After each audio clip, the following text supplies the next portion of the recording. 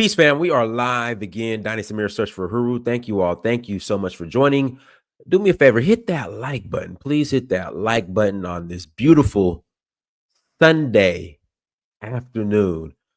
Got a couple of announcements before we get started. Announcement number one, excuse me, Sierra Leone. Sierra Leone, we are on for citizenship. Again, Sierra Leone, we are on for citizenship, meaning you can get your citizenship in Sierra Leone as long as you have the required DNA proof of a connection to Sierra Leone. And with that being said, the good news is they are accepting more tests now. So at first it was solely African ancestry, but now you can use ancestry.com, 23andMe, CRI, and African ancestry. So those are the four.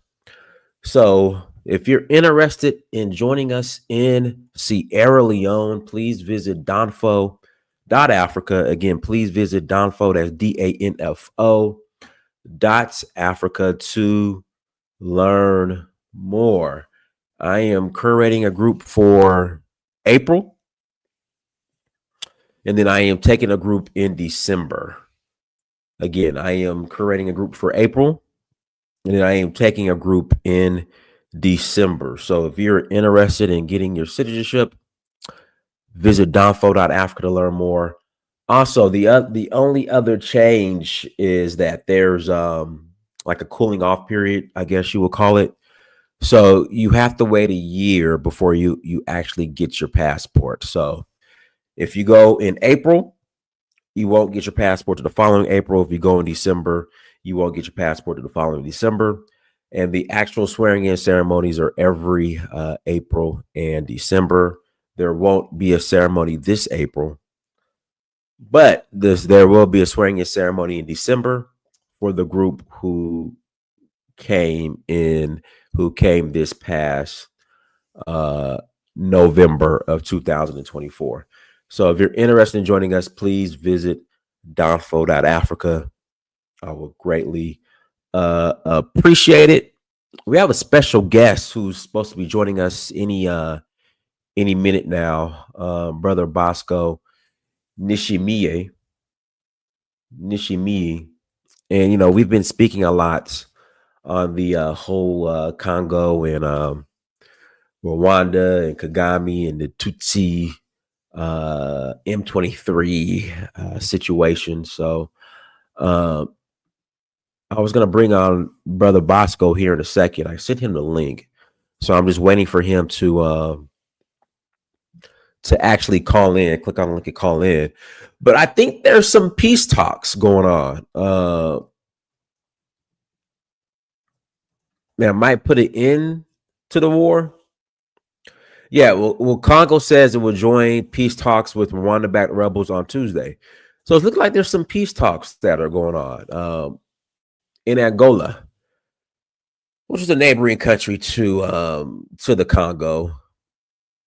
Well, actually, to not the DRC, to the Congo Brazzaville, I believe. And yeah, Angola. Let me get my geography right. Angola borders Congo Brazzaville. It borders the DRC. I'm sorry. Yeah, so there's supposed to be peace talks in Angola coming up. So we'll see how that plays out. But we're waiting for the brother to come on, and then he could. Hey, Letitia, how you doing? How's everything in Letitia? You're in Columbus. How's everything in Columbus, Ohio? How's everything in Columbus, Ohio? It's the weather's beautiful. We had a storm that passed through last night here in Atlanta, but it wasn't too bad. It wasn't too bad. So it, like I said, it passed through. Didn't hear of too much damage. So that's a good thing. So waiting for that brother to come on. Look, what I'll do, I'll go ahead and put the I'll go ahead and put the link in the chat room. If anybody wants to call in and add to the convo early, you're more than welcome to call in and add to the convo. Again, if anybody wants to call in and add to the conversation, you're more than welcome to call in and add to the conversation already. If you want to give your thoughts on what's going on in Congo, you're more than welcome to. But like I said, I know there's some peace talks that are supposed to take place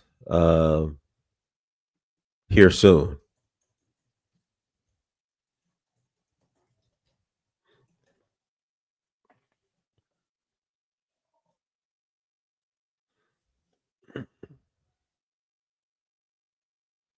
Let's see what's going on the ground here in Congo in regards to the peace talks.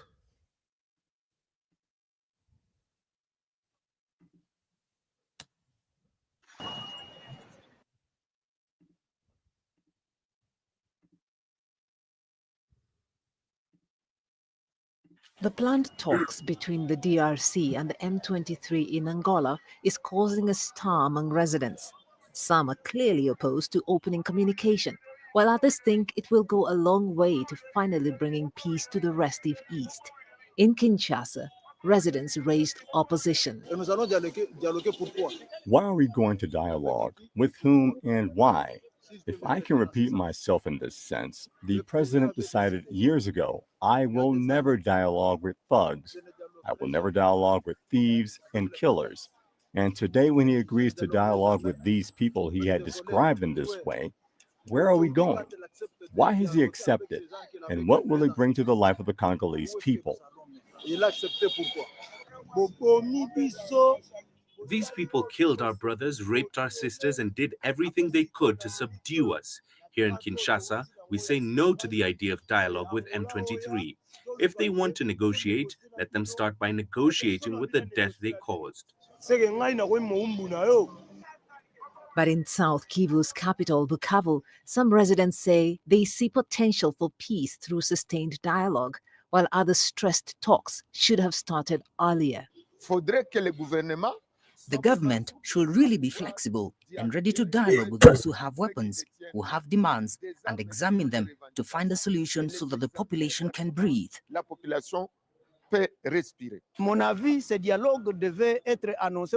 This dialogue should have been announced or should have taken place when the AFC and M23 were still in Bunagana.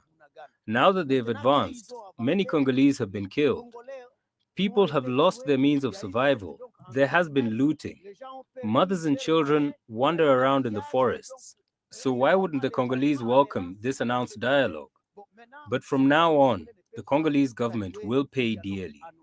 The government has not officially confirmed its participation in the peace talks. However, two government sources told Reuters that the Angolan proposal was being seriously considered. One source said that even if direct contact with M23 occurs, it would not absolve Rwanda of responsibility. The DRC has repeatedly accused Kigali of backing the rebels, while Rwanda has consistently denied the claims. Joy Kiruki Juma, CGTN. Foreign troops have been at the front lines of peacekeeping missions in African conflict zones for decades. In many cases, no gains have been made. CGTN's Nick Mudumba looks at why these troops failed to stabilize countries such as the DRC, despite a huge number of boots on the ground. Right, there's a number of UN peacekeepers in Congo, but it seems like they're just collecting the check. In the mandates. According to experts, vested interests have been a stumbling block in countries like the Democratic Republic of Congo, South Sudan, Mali, and the Central African Republic. The latest one being the DRC situation. The problem with DRC, Nick, to be honest with you, number one, all of us know that the longest serving UN peacekeeping mission has been in the DRC since 1960 to date. Yet we continue to see this protracted conflict in the DRC over all these years. But from where I sit, I feel that this requires more of a political solution. and not a military solution. Remember in 2023, under ICRAF, Kenya deployed her troops, which did not last for 1 year because there were competing political interests. And of course, we know that DRC has massive resources in terms of minerals, the best timber in the world. So I look at it even from that other perspective, where the competing interests from all these groups, not only to actually offer a solution, lasting solution, to have a peaceful country, but a competing interests for them to actually mine the minerals and the timber in the DRC Congo. According to the UN, it spends close to $8 billion every year on peacekeeping around the world, with the bulk going to missions in Africa. Experts believe there should be more options. The regional development or economic blocs need to sit down and offer a diplomatic solution through mediation. That would be the best way of dealing with the problems in DRC. But the moment you continue to militarize, it becomes a problem. But demilitarization is the best solution. Let diplomacy kick in so that we find a lasting solution for DRC. Several African countries have asked for the withdrawal of foreign troops from their territories, with the majority of the governments seeking other alternatives, marking a major shift in Africa's security landscape. Let me read this super chat. Hi, Dynast. Before you get into our convo, is there anyone who moved to Ghana and found work? Can this be talked about someday? I wouldn't recommend moving to Africa looking for a job. You should go to create jobs. If you're looking for a job in Africa, try to find a multinational company here in America that, has branches and locations in Ghana. But yeah. 99.99% of people I know who are relocating to Africa, they're not, they don't go looking for a job, if that makes sense. Let me put the link back in the chat room. We're still waiting for Brother Bosco to come on.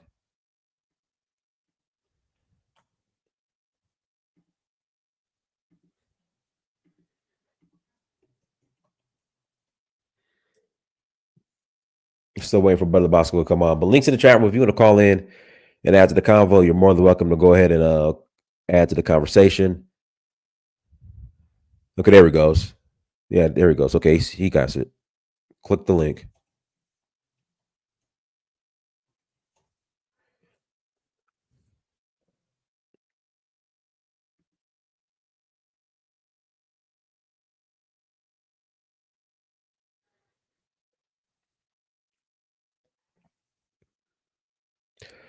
He just read the message, so he should be coming out here shortly.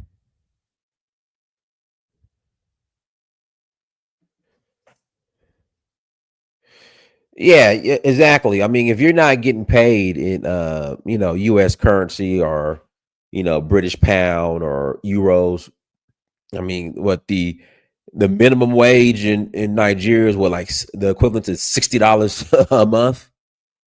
So a middle class job is what, $300 a month, maybe, if even that. Like a good middle class job in Nigeria is what, like $300 a month, maybe, if even that. All right, Bosco, click the link. We're waiting on you.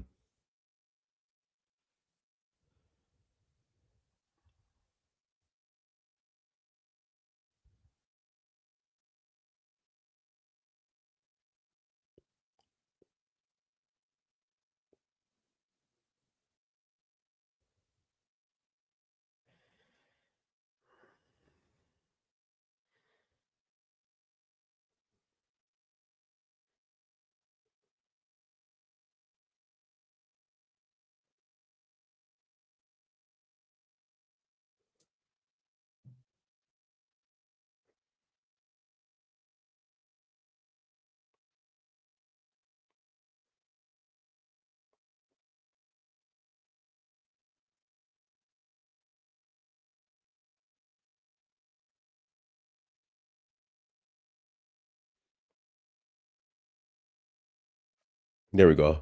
Oh, this is somebody else. Go ahead, brother. Unmute yourself. Yeah, hello. No one wants Yeah, to come up. go ahead. Hello.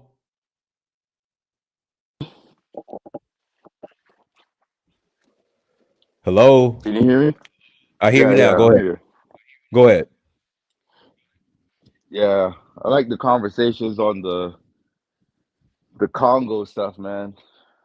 But the other day I was trying to come up, when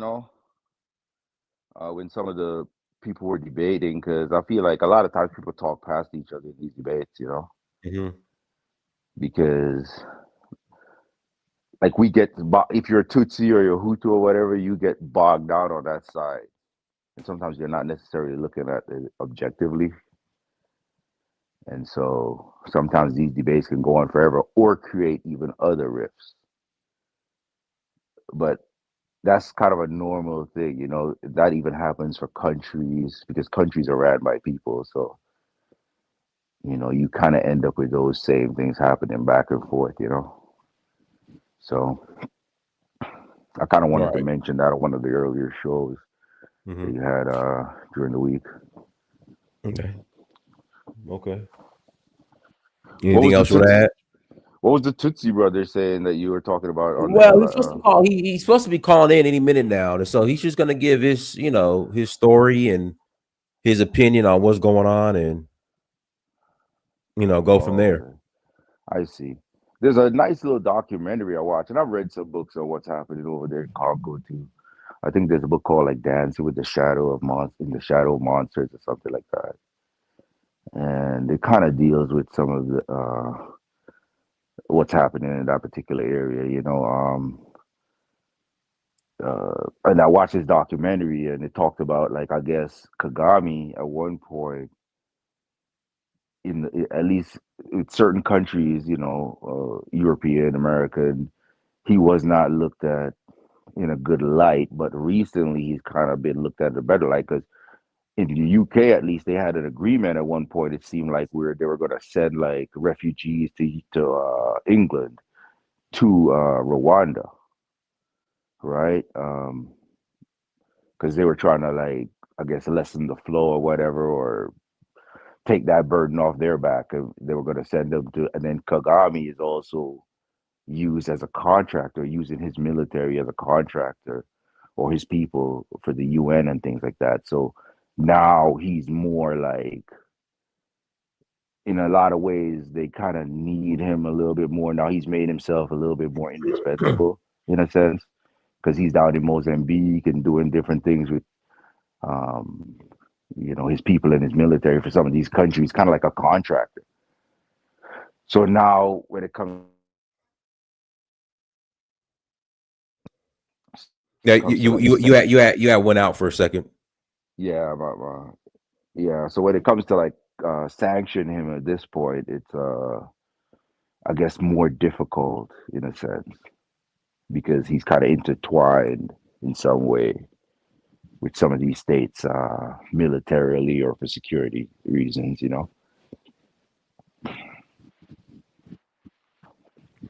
But your position is interesting on the whole Kagame thing What you mean? Go ahead, expand on that. because to me it seems to be like you're saying,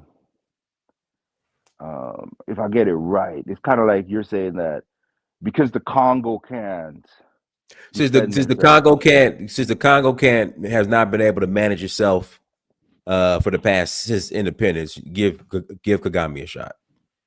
Right. And yeah. And so the thing is, though, I see where you're coming from in a sense. I kind of understand what you're saying. I don't know if I'd necessarily agree with that position because I don't think that I'd have to get into Rwanda, but I don't think that Rwanda itself, relative to the Congo, because it's a smaller place, it might appear to be doing a lot better, right? Um, but in reality, it's built on a similar foundation in a sense to me because if it is that Rwanda is kind of run like an authoritarian society or kind of like a dictatorship or something, I don't know particularly, or like what's the development stages of Rwanda itself? Like, is it just the capital that's really nice, and when you get on the outskirts, then it's not as nice? You know, it will be a simple.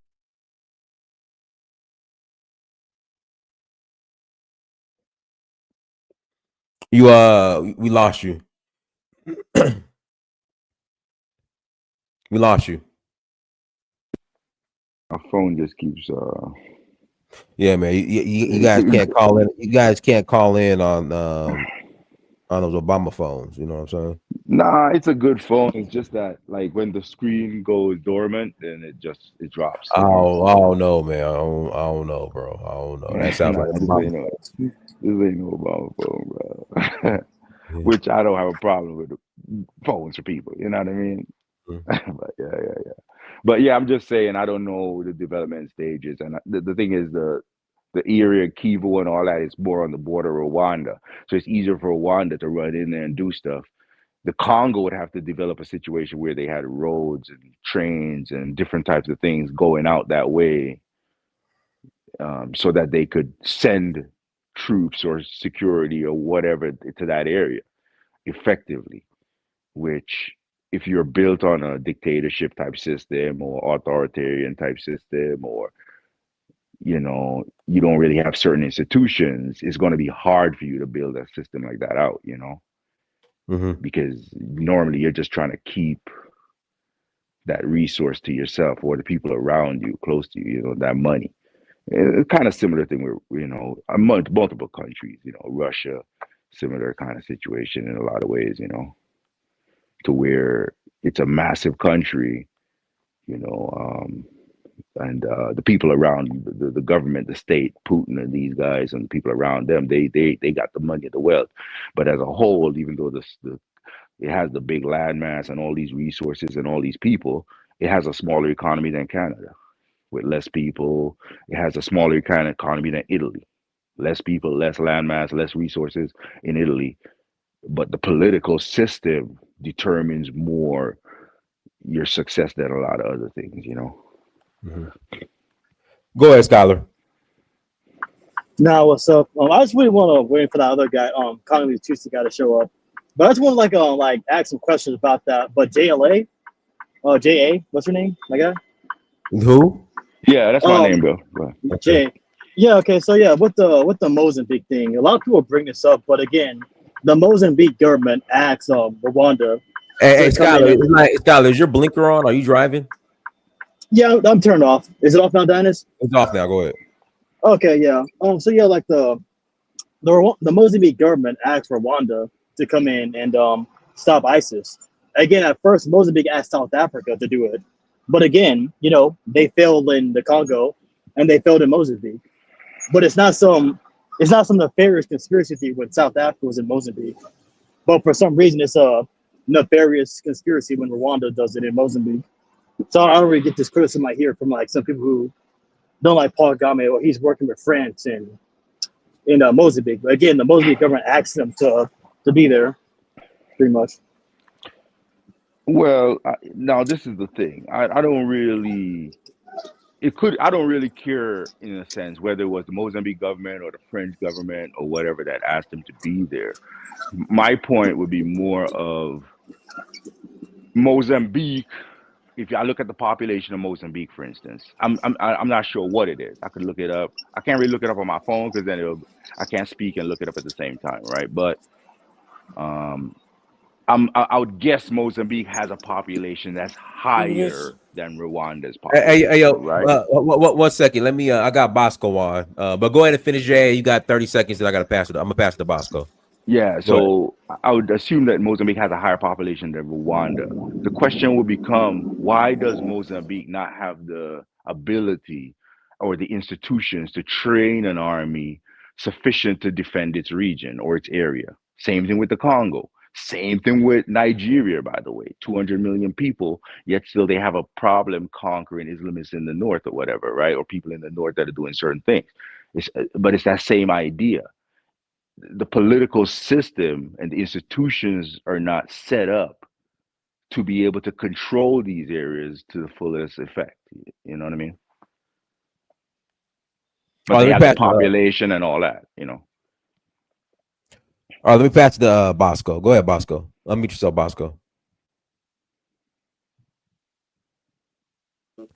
Hold on, man. Just give me a second. I'm still getting ready.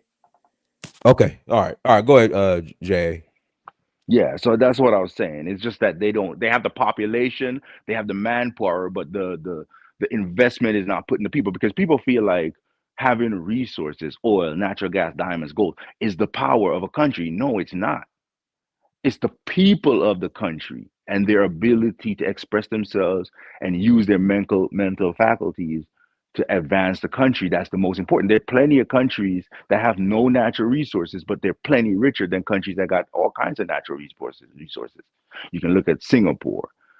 You can look at China. China has natural resources, yes, but maybe not a ton. Japan, South Korea, right? Plenty of countries. And then there are plenty of countries that got all these natural resources. They got a thing they call the resource curse, for instance, where you have all these resources, and all it does, it allows for what some people call extractive industries. So it allows for the leaders and the people in the money people in these countries to extract the resources, sell off the resource itself, make a ton of money for themselves and the people around them, but not benefit the general society in terms of roads, bridges, railroads, education, healthcare. You know what I mean? Bosco, you ready? Bosco. Okay. Is Bosco the Tutsi brother? Yeah, he is. Go ahead, Omcall. All right, cool. Go ahead, Omcall. Unmute yourself. Hello, peace to all of you in panel. No, I would like, hello, Brother Bosco. I don't. He's getting peace, this. man. He's getting ready. He said. I guess he's getting ready. Yeah, I would like to. I'll wait for my brother Bosco to speak, to hear him out, and then I'd like to react. I'm working, but I wanted just to to be there, okay, to support, or maybe clarify something. That's all. No. Okay. Go ahead, Skyler. Oh no, but I was gonna pick it. Did the guy came? The Congolese Tutsi guy came yet, or? He's on. He's just getting his I don't know, oh, his okay. mic or whatever together. Yeah, respond to Jay. But yeah, like most of these countries use the military as their personal bodyguard instead of an actual army to defend a country. That's most of Africa, pretty much. Like these countries, they don't. The heads of state, they don't put money into the military to protect the country. They just put money in the military to protect them personally. That's why these countries are, losing to militias. They lose to militias. Like they're not even losing to an army. They're losing to militias. That's how bad it is. You look at like South Africa, it used to be the most powerful army in Africa. Like during apartheid, they had like tanks, helicopters, all that shit. After 1994, but as time go on, after the ANC just got worse and worse, they don't keep up with the military. They don't train. They don't keep up with the equipment. Now they can't beat a militia. They can't beat ISIS in Mozambique. They're all fat. Like they just, none of these countries put money into the military. They don't think like they're going to be invaded by another country. They just think, I need to put as much money into the military to protect me from my own citizens. And that's pretty much how these heads of state thinks, Jay. Pretty much, to respond to you, Jay. And so in that statement, I agree with what you're saying. Essentially, that's what's happening. It's and I mean, pretty much that's a part of what's happening. The political system is set up to get a few people rich or whatever, or extract a certain number of resources or whatever, and they're not really building it out to defend the country. And so in order to get to that point, you have to be willing to give up power. You know what I mean? Everybody that comes into leadership in that country has to be willing to give up power. That's one of the first things you got to do. You got to be willing to, like, hey, I'm going to do the right thing. I'm going to do the thing to build this country out, and I got to give up power and allow someone else to come in. And that person has to have that idea too. Hey, I'm going to do what I need to do for the country, And if I lose or if I'm not in position, the country can still go on without me. When you get to that mindset, that's where the changes will occur. And then all these little divisions, because there's always a division you can have. You see what I'm saying? If it was just all Africans, there's still a division. We're on a panel right now, right? You have African people talking. You look at them, sometimes you can't tell the difference, right? But one's a Tutsi, one's a Hutu, one's a Yoruba, one's a Igbo, one's a this, one's a that. And even within that, you have a division. You can have a division on black and white. You can have a division on male and female. You can have a division on rich and poor. So there's always a division. Now, if you dwell on the thing that divides you, then you just get more divided sometimes. So sometimes you got to overlook some stuff or say, hey, we're all Nigerian. Broaden it out. And then that gets rid of those little petty divisions, and we have a singular thing we can focus on. Or we're all human beings, or whatever it is. That'll be more ideal for building out long-term success in a society. Because a person that wants to keep power in some of these countries, they don't want to educate the people, because then, or allow people to get certain number of wealth, because then these wealthy people can come against you. Now they got the money, or they might be educated, they might have ideas in their head that might go against what your ideas are, right? And so you might want to keep people stupid, and it happens in pretty much every country. But then things are relative, right?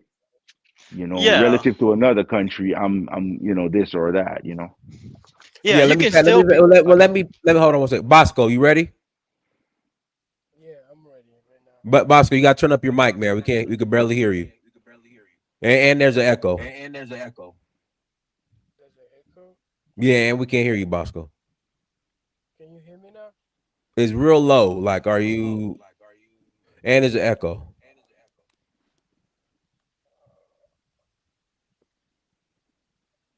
Maybe you got two windows open, Bosco, or just calling on a different device, because we can't hear you.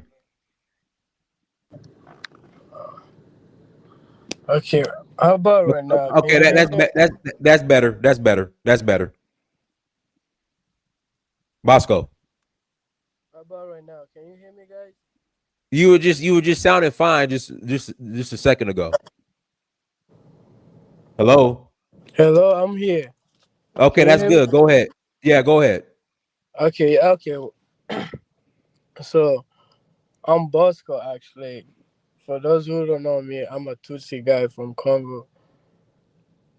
First of all, Tutsi is not even a thing. Like we're supposed to be Africans, all of us. I don't even get that.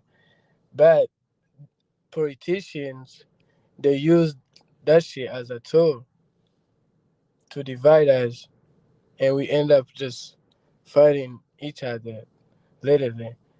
But this on this we on the subject of a Congo, right? My Can my you hear bad. me? Yeah. Congo, Kagame, M23, the war. That's exactly what's going Okay, on in so Eastern Congo. Correct. literally my tech, the issue is the tribal. It's literally tribal wars that is happening right there. There's a genocide that happened in Rwanda. It's like the root of everything. But to for the people who don't know exactly like what happened in Rwanda, the genocide, that shit was it's like the colonizer they they planned it. It was well planned for like 70 years.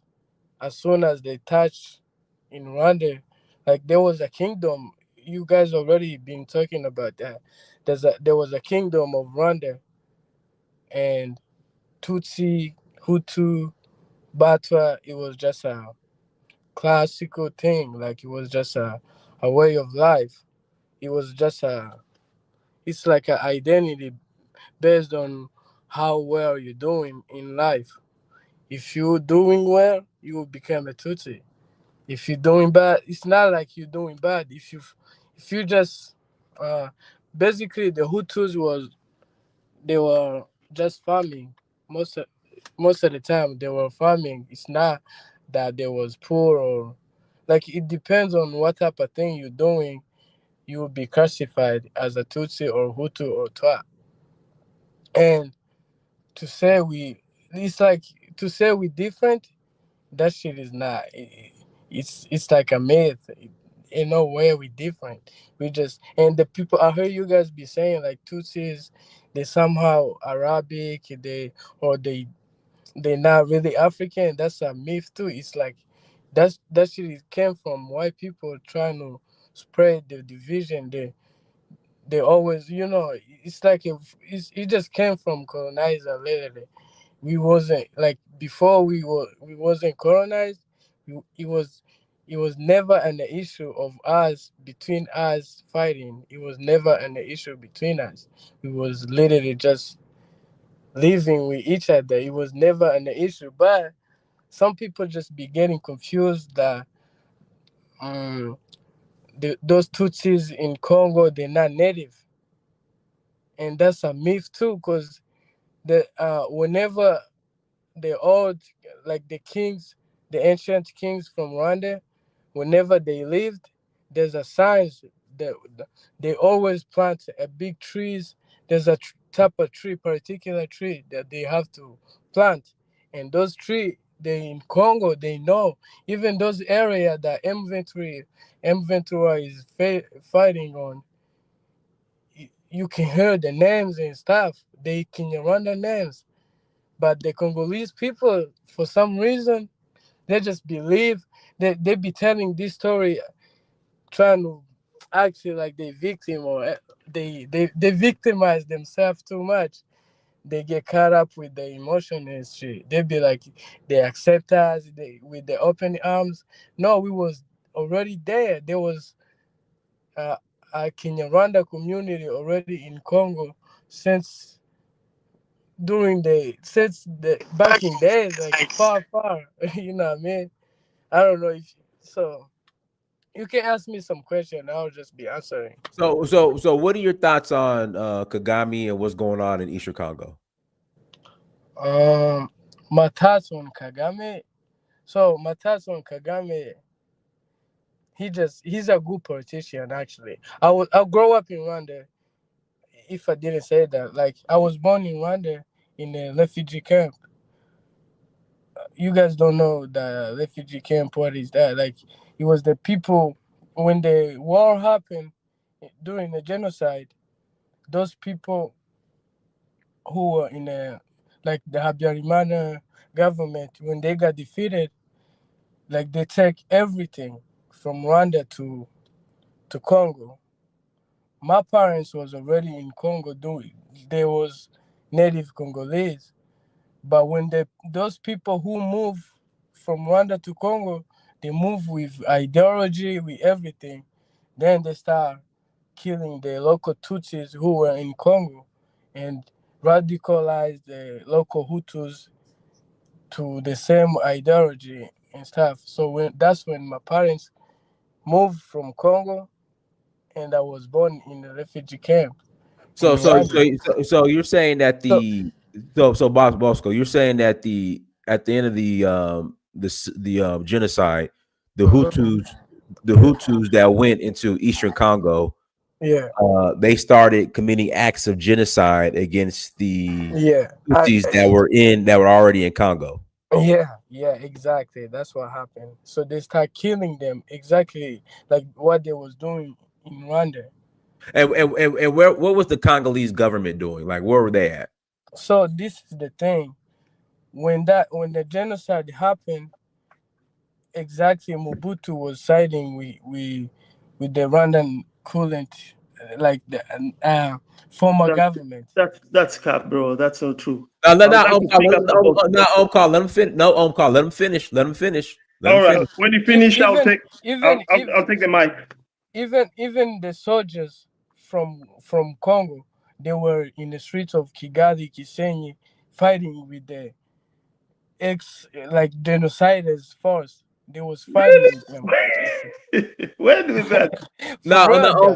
Hey, let him finish. Let him let him finish. finish. Let him finish. Let him finish. Go ahead, Yeah. boss. So when they got defeated, even there's a history like Rwandan people they don't like Rwanda. These Congolese soldiers due to the history what they did they because they was treating bad locals and stuff, so they got bad memories remembering what they was doing. Like they don't do it to that. So they was siding literally. There was like Habyarimana was a best friend with Mobutu. Even Mobutu visited Rwanda during those time. Like he was popular. Like people love him because he was siding with their government during those time. Like it's there. There's a like there's everything, bro. You can see it. Like these people was working together. Mobutu and Habyarimana. I don't know. You can ask me anything. Another thing. I don't know. I'm ready. We can ask you a question. Yeah, you can ask me anything, man. I'm ready. Hey, so okay, there's a mine in North Kivu. It Hey, used to be Dinah. owned. You talk Hold about on. Speak my mine? title. Hold on. Well, God, let Scholar ask his question. The call, you can respond. I'm gonna pass the Aphrodite report. But go ahead, Scholar. Yeah, there was a mine in North Kivu. It's like the biggest mine. The It used to mine? be owned. It used to be owned by a Congolese Tutsi. Do you know about that guy? Yo, you talk like during all times or this time? No. During previous, but before this whole war, before Goma failed to M23, You there was a talking about Congolese. Hunda? Yeah, I think so. I don't know the guy's name. He was arrested. He was a Yeah, Congolese Tutsi. yeah. He owned So a mine. okay. Explain You that. talk What happened with okay. that? Yeah, okay. That was 2012. The war was big, just like it is today. They captured Goma, and the international community starting pressure them. Like you guys have to drop the weapons, have to go back. But these people, they still wanna fighting. This is what happened. But they use Kagame during those time to talk to them.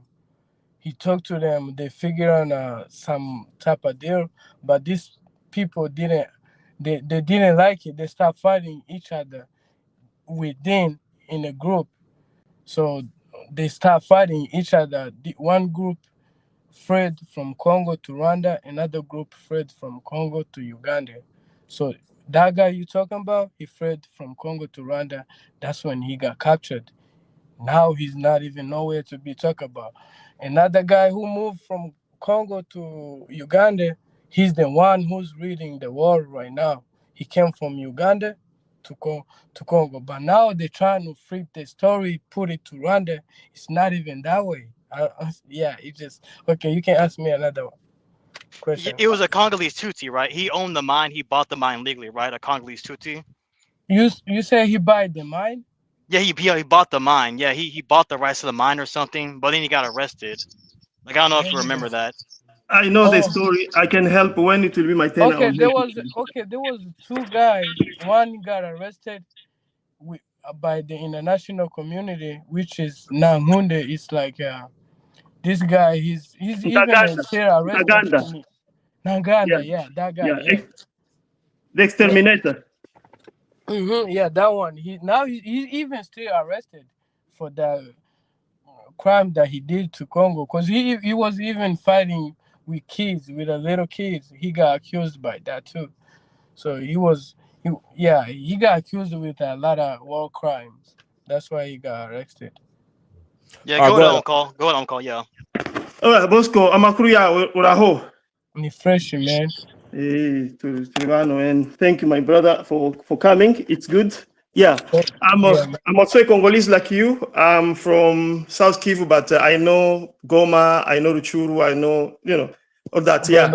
So yeah, man. Nice to meet you, bro. yeah, and I'm the one who have been coming here to explain to our people here that, and I don't have any beef. Me, I consider being any Tutsi or Hutu as my brothers. I don't have a problem with that. I only have a problem with That's how criminals. it's supposed to be, man. Yes, I Appreciate only have it. problem with criminals, and my thing is like, be it if you are Congolese and you're a criminal, or Rwandan a criminal, being Tutsi or Hutu, I'll denounce you and I'll just speak the Yeah, truth.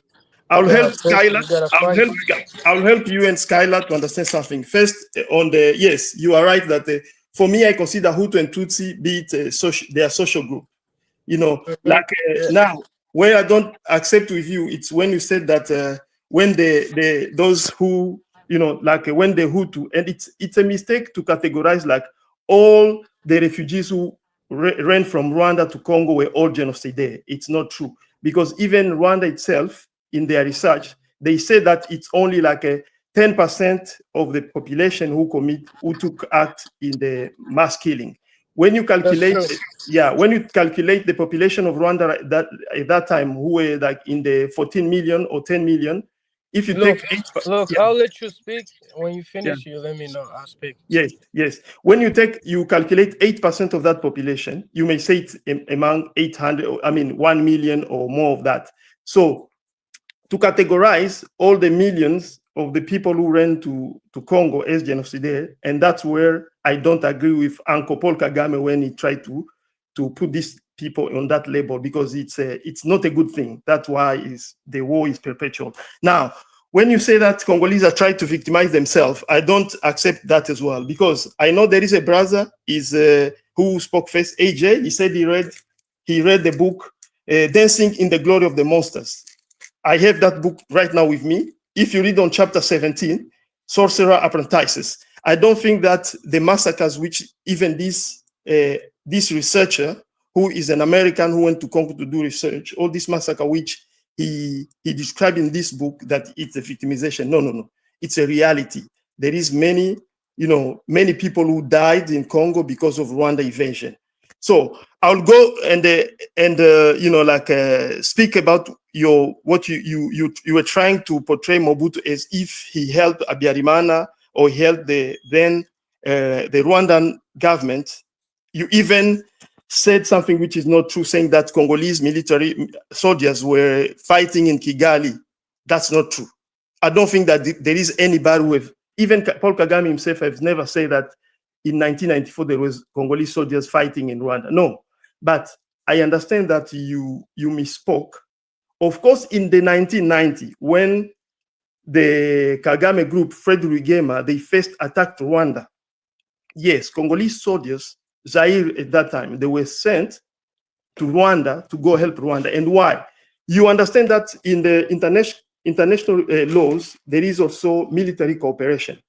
Congo and Rwanda being neighbors, Congo, of course, has to be friendly to his neighbors, be it Uganda, Burundi, Rwanda, and that's how Mobutu is. So Mobutu was in good relationship with Rwanda at that time because they were all under Francophonie, French, group of leaders.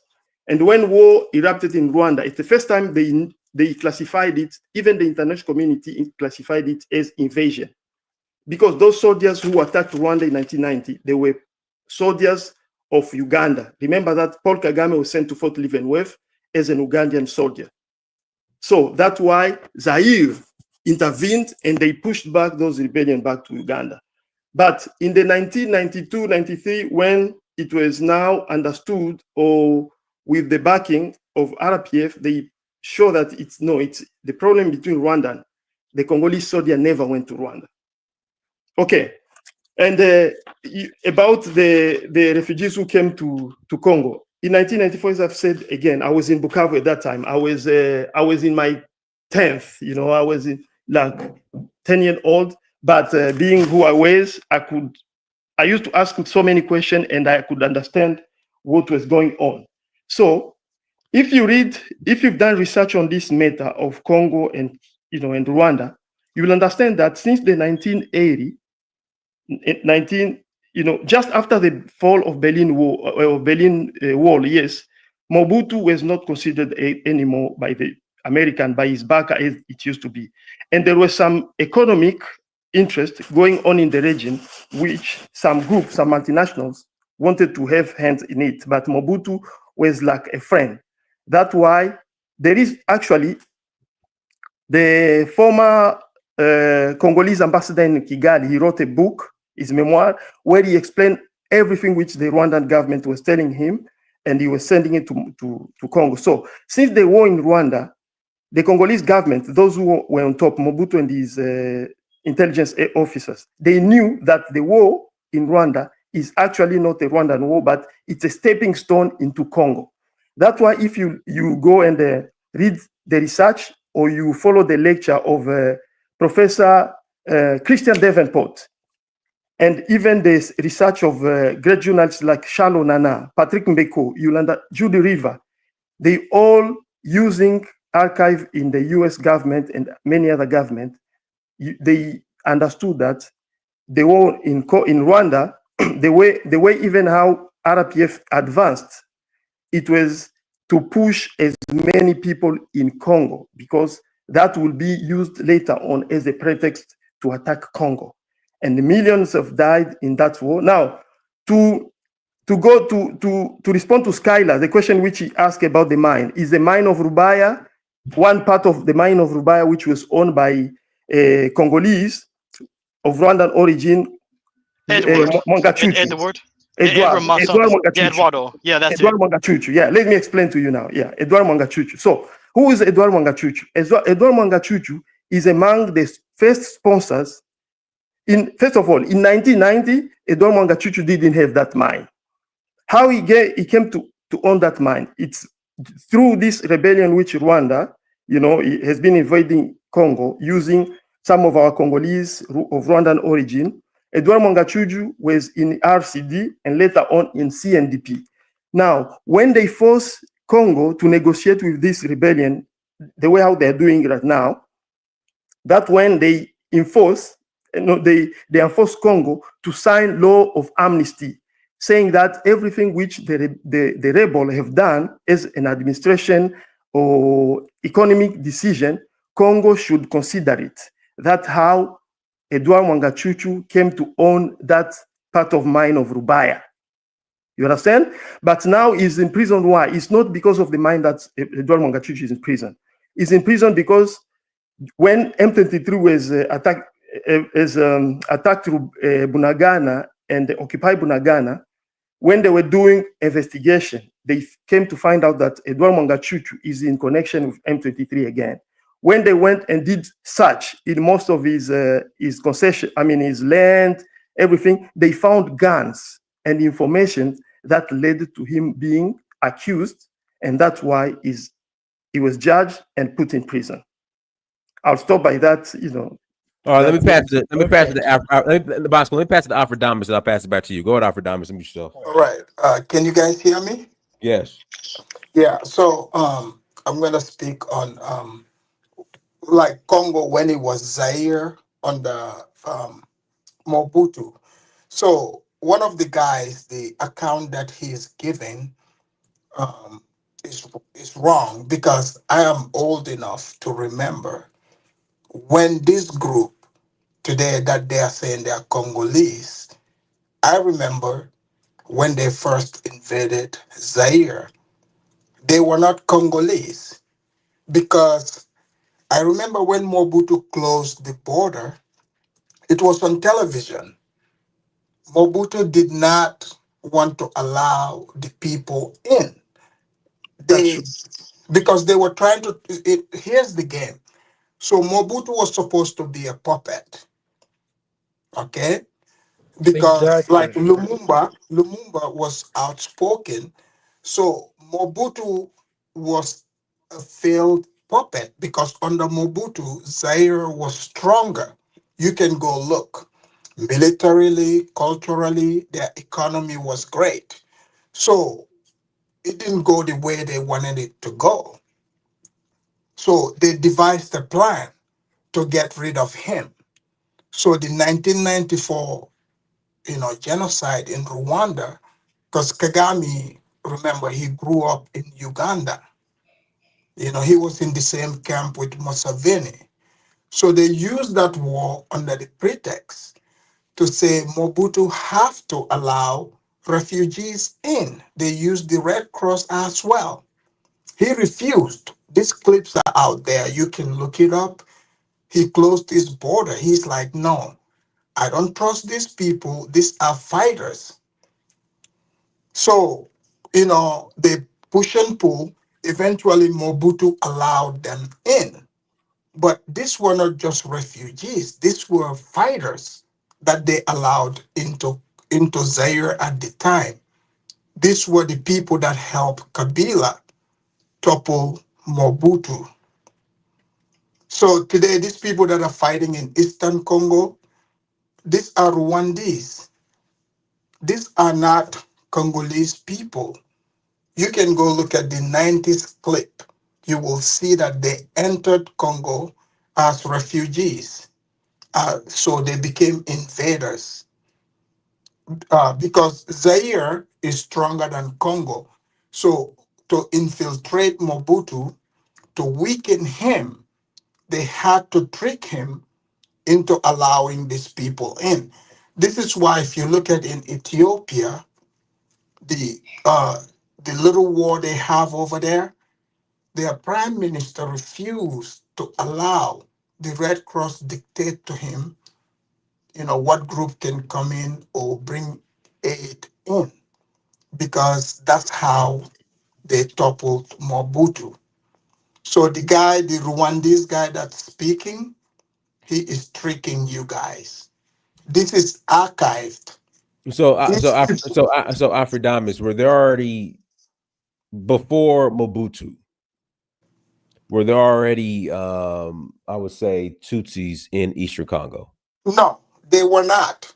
Because you can go look at the clips. You can go look at the clips. These people came there as refugees.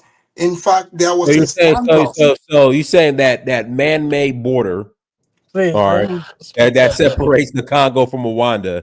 There weren't any Tutsis on the other side of that line that was No, drawn by the Europeans. okay, Dinus, let me give you an example, right? So let me give you an example, Afrodamus. So let's deal Okay, with Can I you. clarify and help Afrodamus? Call, but it's not your turn yet. So Afrodamus, so you're Gambian, right? right, So I'll use Ghana and Togo as an example. You have the airways on both sides. right. So when the Europeans drew the border, you still had airways on both sides. It's just one side speaks French and the other side speaks English. So you're saying when that border was drawn by Europeans, there were no present day Tutsis on the other side of the border. Yeah. Okay, okay. You have to look at the history of like the different tribes, the Tutsis, and even look at their phenotype. They are not original to that area. You They see, came this is from Okay, afar. that's no, nonsense. Okay, dude. Okay, Okay, dude. That's some hold on. BS, Let me dude. you see, finish. Let me finish. this is the issue. They came, because look at it. You can go read the history, right? The Tutsis, they only started appearing during colonization. So maybe they transported them. Okay, I'm just Can I telling you speak, because please? if you look at even in the history of Congo, you can have the Bakonga history. The Portuguese wrote about this. Okay, you can read. You will not find Tutsis in Congo. There was no They, Okay, I Congo. have a question. There was no yeah, Congo when the no, Portuguese but came to but Congo. no, What but are you the talking about? tribes. They talked about the different nations. Remember, these Oh, were I have a different Afro. nations. You Aphrodite, you know how expansive the you so-called can Congo find is. them there. Hey, They Afrodamus. only appeared. Do you know how expansive the so-called No, this but I landmass called Hey, know the they hey, yo, Congo is? only Afrodamus. appeared. Af- Okay, They only appeared very recently. I'm telling you. hey, yo, bro, can I Afrodamus. speak, I have a please? question. Hey, go Let ahead, me help. Bosco. Let me Yeah, help. yeah. Let me speak, Bosco, bro. go. Let me respond to this, Well, brother. let Scholar answer this question. I'll pass it to you, Bosco, then home call. Go ahead, Scholar.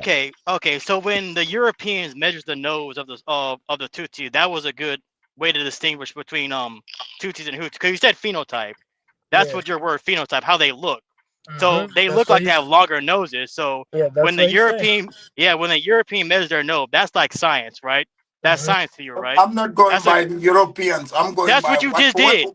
You I'm going you by just what did, I'm bro. seeing. Hold on. Thank I'm you, going by man. what I'm You seeing just did. and hold on Okay. and behavior and Okay. behavior. Let's just be real. Okay, so you can distinguish African tribes by how they look, right?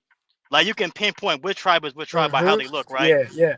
Can Look, you I'm Because you understand? not said saying phenotype. You said I'm not phenotype. saying hold on. I'm not saying they are not from Africa, but they are not from that region.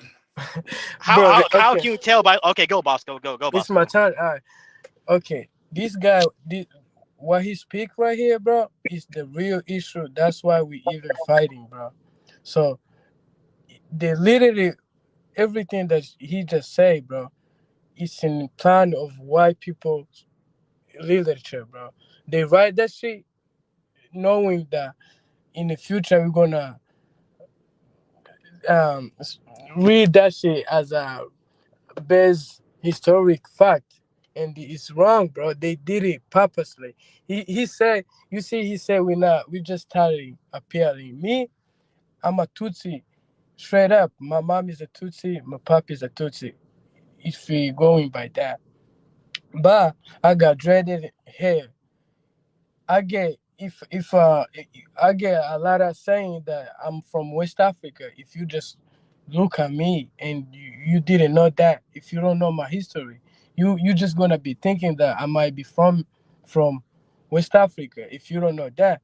And you can see a lot of people. We got this phenotype of Rwandan. You might be a converted Tutsi. Nah, bro. Look, What does You that know even that mean? was look. This happening, is what right? he. You You see know Bosco, what? that let me was help you. happening. Bosco, let me Okay, help let me you. speak, bro. Let me speak. Okay. So Uh, this I'll is let you this explain. thing of Hutu and Tutsi and Batwa is that's how you know it's not even a real thing. Cause in the culture of people who speak in Rwanda, we got the real tribe that you will call that it is a real tribe. It's like 16 tribes. This Hutu and Tutsi, it's not even a real thing. Cause you will find a Hutu got a same tribe as a Tutsi. Those 16 tribes that I just said right there, they got the same tribes. It's like you will call it as a house. If you African, you know what I'm talking about. It be like a big tribe and with a house, right? Those houses are in Rwandan culture are the real tribes because they was not even allowed to marry each other. They got different type of law that they have to play in the middle of Rwanda in a uh, in the society of Rwanda. But to say that we're not from in the East Africa or in the Great Lakes region, bro, that's a myth, bro. These white people find us over there. They start preaching this history that we came from somewhere else. They didn't even know that based to what they was just saying that they measured the nose, all of that. That's not true, bro. Even if you see our hair, we got the same hair, bro, as I don't know, bro. This is how somebody from outside is gonna come and preach something and you accept it as a real truth, bro. They don't even know us. They start So, preaching so, that. so, are you going to deny that in the 90s when Mobutu did not shut the border, Okay, and okay did that not with hold that on? Are you going to deny that Mobutu shut the border when okay. he Let, suspected that these are fighters, these are not Zaire at the time, okay, Zaire, let me like let's speak say they are to not get you. Congolese. Are you like there was not they didn't have the Tutsis there? Are That you going could to Hey, okay, deny this? okay. That could be true because Jordan, can I quickly chime in? this is what happened. But Let this Bosco is what finish. happened during the No war, worries, bro. bro. Thank you. There was UN over there in Rwanda. There was UN, which is French force and Belgium force. They was there as a peacemaker. Rwanda RPF was just fighting. These Yeah, people but why did were, Mobutu, but they Mobutu, probably why did he okay. shut the That's what border? this is where I'm coming from. That could be true because they might force Mobutu to accept these people. That's why they put them in the places that is closer to Rwanda. So when RPF captured the whole Rwanda, they know there was a threat because these people just move in the Congo with everything, with arms, with everything, and they even it's historic fact. They even was coming back.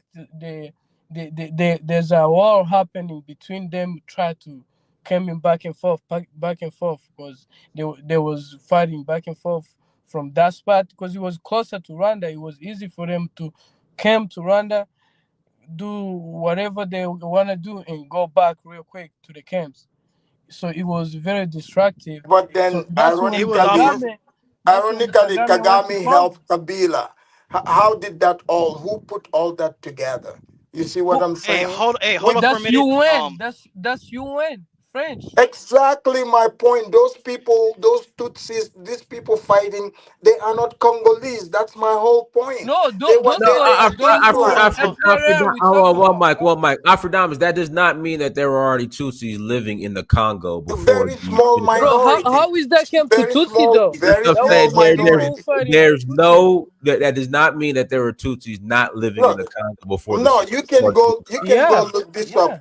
Diners, Can listen Hey, to I? hold me, on, let me right? say something real I'm quick. telling you, Well, I'm telling you, this is a let me pass it to call, then I'll pass it to any Congo. Go ahead, call. All right, thank you. Yeah, Aphrodamus. Yeah, I understand that you understand a little bit about Congo, but probably you are mixing up stuff.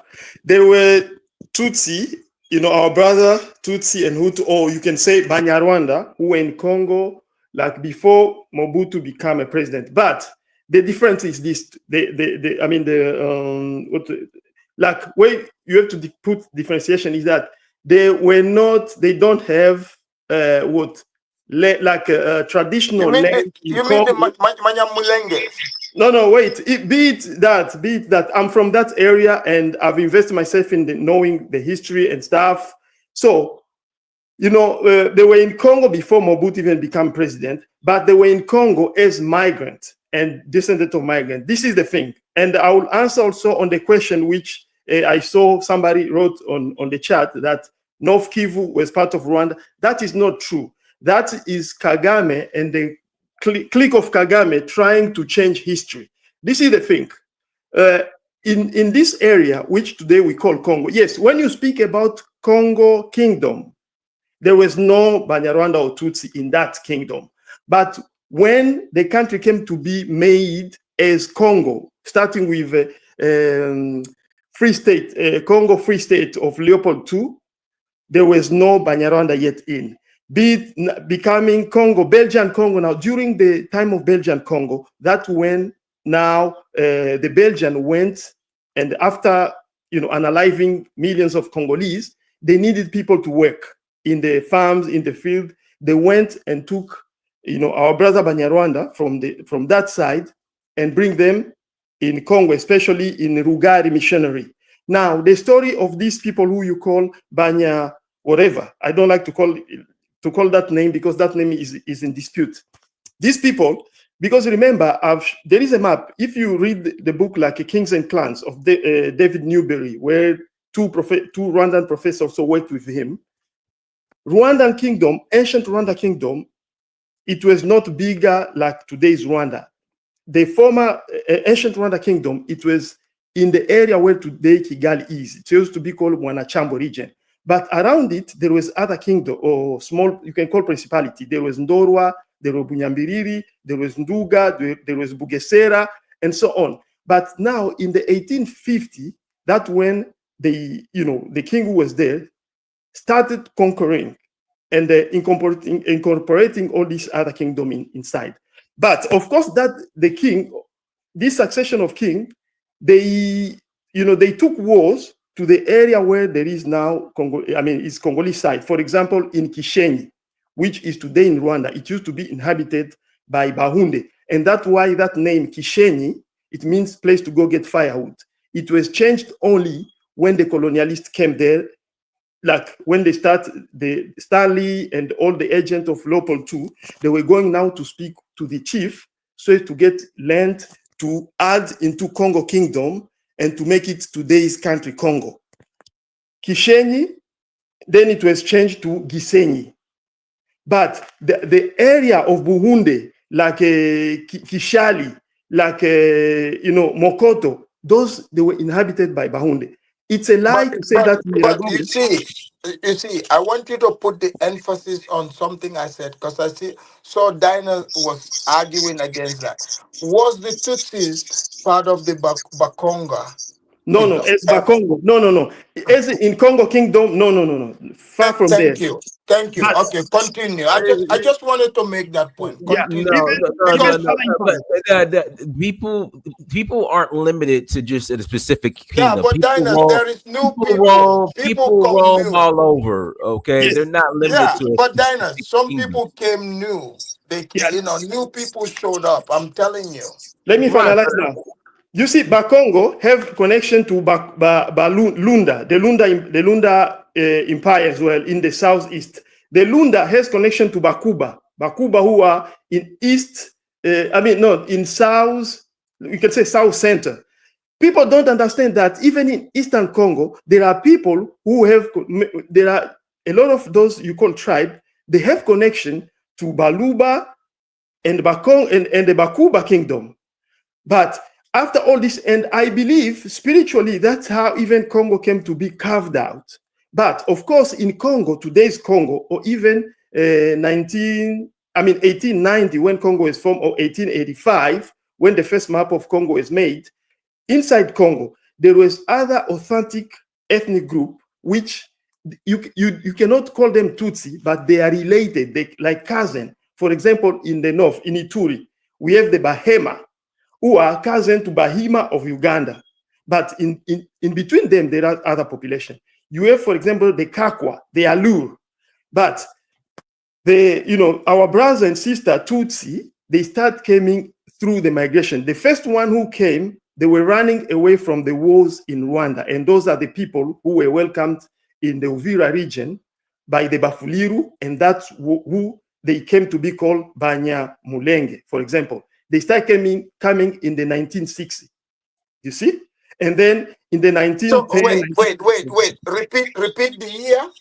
In the 1906. Like a nine... Exactly. You guys remember what I said. I said the movement happened with the colonialists. But continue, sir. Continue.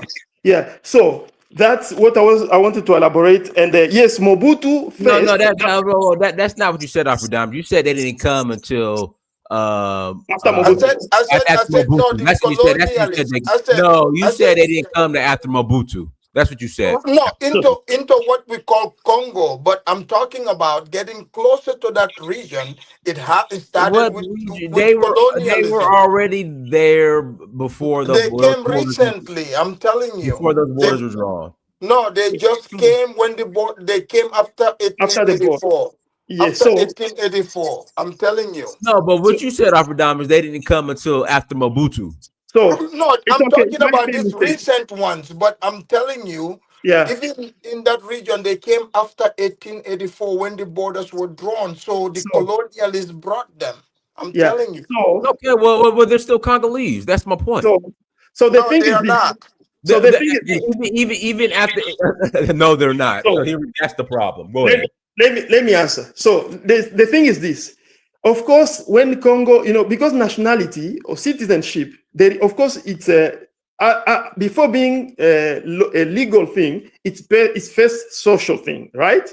Social, like in Congo, the first citizenship, how it was defined, you had to be a descendant of among those original ethnic group or tribe of Congo. For example, Congo, Bahunde, Bafuliru, Bashi, Bangengele, Bahema, and so on. But again, there was a second citizenship. If you were born in Congo, for example, this was in 1960, like Congolese state. If you were born in Congo, or maybe your father was born in Congo, you can be citizen, but you are not citizen of origin. Do you understand? And that's where now our brothers and Kagame, our brothers who are backed by Kagame, they try to manipulate people. They have Congolese citizenship, like me as a Congolese, even. Okay, hold on. Let me interject. Okay, so you're saying while Congo was when did Congo gain independence? Congo got independence in 1960, 30th of June. Okay, so you're saying before independence they were granted citizenship, and the people had citizenship in the Congo, even you wouldn't find them in the list. I'm telling you. Yes, there was. If you find the list of those who are considered Congolese of citizenship, you're not going to find Tutsi or Hutu. And as I gave reference here, you can look it online, but it's in French. It's in French. Look, you can literally. This is easy. Yeah. You can go look. But that's not the point. They were still. My point is they were still there. Even if they weren't. But where did they come from? Who brought them there? Somebody brought them there. The white people brought them there. The missionaries. And think about it. They're the only people that the white people introduced phenotypical, difference. Where did they get them from? Somalia? Who knows? Let me pass the mic to Nee Congo. Go ahead, Nee Congo. Unmute yourself. Yes. Yeah, hello. Can you hear Yeah, me? go ahead. Yeah, go ahead. Yeah, no problem. So thanks very much. I just want to ask, Aphrodite, where are you from? This is no disrespect. Aphrodite, I think he's from the Gambia. he's from the Gambia, no problem. So, because I know he's fighting so hard for Congo. But my issue, I won't really speak long, but my issue is he made a statement saying that the Tutsis are foreign. I understand that, but I'm a Congolese. I was born in Kinshasa, and I could admit that these people were there before independence. There was a small minority of them, but they were there before independence. I'll give you an example. I looked at a video of a guy or an historian. He basically mentioned during the colonial times, Germany, because Germany was controlling Rwanda at the time. Germany and Belgium, they made a deal to retrace the borders. So there's a place in Masisi Valley. It used to be part of Rwanda before, and we gave them Gisenyi and Rubavu, and they gave us Masisi basically. So after these borders were retraced, some people that were previously Rwandan Tutsis, they became Congolese Tutsis. So just by that example, the Tutsis were there before independence basically. So I just want to chime in on that. But at the same time as well, I for that missing a mistake. I think the issue that we have here, you're comparing the Congo Kingdom and the Congo, the country. The Congo Kingdom was not a small amount, but it was part of the west side of Congo and the north side of Angola and a north side of Congo Brazzaville. But the Congo country is bigger than that. So don't confuse the two. So that's what I have to say basically. Hopefully that makes sense. Hello, can you hear me? He's still muted. Go ahead, Skylar. Yeah, No problem. yeah. I mean, I heard what you're saying, but No worries. here's the thing. Even the white people that wrote this, I'm just saying, like, you know, even if we are talking about the current Congo territory, we don't even have to go that far back. These Yeah. people that are claiming the Tutsi thing, I'm telling you, they literally recently entered Congo. You can, the clips are there. This Yeah, is yeah, yeah. I know. recorded. I'm not Listen, making this up. This is recent. absolutely no. Okay, so You are Aphrodite, right on that one. what my Aphrodite? When you say recent, define recent. Like 1996, That's not 97. true. That's not true. That's not true. Okay. Yeah, Can I speak? That's Can I not speak true. No, something? Can I speak Aphrodite, something? I will go as No, far let as me go saying ahead. the 50s Go and ahead. 60s. Go, Nicole. Go start over because people are talking over you. Go ahead. Can I speak? Yeah, I think the issue actually is not that. The issue is now our brothers, especially, our brother Tutsi, in Congo, taking the side of, adhering to that ideology of Museveni gang and Kagame gang of controlling, trying now to impose the Kagame and Museveni ideology among other people. So it's like if they don't have power. Look at all the war which we've had, other than the AFDL, the first one, but all the others, especially CNDP, M23 1, M23 2, Nkunda and Mtebusi, the FRF. It's always after election. Like if they, because they didn't win election, they have to impose themselves other ways. In other ways, by taking guns, killing people, Structure. doing that. Structure. Look. And yo, Remember this. Uncle. Yes, Look. that's the Sorry, big listen, Remember issue quickly. something, because Hold right? on, Wait, wait. hold on. What I let me kept trying to hear. Let me finish. And that issue is because of the ideology. You can read in the book, for people who know French, it's even Museveni himself described it in the one review in Uganda, like the so-called, the Hima Empire, the Hima Tracy Empire in the region. That's what the problem is. It's trying to dominate people, in the ways which, is not correct. But it's not about discrimination that Congolese, they don't like these people. No, we've been living, like in many other ethnic groups, they've been welcomed and live with people for decades with no issue. The main issue started in 1996 when Kagame came to power, and Museveni have been given this deal by the CIA and MI5. That's the big issue. And that's what I always denounce. I'm not denouncing, I'm not refusing that Tutsi can't be Congolese or Hutu can't be Congolese, because they can have Congolese citizenship. They've been living in Congo. They've been afford all the opportunity that actually if you go deep, you start learning, you'll find that our brother Tutsi, they've been afforded a lot of opportunity than even some authentic Congolese ethnic group. I can ask even Uncle, do you know Masunzu? Yeah, I know Masunzu? Yeah, I know Masunzu. He's a commander in the army. He's a commander in the army. No, there are on top of Masunzu, there are Bivegete. Bivegete was Auditor General of Armed Forces of Congo. It means the top military justice officer. There is Kijege, Malik Kijege. He is the commander of Congolese College of Arms. You see? Azarias Rubero. Azarias Rubero is the vice president. Azarias Rubero, who is a Tutsi. He's a Tutsi. He's a vice president of Congo. Exactly. But we get labeled as people that hate the Tutsis. But would you ever see a Congolese in Rwanda become a vice president? Never. Have you ever heard Congolese go to Rwanda, invade Congo? Because never. But we get labeled as these bad people. It doesn't make sense. You see? I just want to ask.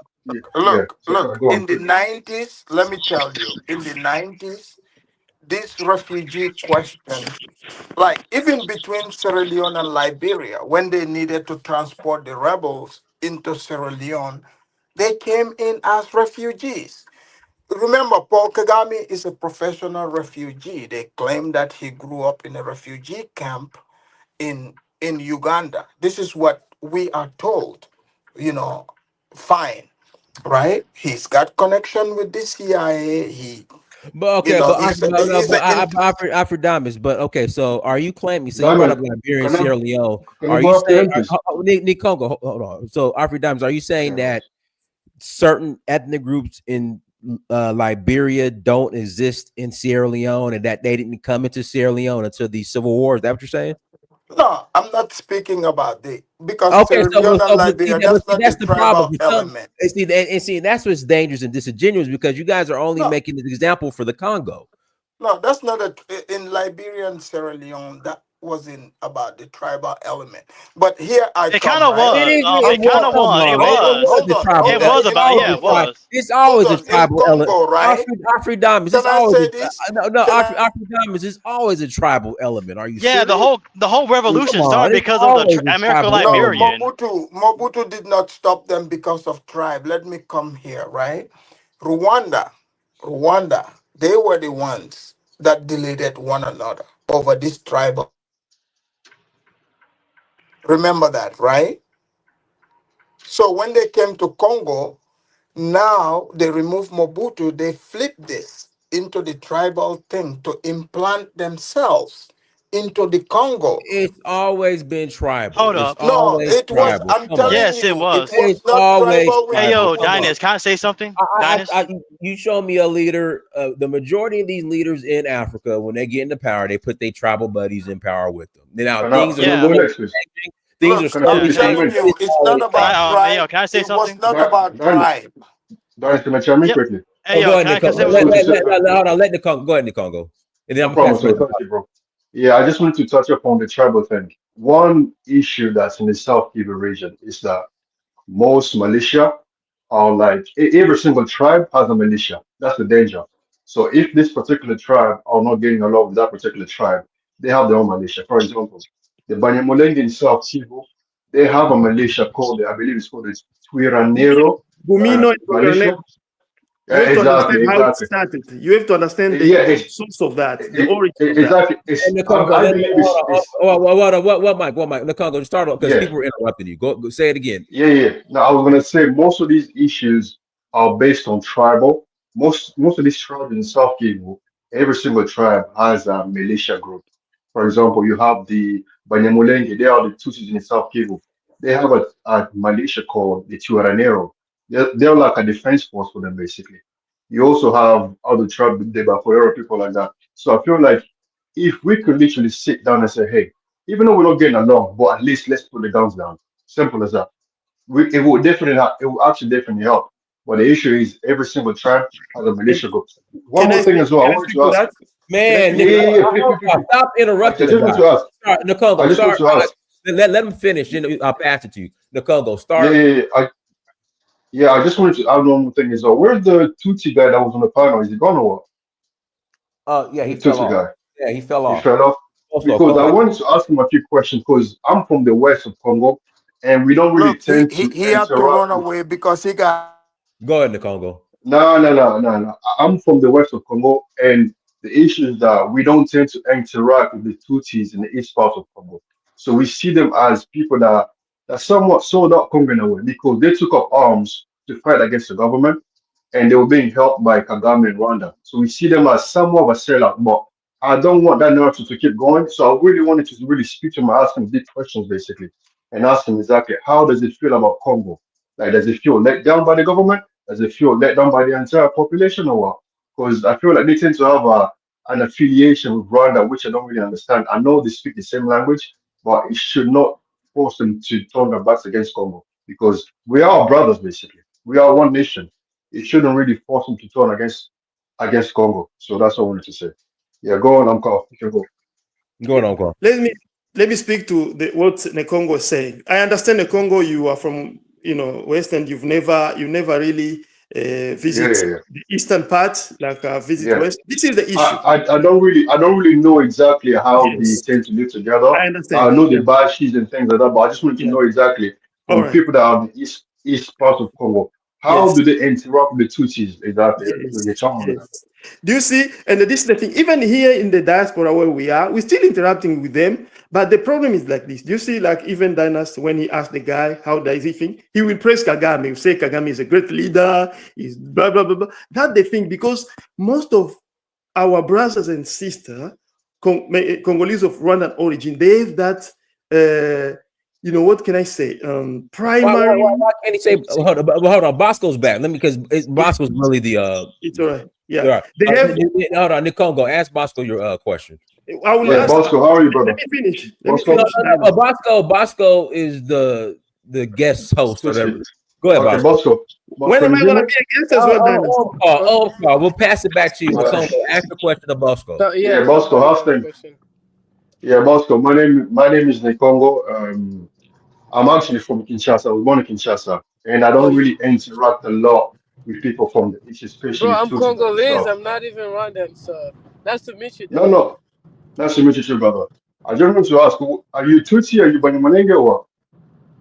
I'm from Masisi, bro. Nav. Yeah, but what's your tribe? Yeah.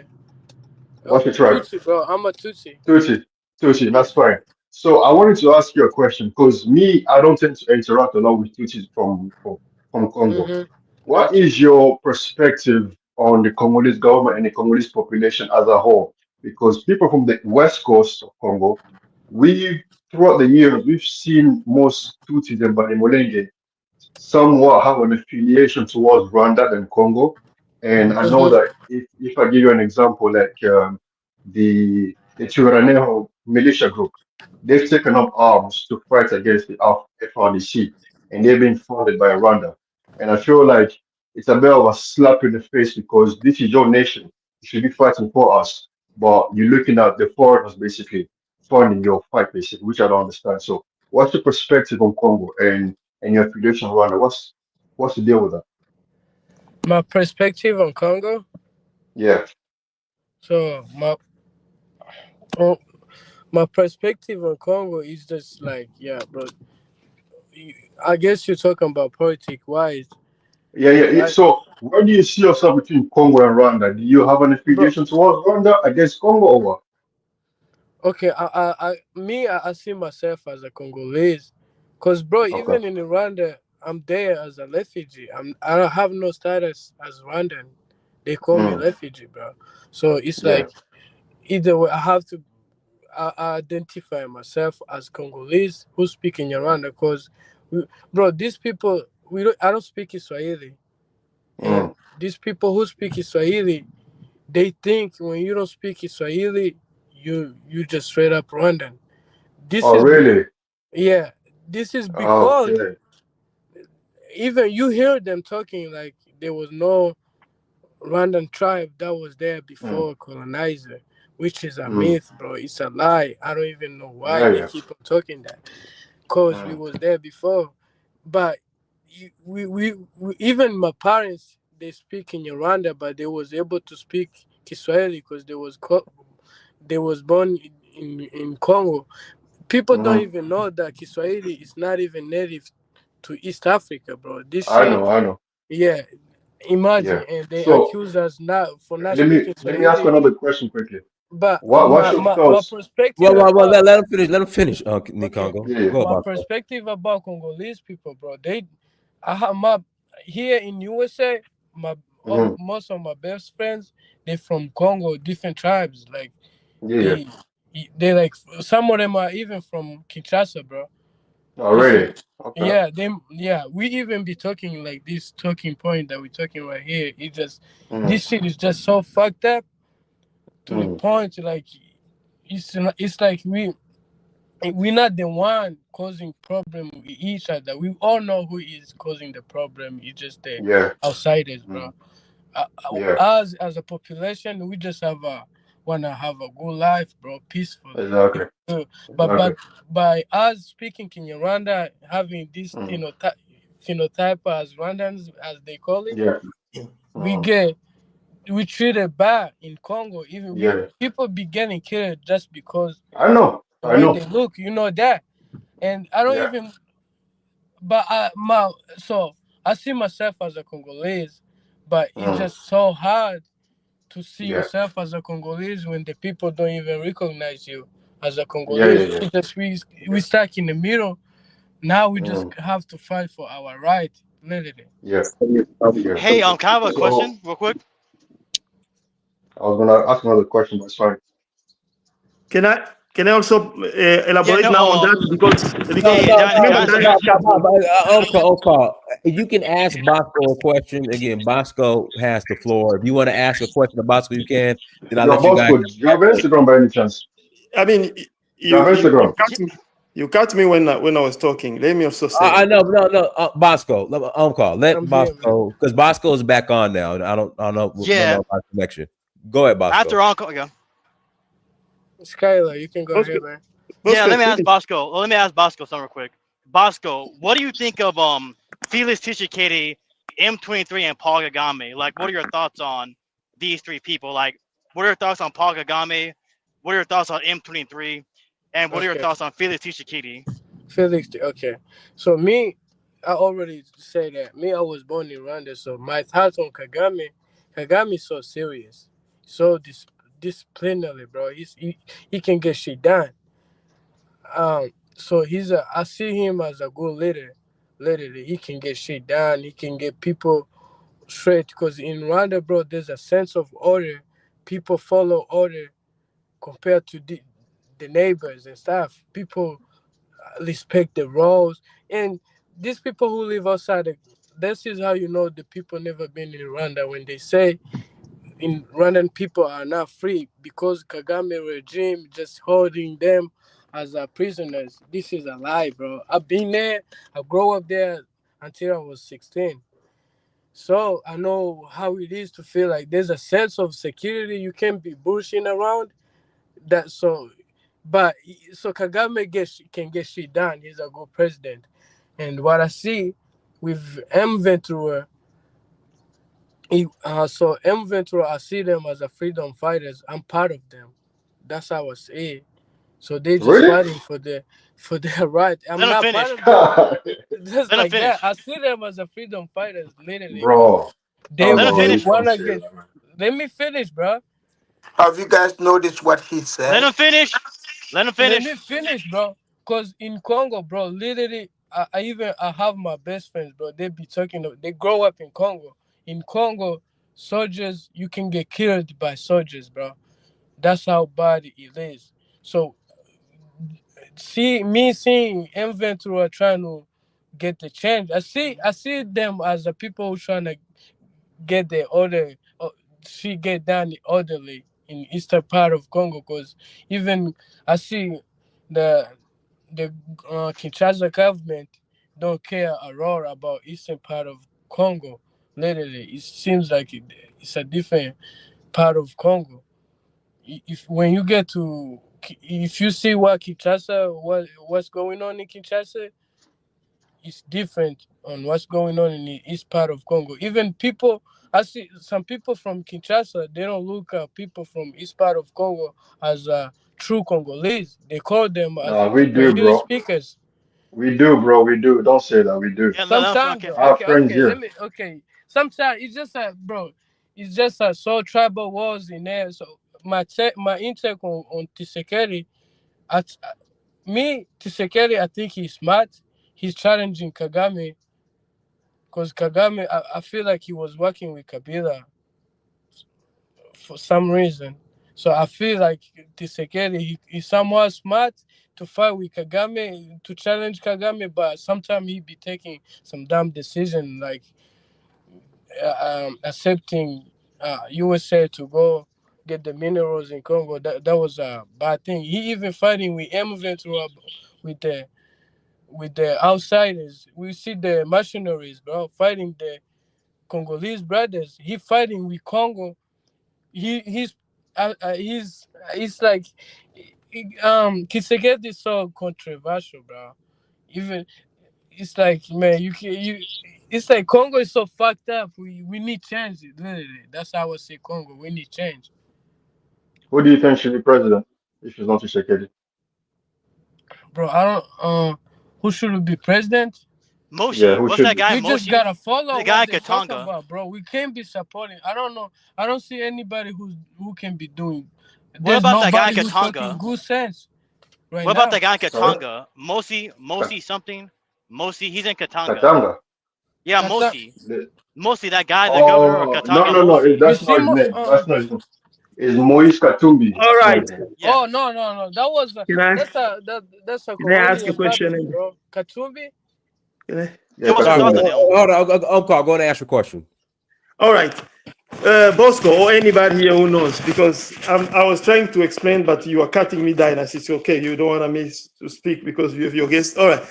Before 1996, do you know, be it Nekongo, be it Bosco, because Nekongo, you try to portray as if the war there is tribal because maybe most of ethnic group in there, they have the militia. Yeah. Before No, the reason why I 1996, hold say on. that, yeah, Yeah, let me ask yeah, sorry, yeah, go on. before 1996, have you ever had any ethnic group having a militia? And Delicious. No. Bosco, Yo, I'm here. I can hear you, bro. how was the 1996 invasion of Congo was called? Was called. Yeah, 1996. What did they portray it, What was the that main invasion? purpose of Kagame doing that? I mean, how was it portrayed or how was it Okay, called? how it is. So Liberation, when huh? Was it not liberation? No, okay, before that. huh? 1996. Okay, Yeah. when they captured Rwanda, RPF, that was 1994, right? Mm-hmm. When they captured Rwanda, that's when this thing was going on back and forth. These people who fled from Rwanda to Congo Yeah. was causing insecurity in Rwanda. They was fighting the Kagame government. So for Kagame to go to Congo, he say he have to protect, like it's literally the same thing that he's saying right now. He have to go You see? first because he have to destroy the camps that was in the Congo for the people to come back in the Rwanda as a civilians, So go today back to they're their using the normal same life. pretext So again. he have to invade the whole Congo. That's when because Mobutu was working with them people. That's how he say he was working with those people to destabilize Rwanda. So he have to go to Congo to All right. All right. Another protect thing. himself. Now, do you think that those other group like the Bashi, Bafuliru, the Bahunde, Banyanga, if Yeah, they were attacked, if they got attacked, be it by those who were Interhamwe or yeah, those who were FPR, the army of Kagame, do yeah. you feel or do you understand? Do you think that they should just close their hand and be butchered, KIA, killed by FPR? No, or no, the no, no, Ramon? no, bro. What would I? No, that's inhumane, bro. No, why would I make that happen? So All this is right. the, so when the war is happening, war is never good, bro. When the war is happening, people be dying.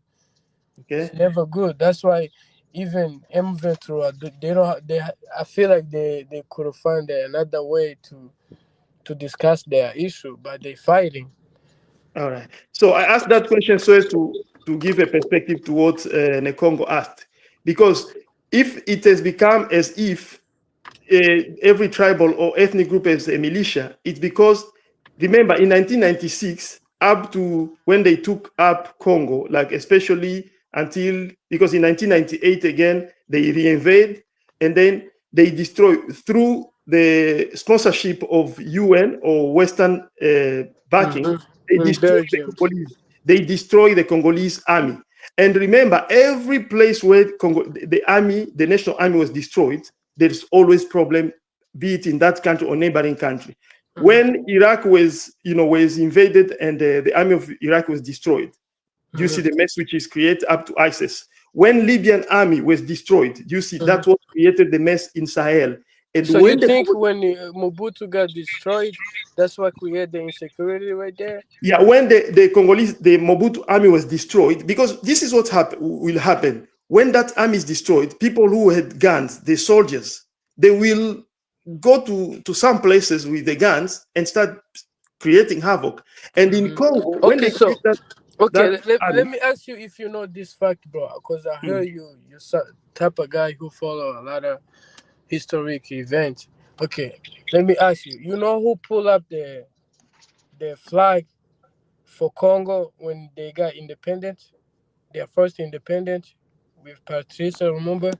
the one who, the Oh, person who did what? Pull up Yeah, the flag yeah. or like, Who hold the flag at the event? You know who he is, or who you familiar with that event? no. that might be a detail which I don't understand how you Okay, are. so this is what happened, bro. When Patrice Lumumba was fighting the Belgians, you gotta know Burundi and Rwanda. It's like he was part of Congo. He was colonized Yeah, that's true. by Belgium, right? It Yeah. No, was like no, one there is a country. difference. Listen, there is a difference. Burundi and Rwanda was a mandate of the Belgian, but it was not a colony. It was a Congo was a colony with the Belgian. No, no, no, no, Then no, no. Rwanda and Uncle, Burundi Uncle, You quick see, one. you see, after Quick one. first. when the Uncle, quick Germans one. got defeated, No, the Rwanda, Germans, so Rwanda and that Burundi Burundi and got Rwanda were handed to given to Belgium. Belgium, basically. And Yes, Burundi and that's Burundi became a province of the yeah, colony. yeah, Yeah, yeah, that's literally what happened. So Yeah. during the event, it's like people was kind of scared to pull up the flag with the Europeans in front of them looking at them. You can even Google that, bro. The person who pulled up the flag, he was a Rwandan king, and for him to do that, he was never get back to the throne in Rwanda. He got kicked out from his kingdom, and he ended up die in Burundi. Can I say my last piece before I leave? I Yeah, have you words, can. but I wish I could. Can I say my last piece? Go ahead, and I'm gonna pass it to Look, JA. Go ahead. look. Here's the thing. What we're seeing. This is nothing new. You can read all around and look around Africa. We think that people that are colonizers are always just white people. No, sometimes they use black people. Look at True that, Liberia. yeah. The blacks came to Liberia Hmm. and colonized the indigenous Who people and That's enslaved not them, true. right? Those are Africans returning home. No, they So didn't yeah, colonize yeah, anybody. yeah. But they That's were, not true. That's not but true. then That's they not got the true. used though. Tutsis That's not now true. That's not the true. Tutsis are using the same tactic, talking about they returning to Congo. So that is just the same process. I mean, we'll see. I mean, I don't know. I mean, what I can ask the Rwandan guy. My guy, is there a way? Is it possible? He's Maybe Congolese. I might Oh, be he's wrong. Congolese. He's Congolese, It, Afrodamus. well, he said he's Congolese, right? He's But he Congolese. supports Paul Kagame. And Paul Oh, Kagame looks like he's related to Ilhan Omar, if you ask me, you know? You see the So, issue here, bro. These people don't believe me. but I'm just gonna thank you for giving me the opportunity. But this is just like Liberia, just like the blacks colonized the Nah, Liberia. nobody Oh, colonized see, Liberia. there you go, Dynus. There you go. This guy, man, this guy is just conspiracy Bro. theory all over the place. It's Like Yeah. just he's a some tribalist, man. He's a straight up tribalist. All right, He let me supports pass the it. ruling Liberia. Guy, let me pass it to Jay. Go ahead, Jay. Man, Dinus, I'll be in detention in the back, bro. Hey, this is a lot, man, to start with, man. So, because Amkar just said a couple of things. He said, when the army destroyed its anarchy. And I think that's a great point. And then someone mentioned that if you're in the capital of Congo, that's Kinshasa, right? It's nicer than on the eastern region. Is that what he said? Someone said? Oh, that's true. Okay. Now, has any one of you guys been to Rwanda? When you're in Kigali, is it a similar situation? I have. Yes, Kigali. It's the same every African capital. The capital is better than the interior. When you go, so Rwanda is a very small country too. So when you go to Rwanda, the capital is really nice. Yes. And then are there roads going all over the country, paved roads, or is it dirt roads some places all over the place on the outside? Yeah, some places there is a paved road. Some other places there. Hey, ask Bosco. Hey, Bosco, what's it? I've been to Rwanda, bro. Yeah, bro, Rwanda, they got roads. These people who say things like that just know straight up they haven't been in Rwanda, bro. Rwanda is on the path of growing, man. They having roads. Not all of them are paved, but the country is so connected very well. From north to south. What's like the second? Hey, yo, Bosco. What's the second Hold largest on. Okay. Jay, hold on. Jay, go ahead, Jay. What about inequality in Rwanda? I'm assuming from what I've seen, Congo, the equality is crazy. Like you got people that are around from rich and the poorest in the army, military, police force, stuff like that might be doing well. And then you have super poor people. Is Rwanda kind of like that, or is it a little different? So, well, yeah, it's just same thing, bro. There are some people who are too rich, some people are too poor. It's just like everywhere. Not a lot of Even middle here in class. USA, just like that. Actually, there are more poor people in Rwanda than in Congo. It's bullshit. I'm Bullshit. telling you. Oh, come on, bro. Yeah, you are fed from the local. Let me give you an example. One example. Hold on. Let me give you an example. Let me give you an example. Do you remember when Congo closed its border with Rwanda? Do you know what happened to Rwanda? right now. Bro, Do you know what happened? Okay, let me answer the guy, bro. In Congo, there's still some people who work on the bare foot, bro. They cannot even afford shoes. In Rwanda, you cannot even see anyone working with bare foot, bro. That's affording shoes. It will be like in deep, like because Congo is big. That's what you have to remember. But you know that in Congo, they see people who sleep in the huts, bro, in the glass houses. Yeah, Can I just give that I'm not saying that. I'm not saying that Congo should be like that. But So if I can interject real quick, so this is the African countries with the highest share of global population living below the extreme poverty line in 2025. DRC is number 2 under Nigeria. I mean, come on, Omar. Exactly. Stop it, bro. Yeah. Stop it. So you want to tell me? Hey, yo. Do you want to tell me in Rwanda there are more rich people than in Congo? That's crazy. That's not the argument. You said the people are poor in Rwanda. No, that's not true. I'm giving you an example. That's not true. You might even be poor, but you live in comfortable. Let's go. Just compare Rwanda and Kivu. Let's compare just Rwanda and Kivu. You know, like when. Skylar, let me just make this point and then I'll let you speak. Go ahead. You know, when Congo, just check even yourself on YouTube, when Congo closed its border, Kisenyi border and the Ruchuru border, there were nearly revolt in Gisenyi, in Gisenyi, Changugu. because Yeah, most of those population, they to live, they depend they on rely on Congo. Congo. They depend on Absolutely. Congo to make their living. Yeah, That's that's true. But that's not the argument. The argument is you said that Rwanda is a poor country to the Congo. That's Of that's course, just not No, they true. have more poor people. They have more poor people than Congo. That's not Hey true. yo, You That's guys love hey Rwanda, yo. honestly. true. I wish Oh Luis my You goodness. would guys, come in here and I'm give here. us a I'm little. here. I'm here. honestly. Oh, you're here. Hey yo, can I I'm ask my just question real quick? waiting. I'm just waiting for Okay, No, no, hold no, on. no, no, no, no, no. Hold on. Send them off David Dimbala. I gotta pass the mic. Hold on. About David Dimbala says. Let me pass the Highness. mic to no, hold on. Let me pass the mic to K2. Go ahead, K2. Yeah, can y'all hear me? Hear you loud and Yeah. clear. All right, good. Appreciate you bringing me on or whatever. I was on with the last conversation, and I seen you were bringing up a Congolese Tutsi, so I definitely wanted to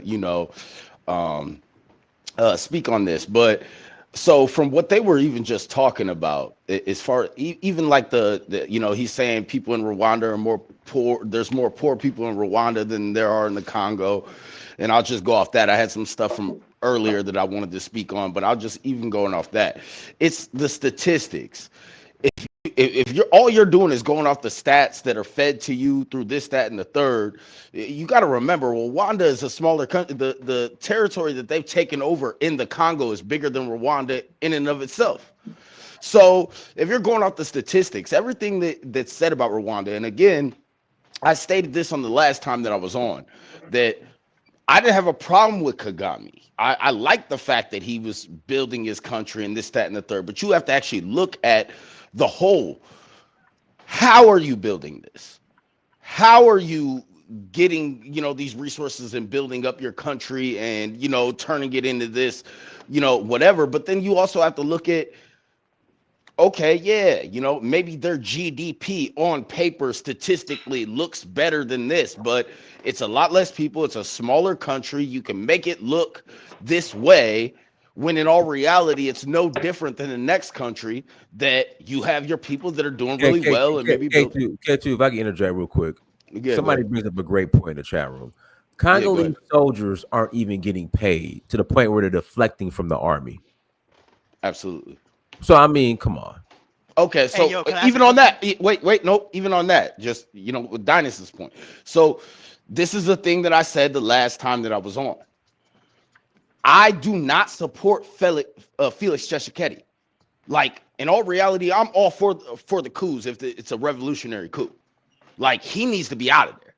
So we can establish that right away. Like, I don't like what is going on with Kagame and the M23 and the Congolese Tutsis and this, that, and the third. However, I don't support, Felix Tshisekedi bringing in the U.S. or whatever is just another reason why he needs to be out of there.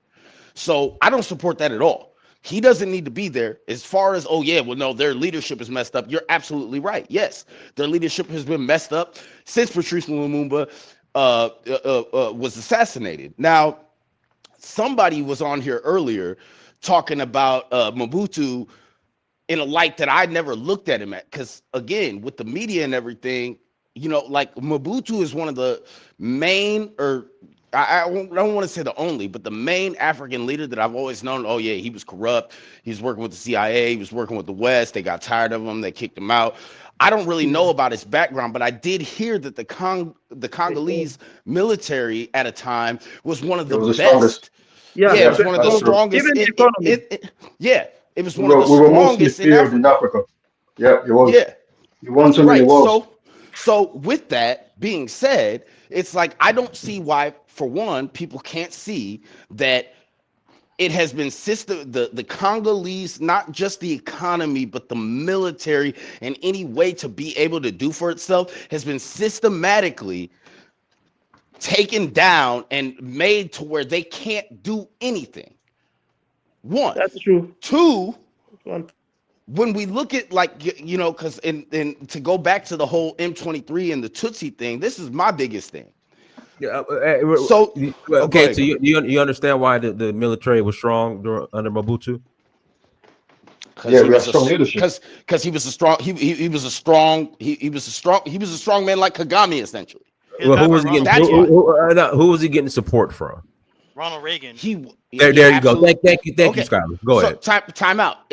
Until it looked like he like, and I don't want to say he was going to do something for his people, but I'm saying whoever even said that before, because I've been hearing rumblings about that, but I didn't even put it in perspective that, hey, well, as bad as Mobutu was, certain things he was doing were good for the country and the people, and like somebody could have built off of that.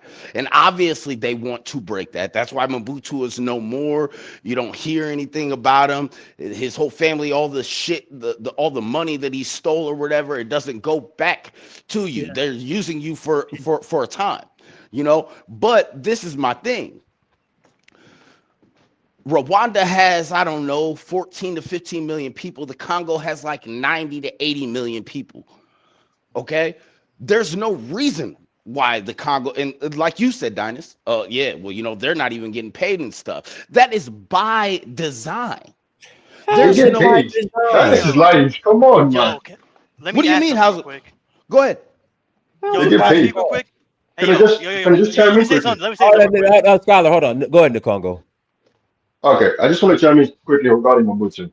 The reason why the army was strong during Mobutu's time, it wasn't just because of Ronald Reagan. Mobutu was in the army before. He was a sergeant. Then he left. He became a journalist. Then when he came back, he became a minister, basically. But Mobutu has always been somebody of discipline, of good character, of strong character, sorry.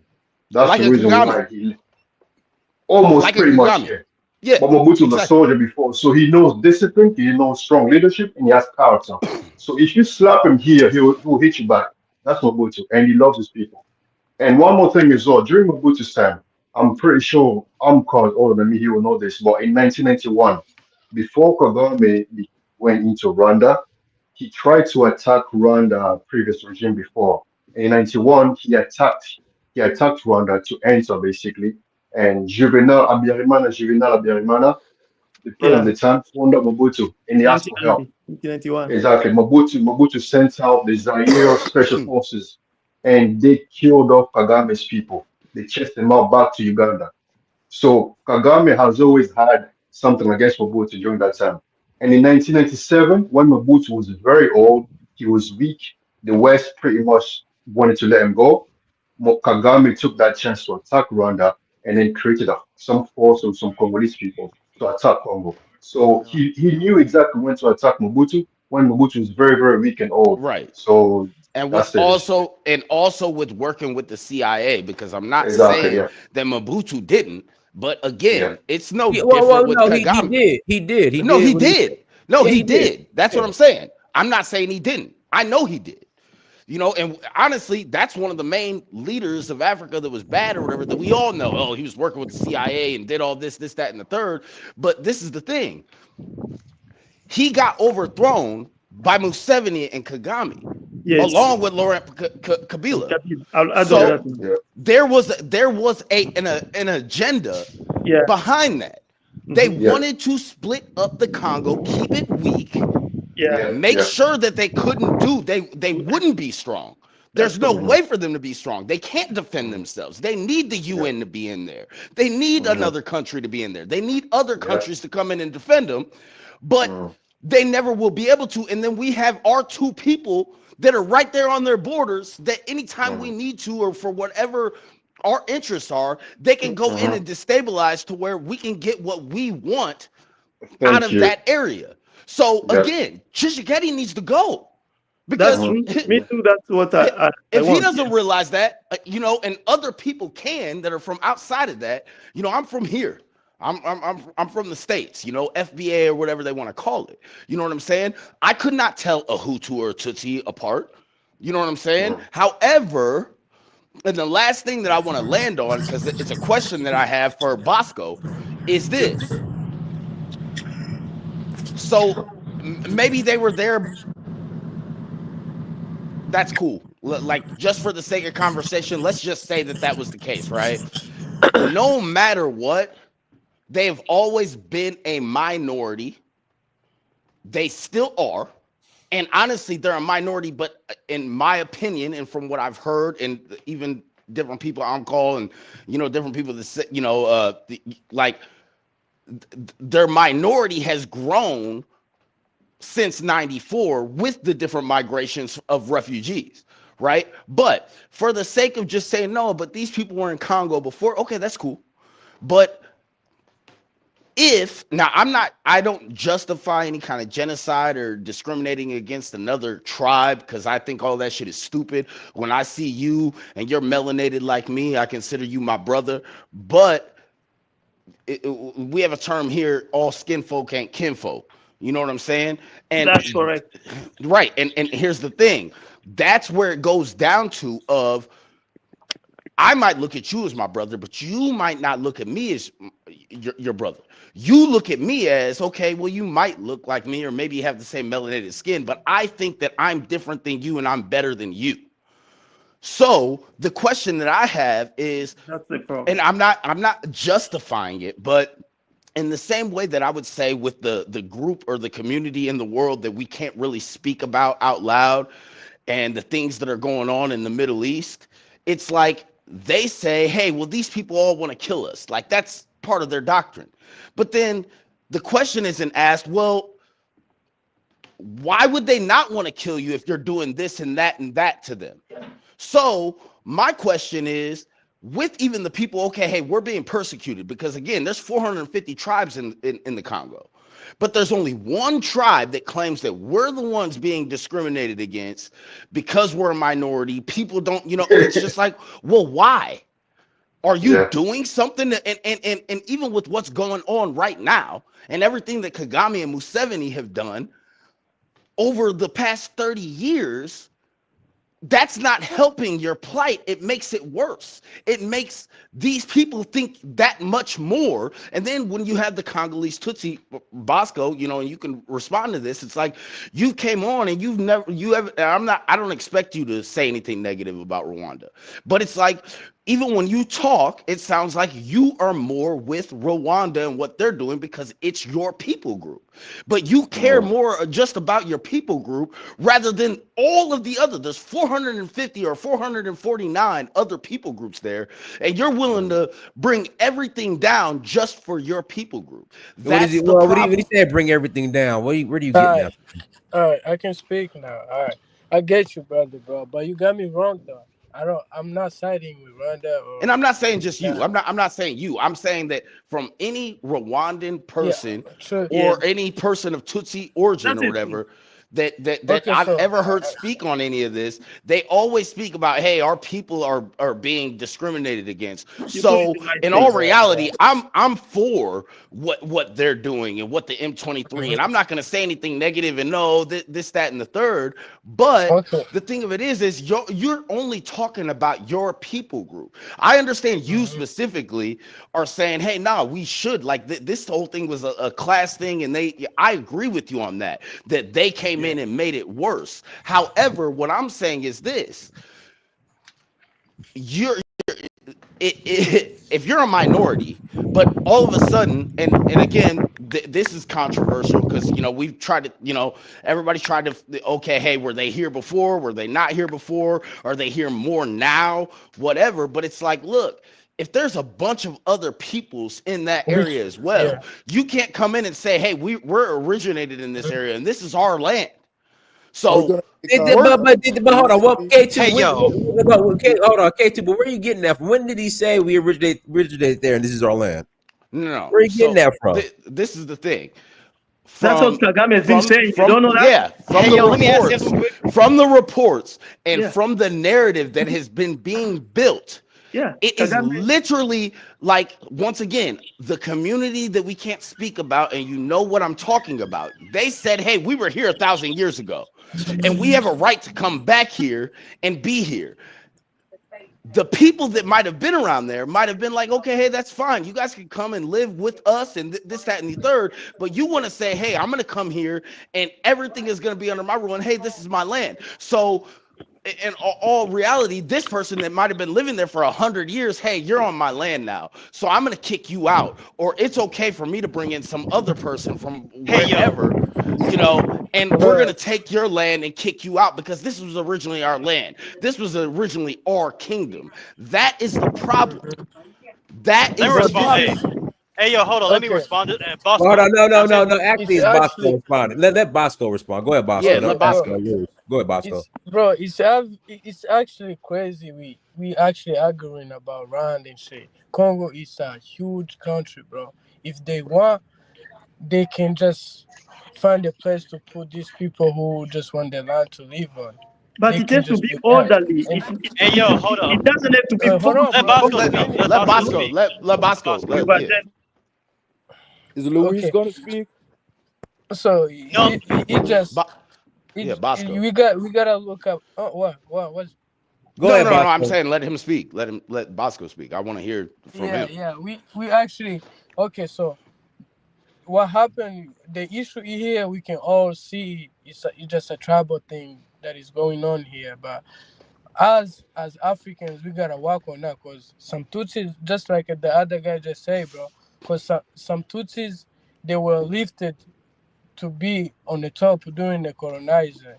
They was Hmm. playing the role of being they was doing the whipping, but back in the door back in the in the back doors they will get whipped too. Like they just they were in just like how Zulu did the other African people in South Africa. That's literally what Tutsi. Some Tutsi, so yes, they might think that they somehow better than Hutus, but that just like how Hutus think that, and they don't think like they from there too. Just so we gotta work on that type of mentality to let it wash away. Start working as brothers and sisters, cause Congo is so huge, bro. Congo is so huge and It rich, is, and some people be arguing that Rwanda have no minerals, bro. The belt of minerals stretch and I from don't. on Yeah, Tanzania to all eastern part of Congo, bro. there's Rwanda no is way. literally in the middle of hey, it. There's yo, let me say something real quick. no, oh, wait. There's no way that I would ever, and I said that on the last show. I will never argue that Rwanda has no minerals. It makes no logical sense. They're That right. will be How can yeah, Congo exactly, have bro. exactly? So, but I don't know that they have enough minerals to be able to export and to be able to build themselves up in the way that they have off of the bit of minerals that they have. And in all reality, because Rutendo Martinelli or whatever just came out and now he's completely switched sides. Now he's like the most Kagame Cause supporter, he's this, that, seen and the the third. truth, bro. You No, no, can't no, say no, he's time seen out. Yeah, the let me. Hey, Time light, yeah, out. bro. hold up. Time I have a out. question. Let me say something, quick, man. Go ahead. Okay, so Rotendo. At first, you said yourself you believe Rotendo when he first came out against Paul Kagame, but now that he's for Paul No, Kagame, no, I didn't now say that. No, I did okay, not You say say that. all right, hold on. You exactly, did, Skylar. Thank you you. did say that. Exactly. Now you're against Rotendo. Now he's bought off. No, He's paid. no. No, let me finish, bro. You brought up Rotendo. You brought up Rotendo. So Yeah, yeah. So right. at first he was speaking the truth. He hate Paul Thank you, Kagame. Skylar. Now he's pro Paul Kagame. Now he's a puppet. He's bought off. So when he Is was saying that Luis shit, going Yeah. to no, when he speak? So now let me he's No, finish, let him let me finish. finish, Let him bro. finish, because I want to respond to So it. You go ahead. okay, so when he was anti Paul Kagame, was he being bought off then? Was he being bought off then, or are you just like a gullible moron who doesn't anything? So when he was Okay. anti Paul Kagame, he wasn't being paid off, but now he's pro Paul Kagame. He's being paid off. Second, this is Africa. There's like ethnic militias everywhere. This whole thing started because of the genociders fled into Hey, East. Skylar. Like, can you go inside a house or somewhere? It's windy outside, man. Can Yeah, okay, you? I'm here. Okay, that better, man. That's better. Go ahead. Okay, so yeah, back to Portendo again. So when he was speaking, he was anti-Paul Kagame. He wasn't being paid off. Now he's pro-Paul Kagame. He's being paid off. Second, this whole thing started because FDLR went into the Congo. Oh If God, see Mobutu, that like you say if something like, no, be quiet. No, let me finish, yeah, bro. go ahead. If Yep, this yep, all this, yep. You if got it. Mobutu just returned FDLR to Rwanda, none of this would be happening. Period. And do you know that second, okay, FDLR Okay, was hold on, founded let in me finish. Let me 1996? finish. Let me finish, bro. okay, okay. There So, was ethnic beefs in the Congo before 1994. The uh huh. Katanga secession movement, the Lumumba movement that fought against Mobutu, they were ethnic conflicts before 1994. So to say all this these civil wars before not after Paul Kagame is just a lie. The Congo's been fighting with each other ever since Lumumba got ousted. Second, Louise is here, and Bosco, I have a question for you. There was like this protest in Goma recently, and a bunch of they were protesting the UN, and the Congolese government killed like tens of hundred of protesters. That's correct, right, Bosco? You Yeah, aware that's about that? true. Yeah. So Louise, she thinks like Paul Kagame is a dictator. All that he's You slaving his own said people. protests recently in Goma. Let me finish, Let me bro. let Let him me talk, finish. bro. Yeah. So yeah, the DRC murdered their own people when they protested the UN. When had Paul Kagame murdered his own protesters in Rwanda? Where had that ever happened before? Because Louise here, Louise, she thinks Paul Kagame is a slave of his own people. But the only time protesters got murdered when they protested the government was the Congo. People think Paul Kagame is a dictator, but he never murdered his own people. The Congolese murder their own people every day. So yeah, Kagame any killed even questions? refugees. Kagame When killed did he even kill? When did he kill? When were protesters killed in Rwanda? let me tell When you were now. protesters killed in Rwanda? You Okay, know cool what I'm down. talking about, on call. Well, Can, Where? What happened to hold on, Congo? hold on. can I I got, I got, answer I the got, I got a question? question. So, Does cause that somebody true? want me to answer the question? Cause that true? Were protesters killed in Goma? Is that All true? right. In the Huh? if Bosco remember, he's gonna remember that between 2016 and 2020, there was a time Congolese of Rwandan origin they protested in Rwanda, and they were Yeah. Oh well, shot no. at. They So were Rwandans, so they Kagame were killed. killed. The No, people no, that Yes. no. protested, you were Rwandan. Again. I'm asking a Okay. question. What Kyler said as Yeah. far as Congolese being killed for protesting in Goma, is that true? Let me answer the whole In question now. Rwanda, The whole thing. The you whole thing say which is they were protesting He's in not Rwanda. answering. He's avoiding the yes. question. Can you just answer the question straight? Okay, one more time, Skyler. This is the thing. This is the thing. You know, in the Answer like. it now, on call. Hey, let me answer your own question because you are mumbling. You don't No, he understand wasn't the mumbling. issue. Hold on, You just Okay, want so to say let me. Okay, this is the Skyler. thing. Oh, Let no, me hold answer. on, hold on. So you said he was mumbling. So let me, Skyler, unmute yourself and one more time restate Let what me you said answer. about Let me the answer. I Let understand me the finish. Let me question. I finish. Let wanted. me finish. God dang, Skyler, one more time. Repeat what you said about the protesters being killed. Then I'll let call respond. In Goma, before M23 and all this stuff, they were Congolese citizens protesting the UN. They want the UN out. And as a result of that, the Congolese government, the presidential guard, murdered Congolese citizens. There were 40 That's killed, true. That close to was 100. documented. Bosco, Yeah. bro. Yeah, and again, these same people call Paul Kagame dictator. Louise here says Paul Kagame enslaved his own people. When did Paul Kagame ever murder protesters in Rwanda? When did that ever happen? Onkawa BS. He will say the protests were Rwandese. He will lie. He'll pull shit out his ass. But at the end of the day, the Congolese government murdered their own protesters. Period. Does And he Onkawa will want make me to excuses, answer this and Louise will question make or Wait, what's excuses. going Next, on? can I All right, respond? Can I respond to? Can I respond to this? Onkawa respond. All let right, go call ahead. I'll respond. Go call. ahead, call. Yeah, go This guy Scala, he asked a question, but he doesn't want anybody to respond to ahead. the Right. question. No, we want no, but call. It's simple. Yes. Is what Skyler saying true? Yes or no? It's not simple. Let me respond. Let me respond. Yeah. You know, Man, we've hold on now. call. Is it true? Yes or no? It's not Yes only in or Congo no? which that thing can happen. You know when Just you have Uncle, listen. just say yes. Just say yes and Yes or explain the. no? No. Call. We're not doing a semantics game. Oh wow. The Yes, situation in the Goma, did it happen? Yes or no? it's not the way how he's describing it Oh is Lord. manipulative. It's not the way how it happened. Call. It's a This is yes or no. Did it happen? don't you remember that so many Okay. times when people protest against UN, they were shot at in Congo? Call. Did it Just say happen? Yes yes. or no, man? Come Just That's say on. what I'm yes, saying. bro. It's yes, but this is let me put the context to it because the way how he's Thank you. explaining it is not true. But first of all, the Lumumba ousting, it was not tribal.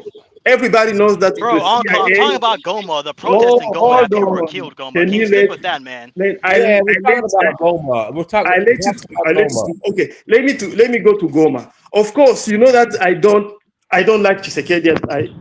But with the people who try to hold on to power, when every time, even like there are people who they think they are a Every threat, country. they are threat to their power. They, people will go over. Some commander will, yes, persons who were shot in Goma in 2000 during before the MZDC took over in 2023 2022. protesters, and it's not the first time. Even during Kabila, when we want to oust Kabila in 2015, I was in Kinshasa myself. People died in their thousands, but it's not only in Congo, even in Rwanda. Actually, Paul Kagame shot at refugees who were protesting, the treatment. They were killed in Rwanda. You can look it up. This thing exists. It's not the first time. So Lumumba ousted. It was not tribal. Even the Katanga thing, it was the Belgian who, because they were against Lumumba and they didn't Hey, when want. did this happen? When Hold on, Kagame shot protesters? When did this hold on, happen? hold on. Where I'll did it tell you. Do happen? people want Let me me see. to answer because When did he's it been happen? Okay. mentioning my name? Yeah. Yeah. All right, I don't Luis. know why people mention Because my Yeah, name. okay, go ahead, Louis. Go ahead, Louis. yeah, Go I'll ahead, give Louis. my minute. I'll let Luis speak. Then I'll speak later. Go ahead, Louis. Go ahead, Louis. Because there's a lot of background coming from you on call. Or somebody has a lot of background noise. Hold on. Here, let me mute myself. Yeah, there we go. Somebody. Go ahead, Louis. All right, brothers. Hello, everyone. And Prince Dynast, I Yes, need ma'am. to congratulate you on, having these conversations because I think they're important and they need to be had. And the thing that you're trying to do, Black America, African Americans trying to come back to Africa in search of that uhuru, we are also in search of that uhuru. And this is why I have left Rwanda. Last time the gentleman was talking about me not living in Rwanda because I'm also in search of uhuru. So I think it's important for you people who are in search of uhuru, in search of freedom, and you are going back to Africa in search of that freedom, to also hear from people who have run away from the countries that you are running to. If you were going to a hotel and there is someone who has run away from that hotel, wouldn't you want to hear what the person who has run away from that hotel has to say? In this instance, is Hotel Rwanda.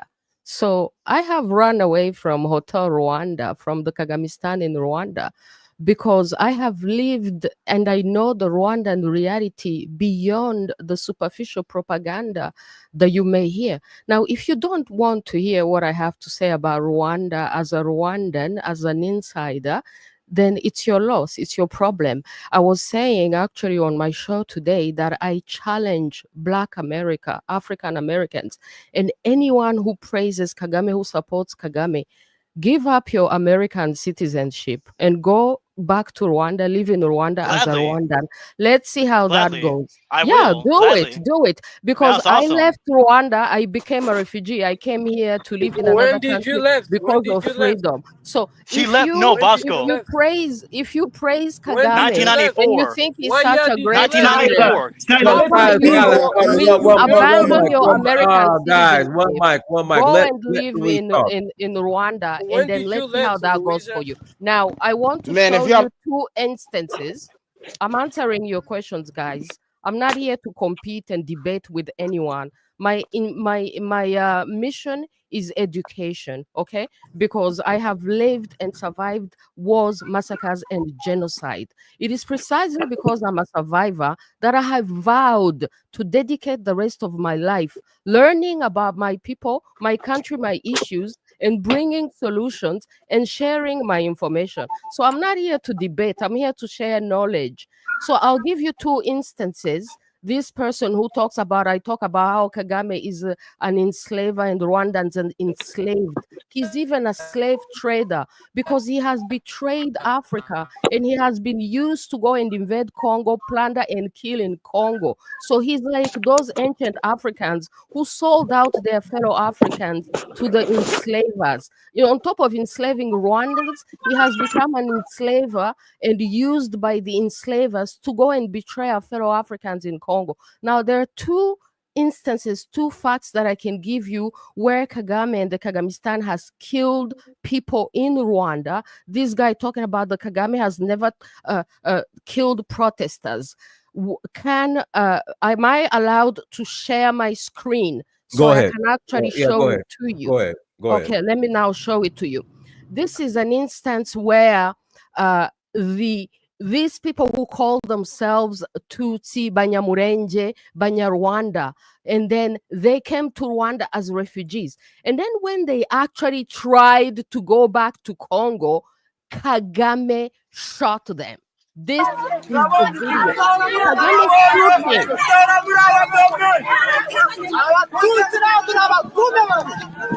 I can translate for you Kinyarwanda, since the gentleman who talked about how I wasn't even Rwanda. The way to verify that someone is Rwanda is the language. I speak Kinyarwanda. And this is actually exactly what makes the Banyamurenge Banyarwanda, because they don't even have their own language. They speak Kinyarwanda. This is what proves that they are Rwandan. And this is what makes the Tutsi and the Hutu bogus, because the Tutsi and the Hutu speak one language, the Kinyarwanda. Let me translate for you what these guys are saying, who are Banyarwanda, who had run to Rwanda, the Kagamistan, and when they try to go back to Congo, they were shot by Kagame. This guy is saying that we Tutsi people, we are very bad people. Look at what a Tutsi leader is doing to the Tutsi. It has been very well known that Kagame...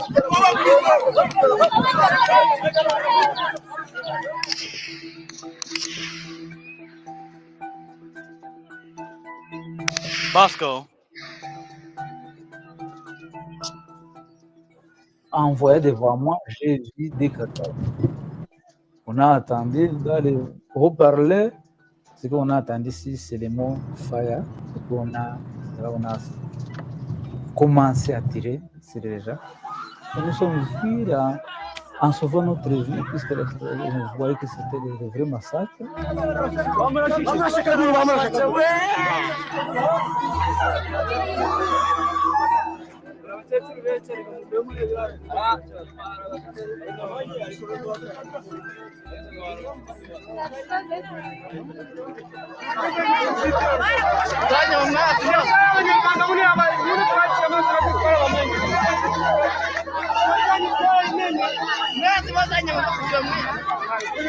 That is Kagame's army, preventing these people who are called Tutsi to go back to Congo, killing them as they are protesting. Watch for yourself. Ils disaient qu'ils ont tué 5 personnes. Même ils ont refusé de nous donner le corps de nos frères. Ils ont enterré comme ça. Non, c'est totalement faux, c'est totalement faux.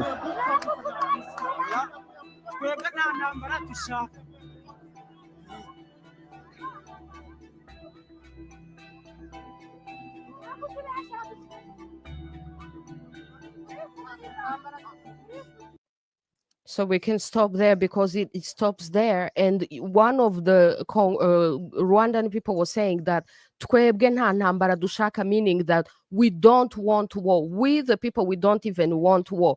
Kagame doesn't even want this conflict to end. He hides behind the Tutsi and the Banyarwanda and the Banyamurenge to have an excuse to go into Congo and plunder. And he doesn't even want the conflict to end because that would end his excuse to be in Congo. So this is another blended instant. And then another reference that I may give is the author, the Canadian author, Judy River, who wrote a book, In Praise of Blood, The Crimes of the Rwandan Patriotic Front, exposing all the crimes that the Kagamistan in Rwanda has committed. He has even plotted and killed the Tutsi, even in the genocide that we survived in Rwanda in 1994. He infiltrated the people who are killing the Tutsis to aggravate the genocide against the Tutsi, precisely so he can take advantage of the total chaos that he had created and then take over power. And then Rwandans be always crying that the international community abandoned us. But the Kagamistan, Kagame himself, he wrote to the United Nations in April and prevented them to intervene in Rwanda to save us, to save the Tutsi. So if anyone,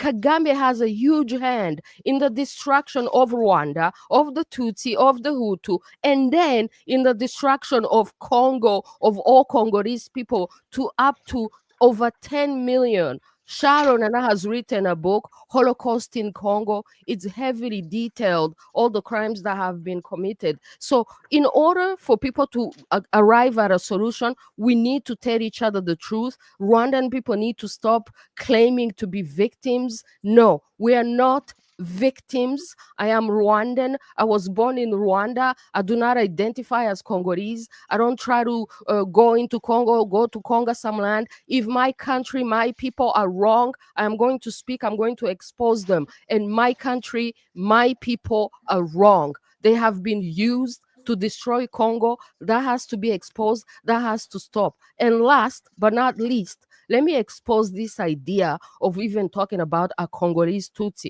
What about a Nigerian Tutsi, Prince Dynasty Amir? When you returned back to Africa, you took up a tribe. You became a Yoruba man. The Yoruba have their own language. That's what makes them Yorubas. If you ask someone who identifies as a Tutsi, what makes them a Tutsi? How can you even confirm that they are Tutsis? Tutsis and Hutus speak the same language. So last time when I was here, I explained to you the real meaning of the Tutsis and the Hutus. You have Tutsis in Nigeria. Where about the Nigerian Tutsis? You have Tutsis in Uganda. You have Tutsis in Kenya. You have Tutsis in Tanzania. You have Tutsis all across Africa, because it's about the difference between people who are taking care of the cows and people who are taking care of agriculture. So if the Tutsis of Nigeria have a problem, Rwanda, the Kagamistan, will have the right to come in Nigeria, start a war, kill millions and millions and millions of Nigerians to defend the interest of the Tutsi.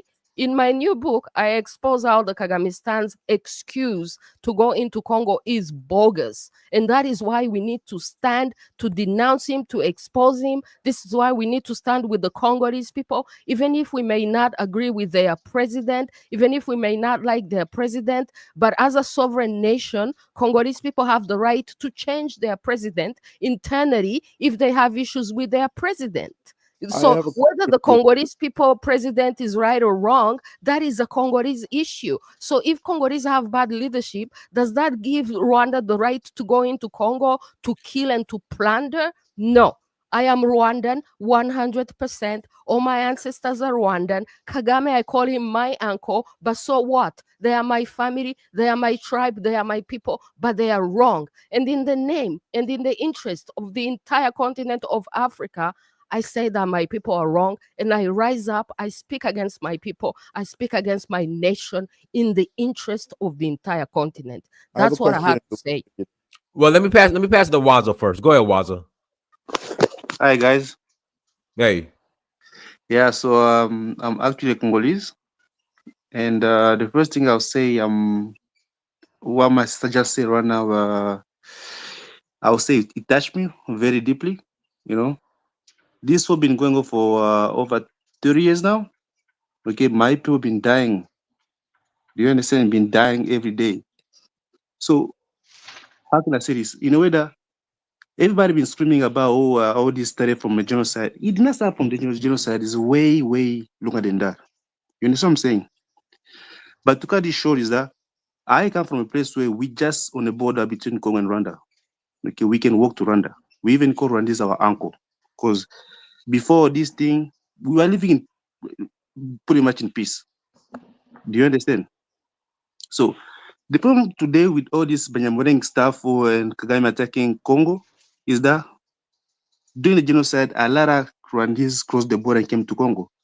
And they are still in Congo to this day. Do you understand? And a lot of what they call Tutsi, who are at that moment living in Congo, went to Rwanda. Do you understand? So, but at that moment, nobody had card. You cannot identify who's Congolese, who's Rwandese at all. So Kagame is saying that there's other Rwandese, there's other Congolese living in Rwanda who have to go back to Congo. We have no way to know who's Congolese today. We have no way. Same thing as also the Rwandese that who came in Congo. We have no way to know who's used to be Rwandese before. Do you understand what I'm saying? So what I'm trying to say is this is all about minerals. It's not about tribal. Okay, there's no history between Congolese of hates. We didn't have any hate between Congolese and Rwandese before. This is all about minerals. We used to live for a while in peace with Rwandese. All this is very new in the last 30 years. So and the thing about the Banyamulenge stuff, like that's like what my suggested right now. In our region, every tribe comes with a name, a language, and the area, a territory. Okay, Banyamulenge don't have any king in Congo, don't have a territory, a fixed territory. They came in Congo, okay? They were not there before, okay? That we're pretty sure. Now, when it comes to North Kivu, that's very vague. I don't know much about that side because I'm from South Kivu. What I'm saying is this: even everyday Congolese, everyday Rwandese, most of them, they don't want a war. I can assure you that they don't want war. This is all about politics and manipulating stuff. And even if there was Congolese Tutsi, okay, nothing give Kagame the right to cross the border and attack us. Nothing. Even if he's a good president, even if it's an angel, I don't care. Okay, nobody care. There's laws in this world. Okay, I know some people who come from the country was built up on colonialism. They just go to somebody's country. You just take the land, and because you think you're the better, you're more efficient. Now you build a country. Now that gives you the right to see the land. No, it doesn't make any sense at all. Okay, those are our land. Okay, Congo, it's not just a big land, empty land. We have 450 tribes in Congo. All those tribes used to have a land, a kingdom. That's why it's so big like that. Do you understand? Rwanda is small because the original Rwanda's kingdom was also small. I'm just saying today is that everything is being manipulated so much, and I'm so sad to see how much people are just talking about nonsense without knowing. My tribes, we have more than 200 years of conflicts with the Rwandese kingdom, not the people, the kingdom. So we know each other very well. Okay, even there's a trace of my tribes who went to the Rwanda side when they cut the borders. But we do not ask for them to give us that land. Even though people went to the other side, now they speak in Rwanda, they forget our language. But it's not a problem because we all live in peace. Do you understand? So all this colonial bullshit is just an excuse.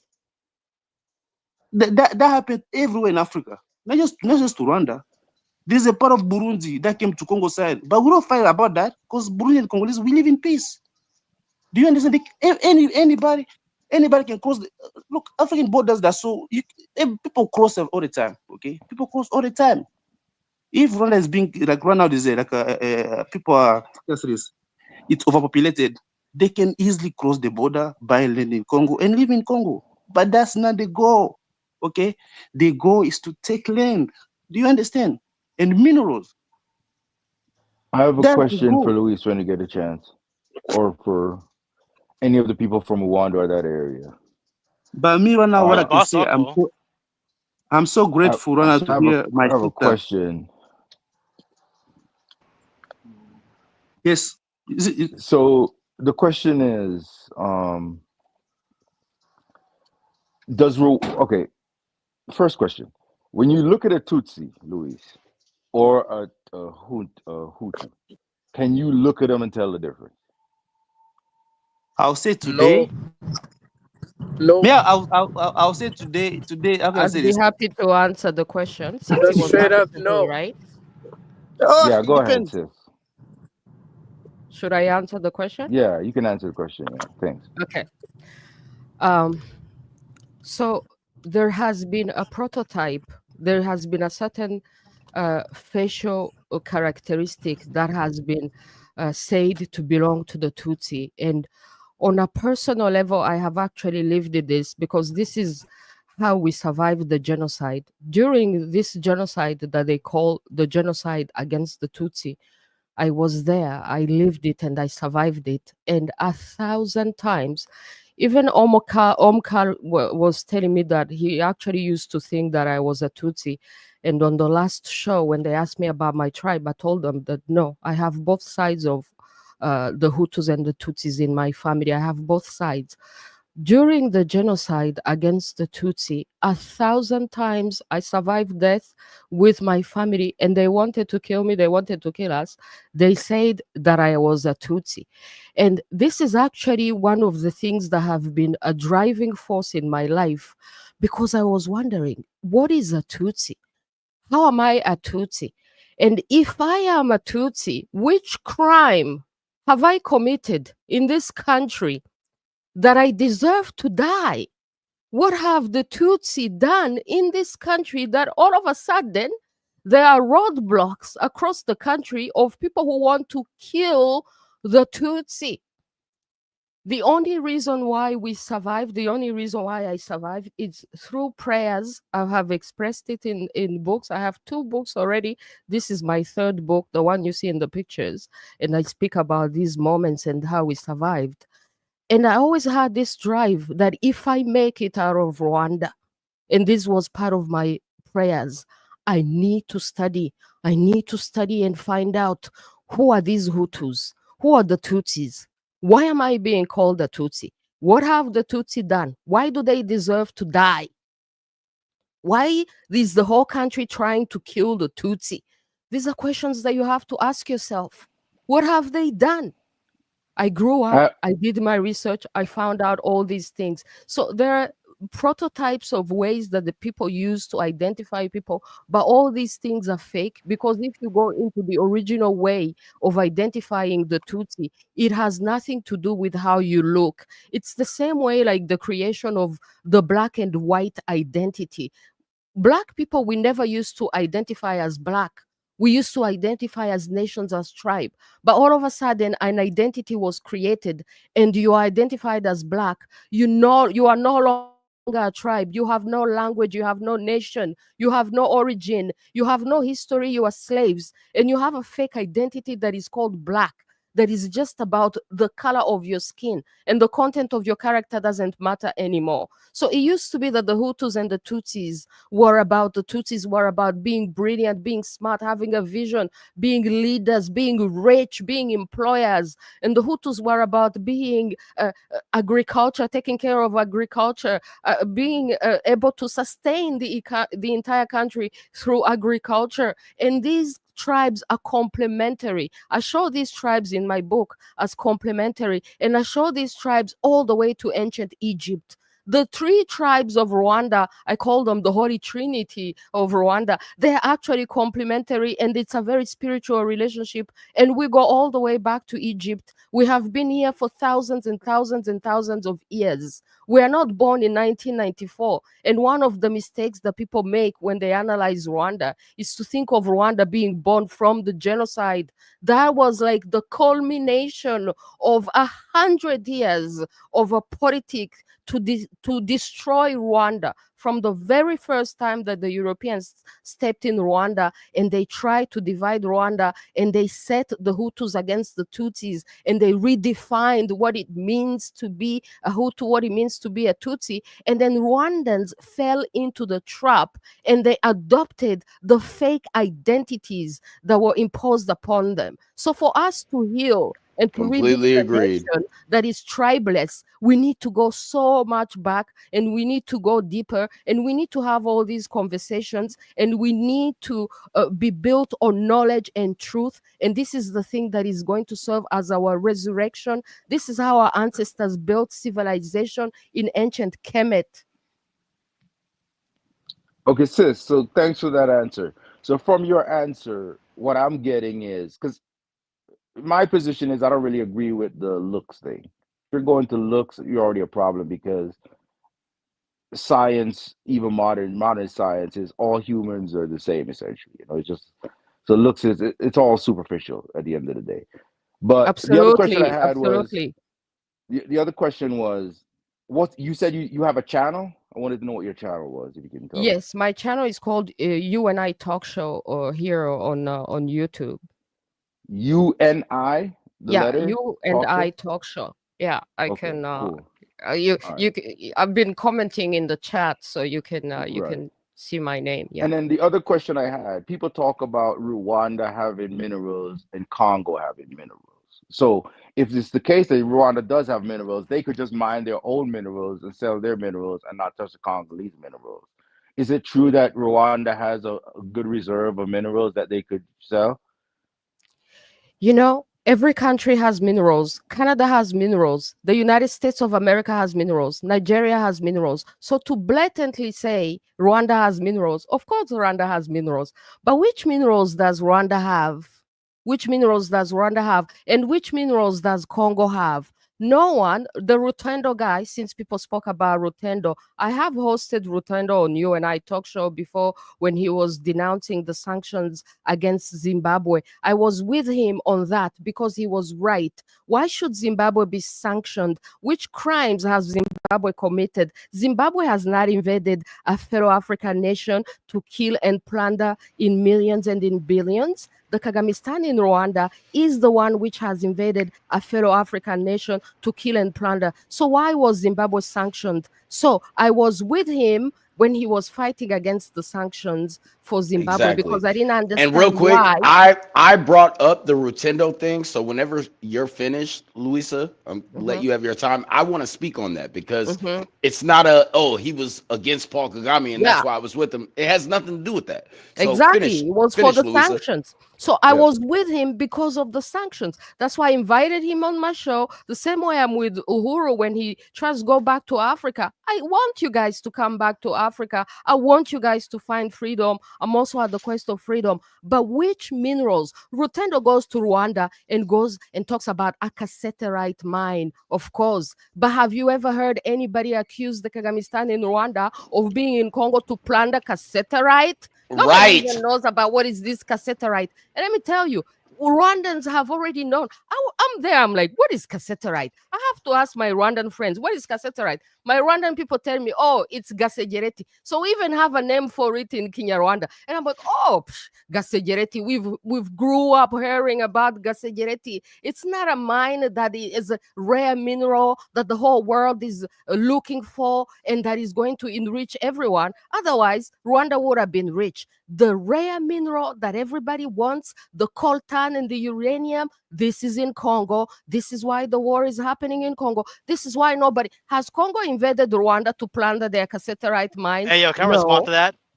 No, hold up. No, So not wait, not 1 second. Skylar. I got a question for Luis Yeah, again. but no, she said the mines part, but I want to respond to 1 that. second. I just want to clarify my last question a little bit. So cassiterite, is that one of the rare earth minerals that people are looking for? This is one of the minerals that we have in Rwanda, and this is the mine that Rutendo went to visit in Rwanda. Everybody was like, show us the coltan mines. The coltan is in Congo, the uranium, all the valuable rare minerals that the whole world wants. The stuff that makes superpowers is in Congo. This other stuff is in Rwanda. Of course, we have some mines, but they're not the mines that the whole world is looking for. Just to clarify, you're essentially saying that Rwanda does not have the reserves of these minerals to specifically the coltan and that type of stuff. To export at the point to export at the point that they have exported it. So all of the money that they've made, they do not have that capacity. They plunder it in Congo, and is then it a different geography? They have it in Rwanda. They never is it a different geography? Is Rwanda and Congo different geography? Oh my God! Are the rocks? Is it different? I asked you a question. Is it a different geography? Have you ever been to Rwanda?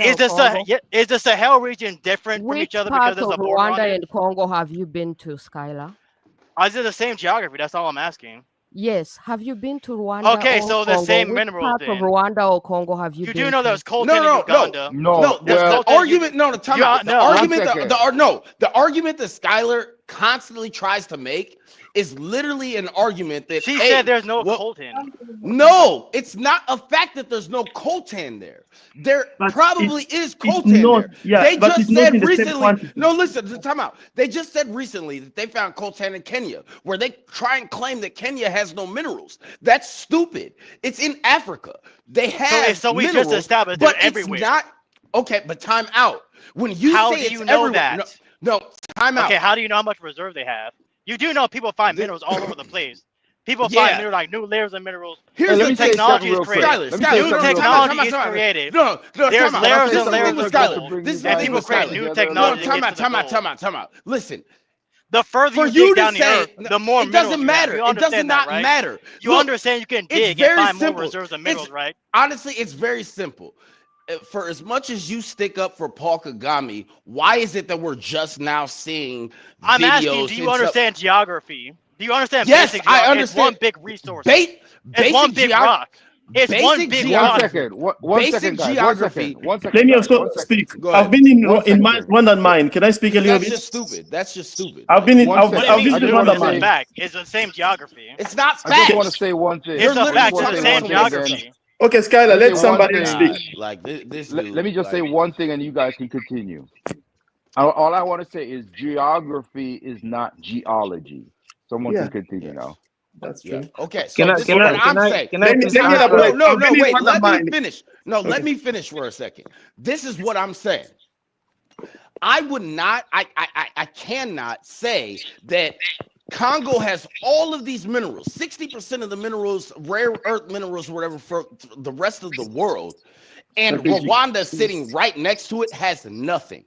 That's Rwanda just has stupid. those minerals as well. It's Okay, just so not as close to Congo. shut up Let me and let me speak. finish what I'm saying. Yeah, let I'm him not finish. saying that they have nothing. Okay, What I'm saying, geologically speaking, what the I am rocks that saying, are in the no, it, Congo are okay, in cool. Rwanda as well.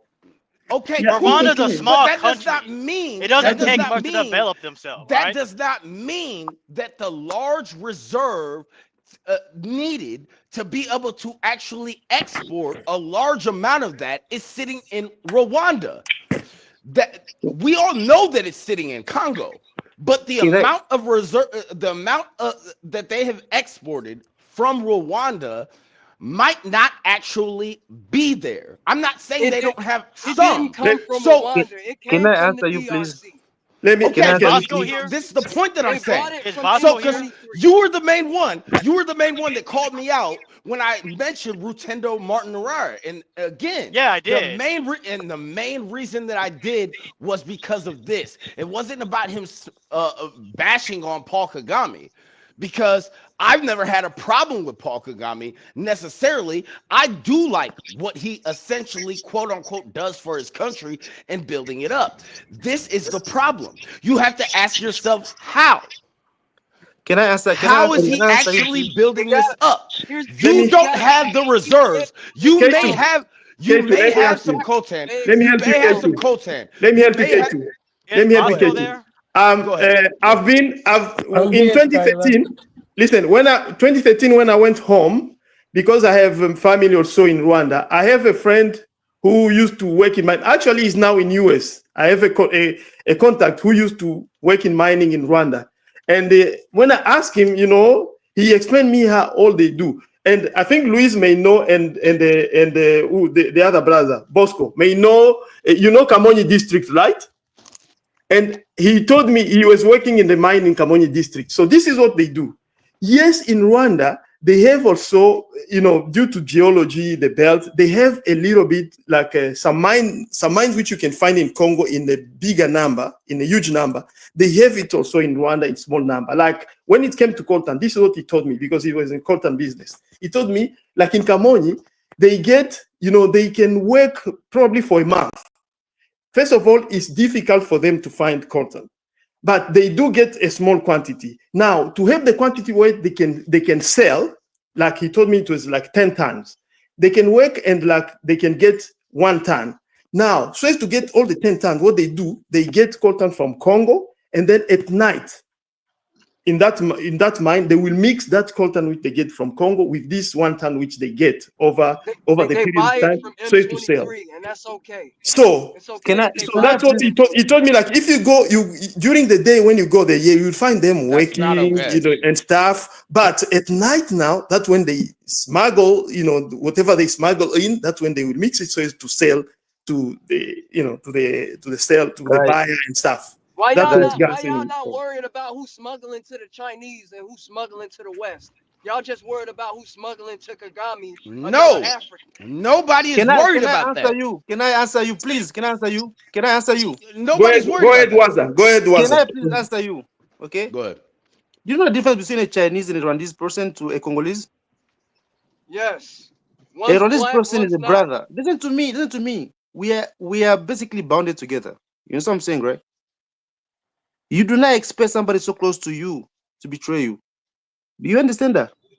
It's not betrayal when you cannot accurately and fairly, not fairly, but to an extent, redistribute the wealth in the No, Congo.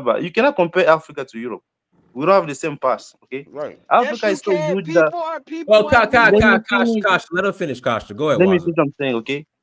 Contrary to Europe, where it's very small, okay, all the tribes have to fight very early in their history, okay. Africa, we fought, but now it was not that extensive. But anyway, just to say this, before Congo became a modern country today, right? People in the Kivu, we didn't have anything with Kinshasa.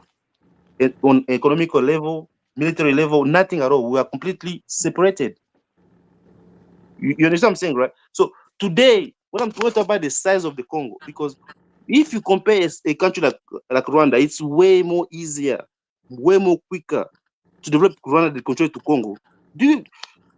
I think you seem to understand how much it takes time to do from. Okay. So what you're saying is that the Congolese government is so incompetent in Kinshasa they can't defend the eastern part of Congo. The Congolese government is so incompetent. Is that what you're saying? That they can't defend the eastern part of Congo? Literally, because we are so far, and at the same time, then they are not. So then that kind of proves Kasha's point. Hold on, Kasha. Hold on. So then just be absorbed by Rwanda then. Huh? So just be absorbed by Rwanda then. Can I? Yeah, let me answer. No, it's not that because it's far, but you have to understand the history. That's the same argument. That's the same argument as saying that Nigeria is not running as efficiently as it should be. So bring the UK back and let them run everything. They ain't got nothing. Nobody said bring the UK. I said Rwanda. No. It doesn't matter. That's the point. If Rwanda came in, here's the thing. Here's the thing that's never been talked about. If Rwanda really wanted to help out the Congo, and because you're not doing stuff right, let me help you out, they would come in and say, hey, we'll eliminate M23. We'll come in and fight with you to make sure that this M23 thing isn't going down. And we'll work with you as the government. There's a reason why the M23 they is tried there, to do that. It's because they tried to do that. No, they didn't. Let me speak as well. They wanted to completely infiltrate the government.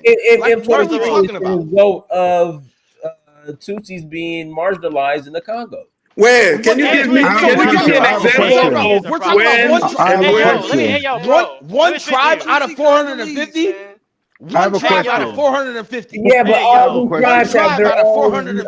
All these tribes have their own militia groups. Did M33 No, tribes the head of Christians? No, that's M23. No other tribes. No other tribal groups. What about No ISIS other in tribal Congo? group has AFC. taken over all of AFD is problematic. I have a not question M23. to the No Congolese. other tribal group with their militia has taken over all of after listening to Waza, I'm gonna triple down. Let me help him. Let me explain. Maybe I have a question. Maybe Uncle could answer. We pro Kagame over here, folks. Yeah, after listening to Waza, he just proved my point. Because Kinshasa, the leadership of Kinshasa is just incompetent. It's too far. This is the worst for Rwanda. Problem solved. I have a question. If you keep that same energy, how does that get Skylar, let other people ask. Skylar, K2, hold on, I will help you. Let AJ ask. Nigeria, it should be the same thing. If you keep that same energy, then you should be saying, because we all know, even though that's not where the conversation is, Tinubu is not a competent leader. So you should be pounding the drum for the UK to come back in and colonize Nigeria. Let me ask you a question. What are we talking about? I said Rwanda. That's not the same. I said Rwanda. This nigga bugging. Yeah, it doesn't matter. It's the same thing. It's not Rwanda. It's everybody else in the West. Rwanda no, it's not is for not you, moron. It's Paul Kagame. Are you fucking kidding me? Are you fucking kidding me? He was trained in the West. He's supported by the West. The minute they started sanctioning him, he started coming out asking for more money. Bin Laden. What? Dude, Osama bin Laden was trained in the West by the CIA. And they took him out. Let Paul Kagame run Africa. And they took him out. out. Let Paul Kagame run Africa. Fuck Let Paul Kagame run Nigeria. If we were talking about Ibrahim Traore, if we were talking about anybody in the AES, we'd be good. K2 and Skylar. What's the difference? Okay. You know what? I agree with that. Let Traore take over the Congo. I got a question. That would never happen. That's one thing we can agree on. That would never happen. Guys, I'm for it. Hey guys, let me pass the mic to Ezra. Go ahead, Ezra. GA wanted to ask. Let me pass the mic to Ezra. Go ahead, Ezra. Ezra, go ahead. I'm gonna mute myself. Ezra, speak. Yeah, get y'all Obama phones together before you call in. Hey, yeah, but like the guy was saying, we're fine with Paul Kagame taking over Nigeria. We're fine with Paul Kagame taking over Nigeria. That's not the issue. All Paul right, so Kagame I is got Paul a Kagame. question for If he wants Umcar, to go man. take over Nigeria, that's fine. Can I please Go take a ahead. little That's bit? because you're a Can I please fucking take a little bit? bit? idiot, Skyler. Like real Please, talk, please. bro. Like what are you talking about? Waza People keep acha saying acha ndakusaidia. Acha uko na acha ndakusaidia. Hey, what's the question? Yeah, so how long does it take, right, to go from the capital of Congo to the Kivu region? Can you drive there? Is there a train that goes there, or do you have to fly? And then from the There's a Rwandan liver. capital there, what's the difference? All right, great question. So Congo, before the war of 1960, especially, and this is what people don't understand. To go from Kinshasa to, because it's a huge country, to go from Kinshasa to Kivu, like before the war of 1960, people were driving. You can also fly. You know, there are airports, and there was Air Zaire and stuff. And there was but because of the geography of Congo, you know, it's not everywhere that in that day and age, and even now, because of all the destabilization of Congo, which have been taking so many years. That's what people also don't understand. So the successive government, although they built some infrastructure, and this is the thing, they couldn't really build the connection straight. But you could move. For example, let's say take example of Goma and Bukavu, where me and my people here we are from. Before the war of 1965, you could drive from Bukavu to Kisangani, and from Kisangani you took a boat. There was nice steamboat to Kinshasa. Also, you could drive from Kinshasa to Kasai. From Kasai, you drove to Kindu, and then from Kindu, you drove to Bukavu. But also, if you leave Bukavu, you're going to the south, there used to be a train. You could take a train from Uvira to the port. From the port, you take a boat to Kalemi. To Kalemi, you could take a train from Kalemi to Katanga to Kasai till Kinshasa. But because of the war, those infrastructure broke down until when it was time Congolese had weakened Mobutu. They wanted to take Mobutu out peacefully and build the country. But because this power who put Mobutu there and who they've been holding Congo all these years, they didn't want Congolese affairs to be decided by Congolese. That's when they sponsored Kagame and Museveni so to destabilize Congo, instead of living, Mobutu living peacefully and democratically. And why they did that? That's why the brother who spoke, I think it's K2, is correct. Even when they imposed Joseph Kabila, it's again the same thing. They didn't even want Congolese affairs to be decided by Congolese. And even when they imposed Tshisekedi, it's the same thing. When they know that there is a patriotic Congolese will build up the infrastructure and develop Congo, not only for Congolese, but for other Africans to benefit. They don't want that. And that's what people probably they don't understand, how they are using. I have a follow-up question when you're done, if you don't mind. Yes. Now, so currently, okay, yes. First question. Who so currently you can go with plane, with airplane. The cars, and Sorry? all that was in the Air Zaire. Yes. During that time period, who was in control? Was that colonialism still or no? No. During Air Zaire time, it was Mobutu who was in control. But you see, and that's how I always believe, even so the roads and the trains and all that were built by Mobutu, or were they built by colonial government? So it was built by colonial government. It was built by colonial government. Then Mobutu inherited it, but because of was it built by the colonial government to extract resources from the country to take it to the port? Yes, pretty much. Yes, they use they use it, which is what I expected. Yes, from the country.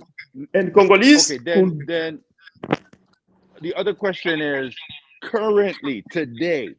Yes. If I went to Kinshasa and I wanted to get to Eastern Congo, how long would it take? What's the shortest time it would take? And what method would I take? Well, with a plane. Besides flying, I guess. Yeah, we're flying. You need to fly. It's better. It's probably 2 hours. Yeah, there are some. It's 2 hours. Now, if I wanted to drive there, how long would it take? Okay, if You you want can to drive, drive. Forget about it. you can You drive. can You can drive. drive. Listen. You can drive. Listen. You cannot Listen to drive. me. You You cannot can drive. drive. You can drive. You can. You can drive. Listen, it will only take you longer. For example, if you are in Kivu, it will take you longer because you need to, because of the you know, the geography. You need to drive to Katanga first. You see, you need to drive to Katanga, and then you go to Kinshasa. For example, there is a video of somebody who was driving. I think he drove from Kinshasa to Katanga. He did like You gonna I get think, your I ass think a stuck week. in the mud if you try to drive there from now. Yeah, because it's yes, of But course. how Some long? How places. long would you estimate? Man, yeah, Uncle, answer the question. How long so I can pass the mic? How long? It can take you maybe 5 to a week. God Yeah, damn. yeah, Oh, shoot. Yeah, that's too much. It's Go a ahead, huge Punch. country. It's a Y'all huge are still country. talking about infrastructure when that's not even like everybody knows the Let me infrastructure. pass. Go ahead, Punish. Go ahead, Punish. Go. No, God. Hold on. Punish. Go ahead, Punish. So The point I wanted to make was that the Tutsis weren't only discriminated in Congo because of Rwanda. Like way before Kagame actually came in power, the Rwandese, the Hutu Rwandese that were in power, they used to call the Tutsi foreigners. So if you're gonna say the Tutsi did something wrong in Congo, then they should have done something wrong in Rwanda then, because why were they being called foreigners in Rwanda? But why are you attaching Rwanda genocide to Congolese? I don't understand the kind of tendency you guys have. Like yes, both we are tribes talking about exist in the same country. Let Punish talk. He's new. I want to hear from him. Go ahead, Punish. So it doesn't make sense that you would say, "Oh, the Tutsi in Congo did something wrong," but it was the same mindset that the Rwandese used to have before. You know? No. Let me explain. Let me explain. No, once again, hey, real quick, because I mentioned this on the last live. I feel like it should be compared to the Fula or the Fulani in Nigeria.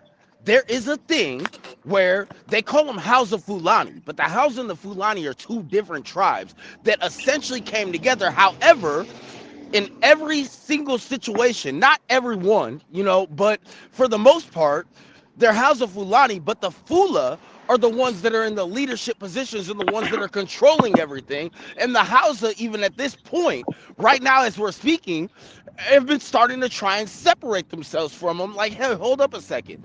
We can't do this thing anymore where we're supposed to be one tribe, but you guys are the ones that are running everything. You guys are the ones that make the decisions that we have to just live by. You guys are the ones that are making these deals with other people that we don't agree with. And it ends up fucking us over or whatever. And you guys are the only ones that benefit because you're a small part of our whole population, but you're not worried about how it affects the rest of the population as long as you benefit from it. So it's the same thing. What are they doing? Why is it? I don't feel like all 449 tribes that are in the Congo outside of the Tutsi or the Banyamulenge or whatever are, oh man, we just don't like these people. And it's like, if they do, for whatever pretense and purposes of this conversation, why is it that they don't like them? What exactly is it that you guys are doing? You don't know Congolese history. Can I please answer You you? don't know Congolese history, Skyler. No, you don't know need to stop Congolese talking history. like you Please, don't can I know answer Congolese you? There's been you don't know rebels in the Let me Congo answer that before question. 1994. Was No, the please, There's been answer? rebels in the Congo in let me try to answer a little bit. The Congo Okay. province Go ahead. secession. Was I'll leave you, Yeah, then I'll no, come after you. Skyler's a fool. Skyler's Please, a fool. can I You answer a don't know little bit? Congolese that dude's a fool. I'm not calling you names, bro. I'm not calling you names. No, I Why am calling calling you you a name? names though. I Because know you're talking some because you're bullshit. not smart, bro. You're triggering. No, Let Stop somebody naming that names. done that. I Skylar. call a dummy when I hear a dummy, bro. I'm not Skyline. calling Been people talking names, on man. this shit. Jeez, I just Skylar. started calling in. Bro, No, get yeah, the dick I out am your ass, calling bro. you Stop names being a though. bitch, dude. Get Can the I, dick out, It ain't no guys, bitch shit. guys, It ain't no guys, bitch shit. I guys. addressed it straight up. I am calling bro. you names because you're on some dumb Bro, shit. you're a bitch. So straight Like, up. chill out, man. Guys, calm down. Okay, Guys, can I There's yeah. been please No, fights I'm in not the gonna Congo chill before out. Yeah, It's you're on okay. some bitch 1994. shit, Calm bro. down. Skyline I came K2. right. Hey, I came right with it. There's been Hey, fights I in the came right Congo with it, before bro. 1994. Like, Yeah, Let's here's some express. facts. Let us express Stop the that issue. bullshit, Let bro. us express the issue, Get off brother. Guys, Kagame's dick, bro. let me try to ask. Let me try to answer a little bit. Okay. I, I Say am, mana, you know, mucho and all I that. am, I am pretty young, so I cannot really. I may miss some fact in history, but there's also a living. I think I was born there, I lived there, so I have an impression. Okay, I'll say this, right? The rest of the tribes of Congo who are now from the Kivu side, the east side of Congo, they didn't know anything about Tutsis before the arrival of Kabila movements with Kagame and everybody. Okay, they knew very little about them. Okay, but us in the east side of the country, we have a long history with Tutsi and Rwandese. Okay, and before all this war with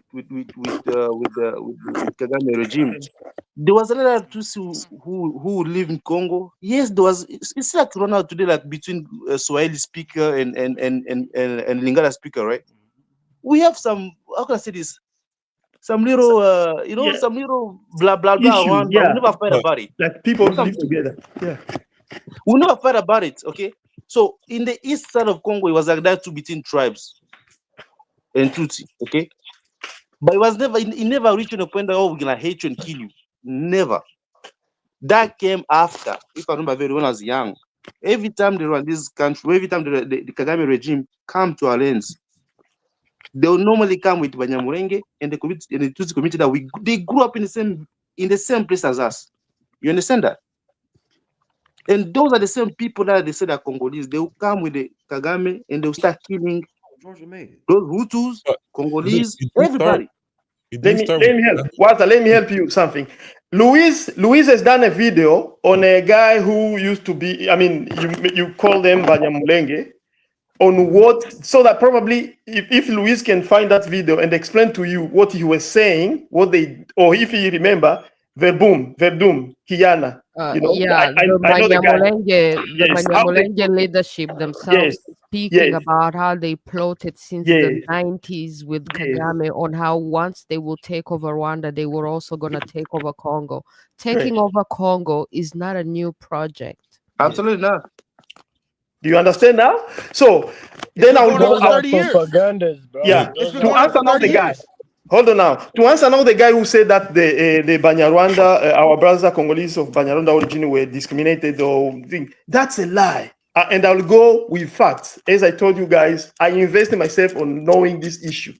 I'll tell you, in the 1960, 69, 70, the guy who used to be, you can say, the second in command after Mobutu. Remember, Mobutu was a dictator. It was not democracy. So it was Mobutu, the president, and his chief of cabinet would be like a prime minister. Do you know that he was a brother Tutsi from like a Munyarwanda, a Congolese of Munyarwanda,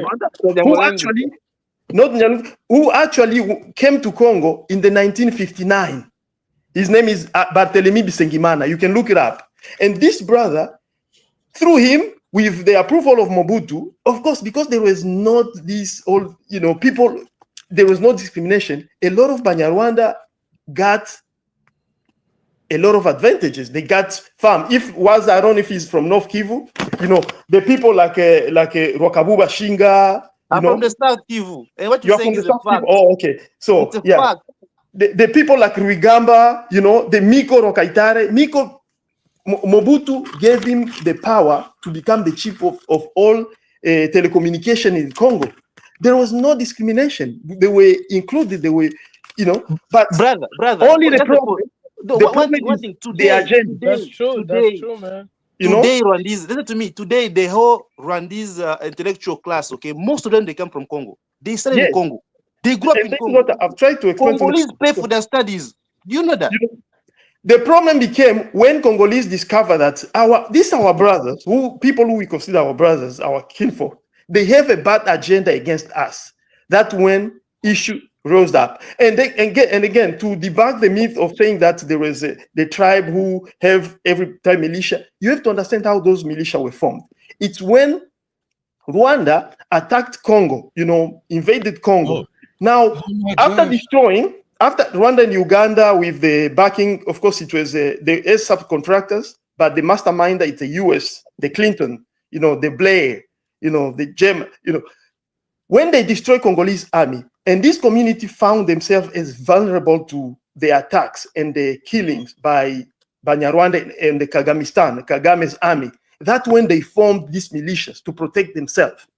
you know. But unfortunately, when they will attack, they will form this militia. I'll give you an example in South Kivu, since the brother is from South Kivu. I'm also originally from South Kivu. I'm from Uvira.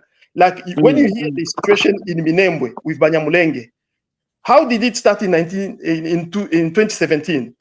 In 1998, after the Lusaka Accord in 2003, they agreed that all the militia should be disarmed. All the Congolese ethnic group, because they wanted peace, they disarmed.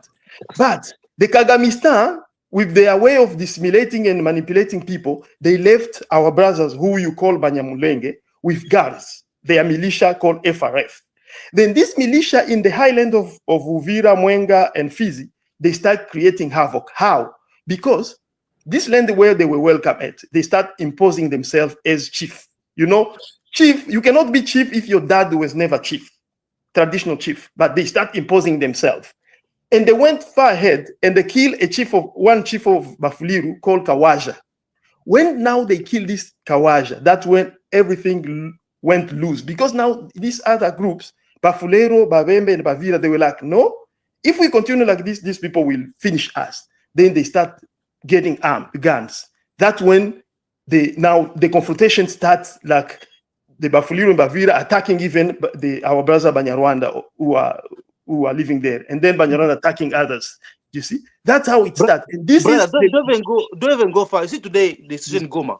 The situation in Goma like today. M23, Okay? yes. The situation today in Goma, okay? Today in Goma, the people controlling Goma today, they're basically Tutsi. Okay? They are not even 40% of the people there. You guys have to understand that. I don't want to say this, maybe it may sound wrong, but we in Congo have a feeling that Tutsi, it's not a question of getting to live in Congo. No, they wanna be the one in charge. Even though they're not even 10% of the population. Yeah. That's Do you the understand agenda. that? For me, I don't blame, I don't call like all the Tutsi. No, you have to understand, when people say Tutsi, it's this Kagamistan group. Absolutely. The group, It's not everybody. It's not yes, everybody. Absolutely the not. group which has loyalty to Kagame. And Absolutely. now, imagine right now, you know, M23 is killing people in Goma, it's killing people in Bukavu. And these people who are Bahunde, Bashi, Wanyanga, Banande, if they come, they're like, no, man, we're going to finish. Let's put up a militia and put up a fight. That's how this old militia, which you are hearing about, the 150, probably 90% of that, this is how it's formed. And I can assure you guys. Okay, I'm not something that may be very rough. Okay, but I can show something. The way things are going today. Okay, I have family there. Okay, the way things are going today, and how many people have been killing right now. If tomorrow M23 does not succeed in its plan, I can assure you. Don't say that. Tutsi, no. Let me say the truth. Okay, what we're feeling right now, Tutsi, they will never live in peace in Congo anymore. Guys, can you check that statistic? Like the Kinyarwanda speaking population in Congo, it's like 10%. No. It's not about Kinyarwanda. There is Hutu speaking Rwanda. Do you know what I'm saying? Yeah, but why is the Tutsi the problem when the Hutu? Can I answer you? Most of the Hutu, they are not for M23. Most of our brothers, they distance themselves. Not. I wonder why. Most of them. Can I answer you, brother? Can I answer you? Okay, hold on. Well, let me go. Let Punish finish this. Go ahead, Punish. Can I answer you? When I was young in Congo, okay? Yeah. Just after the genocide, when the Hutu crossed the border, they killed so many of our people, raped so many women. So why do you never talk about them? You know. Let me finish, okay? With the Rwandese army and the Congolese army together, they put them down. Do you understand? There's no more Hutus killing people. After that, Hutus they stop basically the attack on Congolese villages. M23 keeps capturing them, you know. They captured the guy that killed our queen. Like no, that's brother, those are manipulation. There is no more a group. That guy was an informant in that guy was Rwandan informant. Brother, I'm telling you something. There is no more a group. There is no more a group of sneakers, a brand new sneaker, a brand new fatigue. Somebody who was in the forest, or somebody who was in jungle fighting with a brand new sneaker and a brand new uniform. Man, that was it's even there is even a Mnyarwanda, I think it's a journalist, actually not Congolese, but a Mnyarwanda himself, who was debunked this. He said that guy, he know that the guy was an informant. Because remember, there are even That's some the Rwanda problem with officials. y'all Congolese. There's some Y'all keep saying everything is like fabricated. They show you because, the mines. You're like, it's fake. because Like, it's not only us. It's not only us. Because remember, even deep in Congo or even in Rwanda, there are foreign. Although Rwanda tried to close it down, but there are still foreign informers who they gather intelligence. Any place where there is embassy, there is always foreign informers who they gather information and provide to their country, and that's there's how. no people. Yeah. And that's how even these former Kagame backers like the UK, the US, they know that it's a Rwandan army on the ground. Uncle, how you Uncle, how you privy to this information? Are you a foreign agent? Can I answer you? Wait, can I how answer do you? know? Today there is a report, okay? But hold on, The United Nations has a report. punish. Let me ask. God, I'm trying. It's just too. I'm trying. No, stop. Okay. Stop. Punished. Go ahead. Punished. So, I mean, like, I cannot understand how you can say like the FDLR is gone. There is still a threat. When Goma was attacked, it's not only people in Goma that died. You can look it up online. People in Gisenyi were killed by some remnants of the FDLR. No, those are Congolese. Those are Congolese who are pissed. You have to understand that. The people who cross the border. Do you understand what I'm saying? Hey, let him finish. Can you let him finish, bro? Why are you crossing the border then? Why are you coming to kill our Can people? I answer you? Brother, when you go to 30 years of being killed, okay, sooner or later, you become enough. Do you understand what I'm saying? We've been killed for fucking 30 years. Do you understand what I'm saying? People are so tired that even soldiers, without any order, because they're so pissed to cross the border. Yeah, that's happened. You seem to not understand what has been happening. The hate that was in Rwanda. Hold on. Whoa. Let me Waza. Hold on. I want to make this clear. So, are you saying that the FDLR or Congolese are crossing going to the Rwanda border to kill people? Can I answer you? He's explaining the situation. Can I let me answer you? I'm not talking to Uncle. I'm talking to Waza. Let me answer you. Go ahead. Let me answer you. Before M23 bro, I'm not talking to you. I'm talking to Waza. Go ahead, Waza. So before M23 just attacked Goma, before they attacked Goma, right? There was no Congolese crossing the border attacking Rwandese. Okay? Don't forget that in 2012 when M23 attacked Goma, they killed so many people that people from Goma they were so decided to fight. Okay?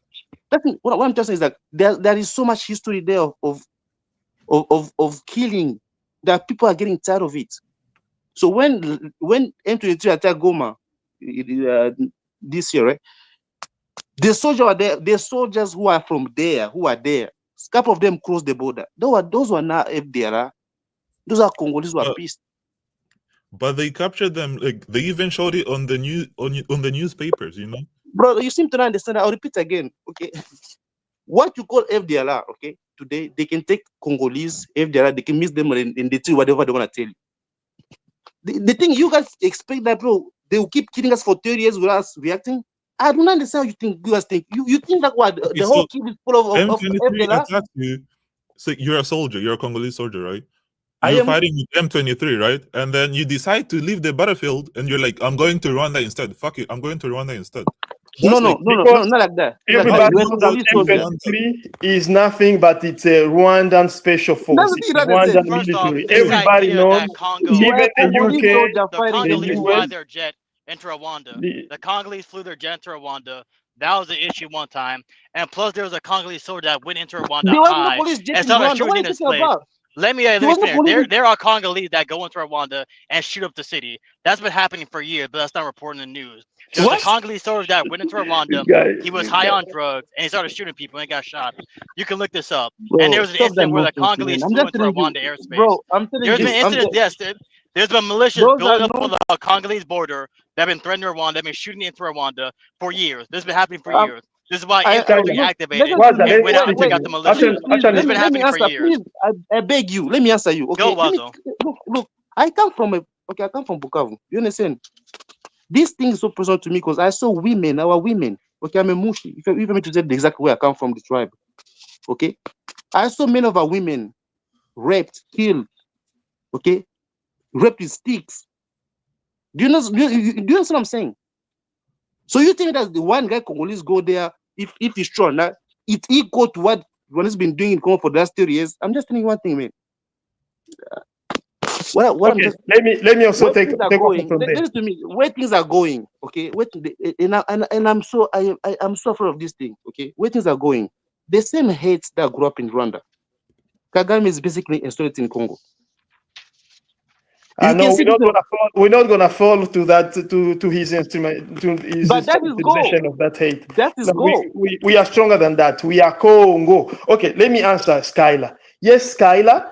Before there was an incident when, because of all this M23 and the report, because people look, we who live on that side. The brother is from Bukavu, is a Mushi. I know Bashi. I'm originally, my father is Mufuliru. I was born in Bukavu. I was, I live in Bukavu, Goma, all area. So this is the thing.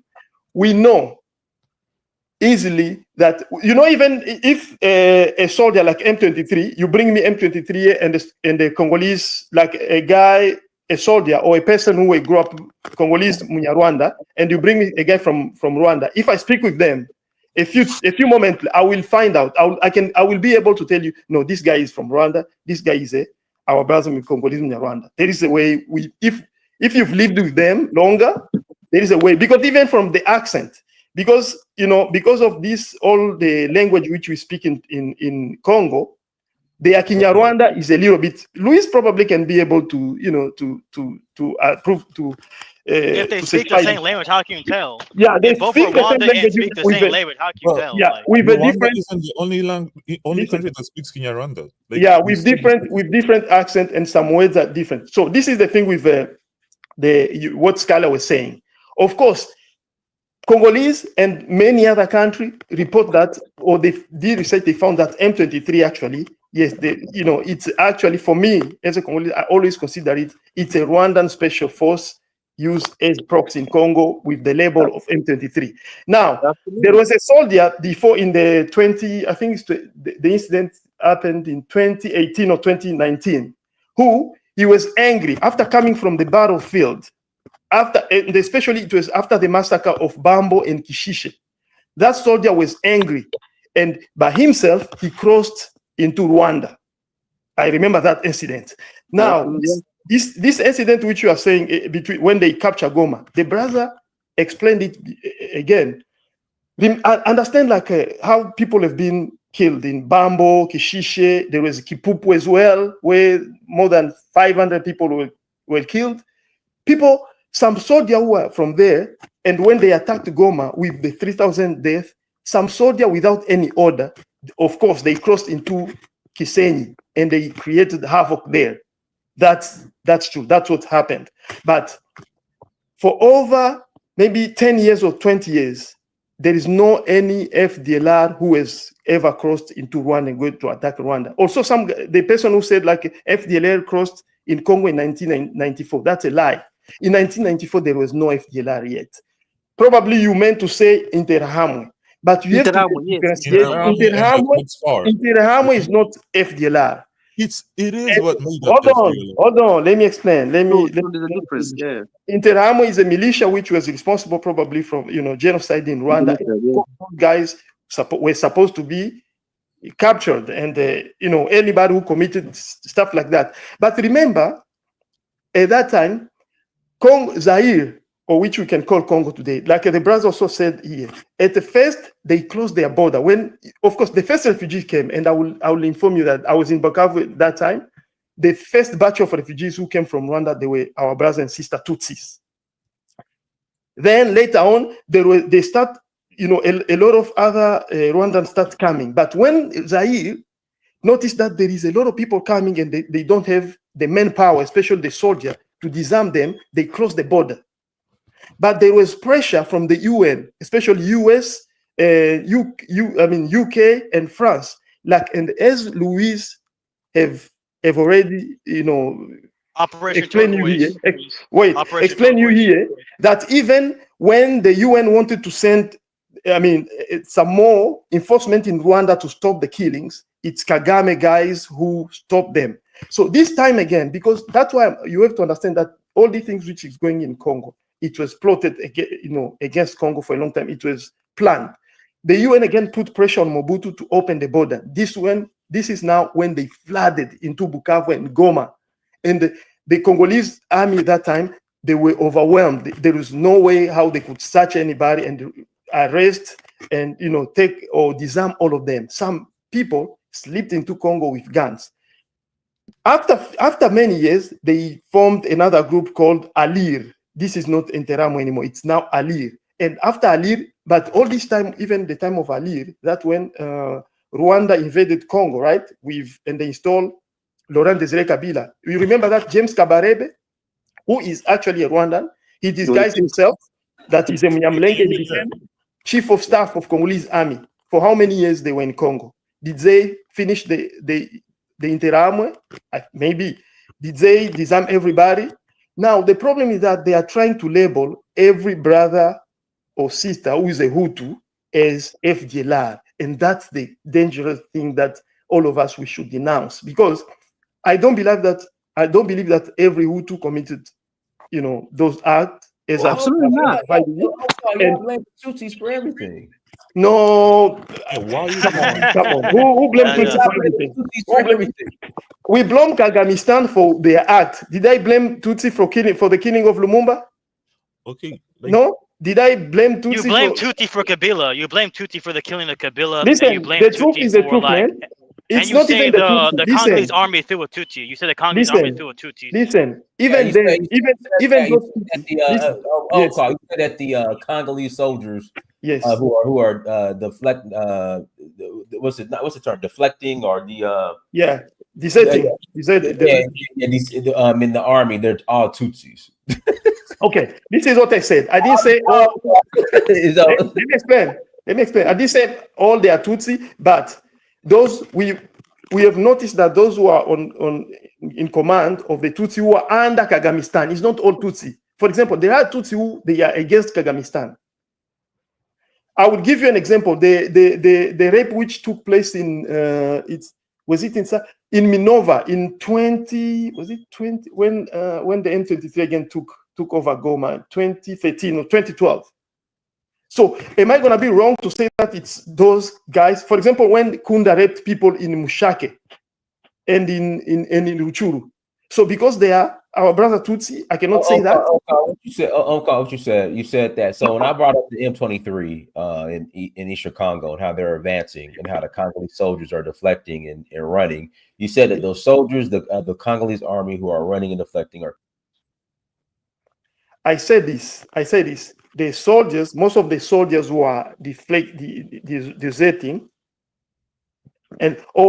especially deserting, and those who are giving out the plan, the Congolese, the Congolese army plan. You can never admit our brothers, your fellow tribesmen, No, it's not this for Congolese. This war is not about tribes or stuff. Yeah, no, so how can you say that every Rwanda, it's Kagame. Listen, it's Kagamistan. It's Kagame who's trying to portray it and even instrumentalize it to become a tribal war. But in Congo, it's not about tribe. It's not about tribalism. Can I say something, please? Yeah. So the thing is this, right? I'm not telling again. Me, where I come from, we are basically mixed with Rwandese. I won't lie to you. Some of us are mixed. Yes, okay? Yeah. But there's no hate. You have to understand there's no hate. There's not that much hate. Okay. So what I'm trying to say is this, okay. Kagame and some Rwandese have their own plan. Let's take M23. Okay. M23, they said they're there to defend Tutsi Congolese. Okay. On the 100 million that we are in Congo, how many are Tutsi Congolese in Congo? Let alone how many Tutsi Congolese are there in Kivu, South Kivu, the whole Kivu. But right now they're demanding. Let's say 5%, because we saw the population of Kinyarwanda speaker is 10%. So let's say it's 5%. Very low. Okay, when you say 10%, that's mean even Hutu inside. They're not fighting for Hutu. Yeah, let's say 5%. But they're fighting for Tutsi. Anyway, even if it's 10%, okay. Rwanda, one of their demand is what? They want to be the one in control of the whole Kivu. That's the thing. 5% would be what 5 that means for million. people like us? Do you understand what me as a Mushi, my kingdom is there? Do you understand? Do you understand how that is so insulting?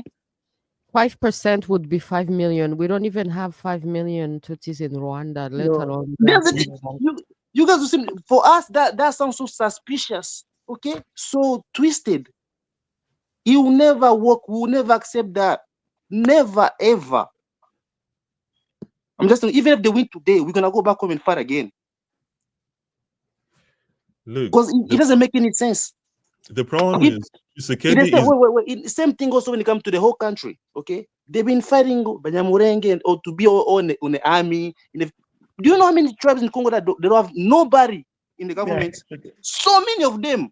Yeah, but they don't complain. But they don't fight. They're not complaining. yeah, no, because they're in their nobody is place. targeting them. Tutsi are actually targeted. You know. Take it away. Man, let me ask you, Punished, where are you from? Where are you from, bro? I'm Rwandese. You are Rwandese from Rwanda? Punished, you're the guy who Rwanda. called himself Gahima on the other show, right? Oh. Because I recognize your Hey, voice. yo, are you enslaved? Punished? I'm Okay. not And that's you. enslaved. I'm not I enslaved. recognize I your don't know. voice. Are you the Gahima guy from the other show? I don't know you. Okay, let me ask you. Can you give me one place where Tutsi, like in this, even in 10 years, can you give me one place? And even give me just a year where Tutsi were just, they were killed in Okay, even 10 or I'm 100 gonna pull up evidence on Twitter, right? by the Congolese? Wait, hold on. Let me pull up evidence. Hold on, give me a minute. You guys keep discussing. I'm gonna find the evidence. Hey, yo, bro, let me punish. Are you Louise think that you're enslaved if you're in Rwanda? You live in No, Rwanda, we're not punished? enslaved. We're not enslaved. Yeah, exactly. Can you speak freely? Are you like are you being punished like Louise think here right here? Do you think you can speak against Kagame? Nobody's Can you being speak punished unless you did He something could wrong. be part of the oppressors. If he supports the oppressor, he is you're benefiting crazy, from man. Nobody's the oppressed. Nobody's oppression. oppressed. If Nobody's you're oppressed. you're benefiting You're a from the genocide oppression denier. and you're Louisa, part you're a of genocide denier. oppressors, And you, Skylar, you're a Louise, you're a genocide genocide there. denier. so I denied the Louise, why don't genocide you that have I Rwanda? Hey, survived. Louise. I denied the genocide that I survived. I'm the one Louise, Louise, who you why don't you have documented Rwanda in How your crazy is bio? that? I'm the one You who Louise, why don't you have documented Rwanda the in your bio? genocide. I You Skylar, said you're denied African. something that I myself survived and testify about. You Are are you so Rwandan? Why ignorant. don't you have Rwanda in your bio? In your Twitter You are bio says so African. ignorant. Why You don't are you say so Rwanda in your ignorant. bio? Skylar, I don't she's need to free have to. Rwanda in my bio because I don't need to prove to anyone that I'm I just don't Rwandan. believe you're Rwandan for a good minute. You I don't just have don't to like. No, she's believe it. Rwandan, I but don't care what her you parents, believe. You don't have she's to like a believe it. genocider, you know? Yeah, she's a She's like a genocider. I knew descendant. that. Yeah, because she said she's French. So the people that speak French were like the government at the time. I never said All the I people. was French. Yeah. Unless you did a That's why Exactly. crime in Kagame. Rwanda, That's why Kagame killed all the Tutsi. Most of the Tutsi who used to speak French. That's why Kagame didn't kill Kagame No, the killed anybody. people that most of the fled Tutsi. free French, all the people that fled to Canada, Belgium, all those free Frenchers that don't return Rwanda, they're So treated as Skylar, genociders. that's That's why they why haven't Kagame. returned. So that's Hey, why yo, Punish, Kagame speak. killed Hey, even the Punish, speak. Tutsi because they speak French. So, brother, Like, let me talk. Let me talk. Like in Rwanda right now, you don't have anything to be scared of unless you did like a crime in the genocide or you have like dangerous ideology for the population. But that's a if you're lie, like, bro. That's a lie. That's a what lie. lie? That's a lie because I live in Rwanda. Do you know the I've lived countries in around Rwanda as me? well. I've lived in Rwanda as So well. if you live I in live there. Rwanda, why are you hiding your name? Why can't you even say your I name? Because you are let me change using my name. another My name name on is another Hervé. show. You I'm come not here hiding my name. hiding under fake I'm not names, hiding my name. Let me change to you my know, actual name. distributing the government propaganda, talking about how Rwanda Government is free. propaganda of Rwanda what? is I'm not free, even but in the you are government. hiding. You can't even show your I'm name. literally Rwanda is 21 I'm years free. here old. under my own Rwanda's name. great. You fled Okay, your let me country. change. Why'd you go back to camp? Why'd you go to Hey, Rwanda? Abandon your I mean, American Skylar, citizenship and move to Rwanda. Let's see how that works for you. Go and live I in changed to Rwanda. my You love it actual so name, much. It's right? free. Plenty Go of and live African in Rwanda. Americans. J. Cole Enjoy went it. to Rwanda. J. Cole Nobody went is to Rwanda preventing you and from played for living in basketball. Rwanda. Live in There's plenty of Rwanda and be African free. Americans going to Look, Rwanda because no, Louise, Rwanda's great. Louise, nobody has a problem it's with you okay. in Rwanda. You The are only calling person yourself that on another show. You are calling yourself another name. Now you're here under another what? name. I've never even seen you before. I've never seen you either, but I recognize your voice. I don't know you. I don't know you either. I just say that I recognize your voice on another show where you were calling yourself Gahima. Omkar, you can check that on show if it's not the same guy. Hey, yo, Punish, I have a question for you. Yeah. Punish, Skyler. do you remember the incident where, like, this His name Congolese is soldier Twali. went into Twali Egbe. Rwanda and he was high? He shut up the place. There was a Oh Congolese yeah, soldier that went. I saw that. There's like You a lot of remember that? incidents like that. Yeah. Yeah, there's plenty of incidents. Like, again, can you talk about that? How the Congolese soldier who was on drugs went into Rwanda and started shooting up the place. I think I don't know exactly the year, but the guy was like shot up, and the Congolese army came to collect his body in the morning. But Yeah, I don't exactly remember. Yeah, that's my point. Like, again, okay, go ahead, Punch. You want to say something? So yeah, I wanted to show the people that keep saying like Tutsi aren't like being killed in Congo. There's like evidence on Twitter, you know, like of people being like burned in tires. Osare, Luis, let me ask you this question. Yes. Do you think that the Kagamistan, the Kagamistan army, it's less dangerous to Congo than is it more dangerous than how, like, what they keep saying FDLR is more dangerous to Rwanda than the Kagamistan is dangerous to Congo? What's actually funny is how Kagame speaks about having such a powerful army going into Congo to intervene. He has taken over Congo by overthrowing Mobutu, right? Going all the way to Kinshasa. That was the Kagamistan, that was Rwanda, and Kabarebe, who just got sanctioned by the US, was one of the people who took over Congo. So that was clear that it was the Kagamistan in Rwanda taking over Congo. So that is a powerful army. This is the same powerful army that gets used by France to intervene in Mozambique to protect French interests, that gets paid millions by France. So it's a powerful army. What about South Africa? This is the same What about South army Africa? that gets What about South Africa? What about when the South Africa went to so Mozambique? impolite. I stay quiet all the time and I listen to you. So the least you can do is when I'm asked a question and I'm answering, you just stay quiet and listen. This is the same powerful Rwandan army that gets sent to West Africa in Benin. The Rwandan army has intervened in Congo, Mozambique, Centrafrique, Benin. So it's a powerful army. So how can this powerful army of the Kagamistan in Rwanda then have issues with these Hutus?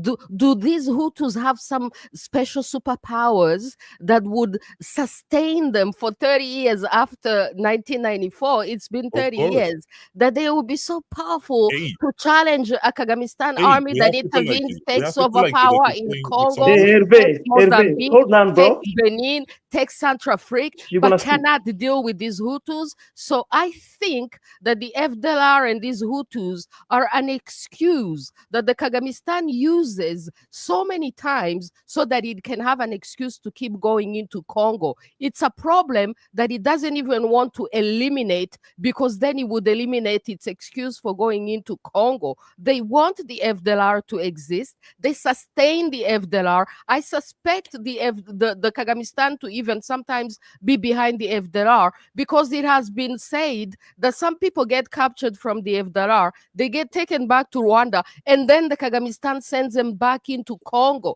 So it's a problem that the Kagamistan itself does not want it resolved. Otherwise, the Hutus, they are not superpowers. They have no special powers. They could challenge this army, which is powerful enough to take over Congo, Mozambique, Centrafrique, and Benin. Okay, Punish, go. So I'm gonna show you like footage of Tshisekedi saying he's gonna declare war to Rwanda in his elections in 2022, before even M23. What does that have to do with it? Let him speak. Let him speak. Let him speak. Let him speak. Let him speak. Let him speak. Let him speak. Hey, yo, let him speak. Let him speak. After Kagamistan. Hey, let him speak. When we know Tyler, you cannot let be him the person who tells people let to him speak, because you know he's telling the truth. Because you have been You know he's telling interrupting the people truth. Let for him a speak. very long time. So you are going to have Let to him be speak. the You're one not to gonna. be You're gonna quiet. overtalk him on Let me purpose. Be talk, quiet because Louise. you have been doing this. I'm going to be quiet, but Skyra cannot be the person to say anything about people interrupting That's true. people Yes. because I've never interrupted anyone. Louise, all be right? quiet. Let So Hapana speak. I am going to be quiet, but you, Skylar, cannot talk about Why are people you still not being talking? quiet on this show. Yeah, let me talk.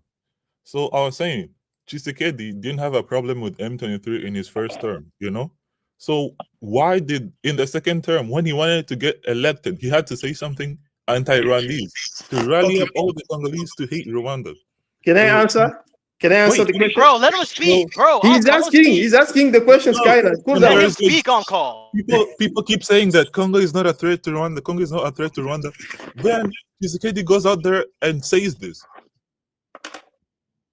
That was in 2023. After M23, remember, has taken Bunagana, has taken Ruchuru, has taken parts of Masisi, and during election. This was Now, before M23 because he was saying this was before M23. He was like, no. that means if they do anything, he's gonna wage war against Rwanda. If you were the president of Rwanda, you're gonna like stand there and let him say it. All right, let me remind you. When was the election in Congo? 2023 December. But here he wasn't elected before. He was like, Listen now. I've asked you a question. I don't have the problem with that. In 2023 December, so it was during the campaign toward the election in 2023, in November 2023, that when Tshisekedi spoke about that, and he even said that, during his campaign, like in campaign, politicians, they want people to rally with them. That's when he said. So when you are saying that it was even before M23, that shows that it's not true what you are saying. M23 had like a small village, Let me remind you. Do you remember that during the first term of Tshisekedi, he tried hard to work with Kagame? Do you remember that Tshisekedi came to Rwanda? Kagame was in Kinshasa. I remember that. Yes, you remember that Kagame, even against all Congolese, against all of us, Tshisekedi welcomed Kagame in Kinshasa at his dad's funeral, and they went into deals, like of the mining in Kivu between, working with Rwanda and Uganda, and Congo, yeah? Let me tell you about that. So this is the thing. If you follow, there is a speech by Burundian president who's explaining what happened. It's when now they decided that all the former M23 who were in Uganda and Rwanda should be repatriated. Everything was put in place to repatriate them to Congo, so that because they are claiming that they are Congolese, they can repatriate them in Congo and sort them out. But Congo is saying, among even those former M23, there was also Rwandan. And they were saying, okay, when we repatriate them in Congo, we'll be able to sort out who's Rwandan and who's Congolese, right? That's when things went sour. Or that's when Kagame decided now he's going to instrumentalize M23. Because remember, even before that, there was already the Nairobi process where all the arms group, be it M23, be it the Codeco, or other Congolese armed groups which were fighting M23 and fighting against Rwanda instrumentalization in Congo, like against the Gumino. They even welcomed the Gumino. They were talking in Nairobi so as to find the solution, how they can resolve the conflict and everybody should disarm. That was the Nairobi process. That when now Kagame, because he didn't want that, they kept adding more demands, M23. You can remember, if you check it out, the former president of Kenya, Uhuru Kenyatta, he even got angry at some point and he kicked out the delegation of M23 because they were trying to disturb, the talk, the peace process. And because already Kagame didn't want this troop from Rwanda and Uganda, so-called M23, to be repatriated in Congo, because why wouldn't he want that? Because he doesn't want peace. Refugee problem. Because he doesn't want peace. Okay, let's go to the refugee issue. I've been a refugee before. We have refugees in Rwanda. Let me explain that issue. Do you know what the process of, like, if you are a refugee and you want to go back to your country, how does it work? You go to the UNHCR. Then you tell UNHCR, because if you are a refugee, you are under the UN mandate. The UN is the one who's going to work with you, and the country where you say you are from, they ask you questions. They ask you where you are from. They ask you the village or the city where you are from, all the address, and they identify you. But the problem with these so-called refugees who are in Rwanda, I'm not saying all of them, but a lot of them, which Kagame is trying to push into Congo, even the UN itself found that they don't know where they came from in Congo. So that shows already that they didn't come from Congo. And I'm able to tell you where these people came from. Okay. I have a question for you. Like, if somebody is having a nice life in Rwanda, why would you want to be a refugee in Congo when you know there is like ADF, Codeco, all these militias running around in your villages? So why would you pretend that you want to be? I don't know. It doesn't add up to me, you know? All right. Let me now explain to you. It's not those refugees, those who are refugees, those true, you see, the true refugee, the two people who are in Rwanda and they came from Congo, be it Banyarwanda Congolese, they don't want to go back right now. Most of them, they don't want to go back right now. But because they know that the country is still not at peace yet. But it's Kagame who's using right now, because he finds that his pretext or the alibi which he need to use, other than using the alibi of FDLR or of Tutsi in Congo being, is using also the refugee issue. But it's not, he's trying to push it. Because look at this. I'll tell you also, even if in Congo there is all this issue, there are some refugees from Rwanda who have been repatriated in Congo. There are. In 2018, there is a document, if I knew I could prepare that document, which was signed by Congolese government. It was a document where the Congolese government was sending to Rwanda to allow them to bring some people and showing people like they can resettle them in Kalehe. Do you know Kalehe area? Yeah. Yes. There is a document where Vital Kamerhe was mentioned. It was signed by Boshab. If the Congolese guy is gone, but it was signed by Boshab. At that time, Boshab was the Minister of Interior of Congo.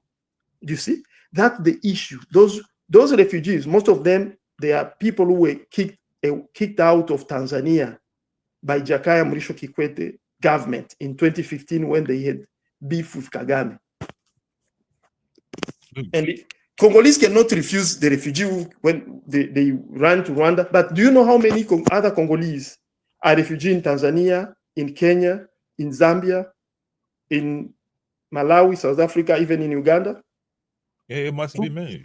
Yes. But have you ever heard them take their community or any other president take arms to force Congo to accept them or to? No, because they know it's unnecessary. If they want to go back home, they'll go to UNHCR. And UNHCR will repatriate them. But this has been going on for 25 years in a refugee camp. So how long is UN exactly going to take, you know?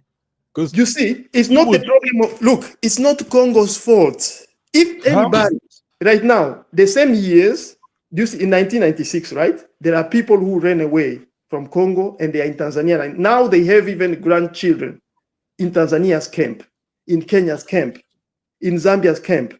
So if those people want to go back, they don't need to take up arms. That's the issue which you people, I don't understand if you understand or what.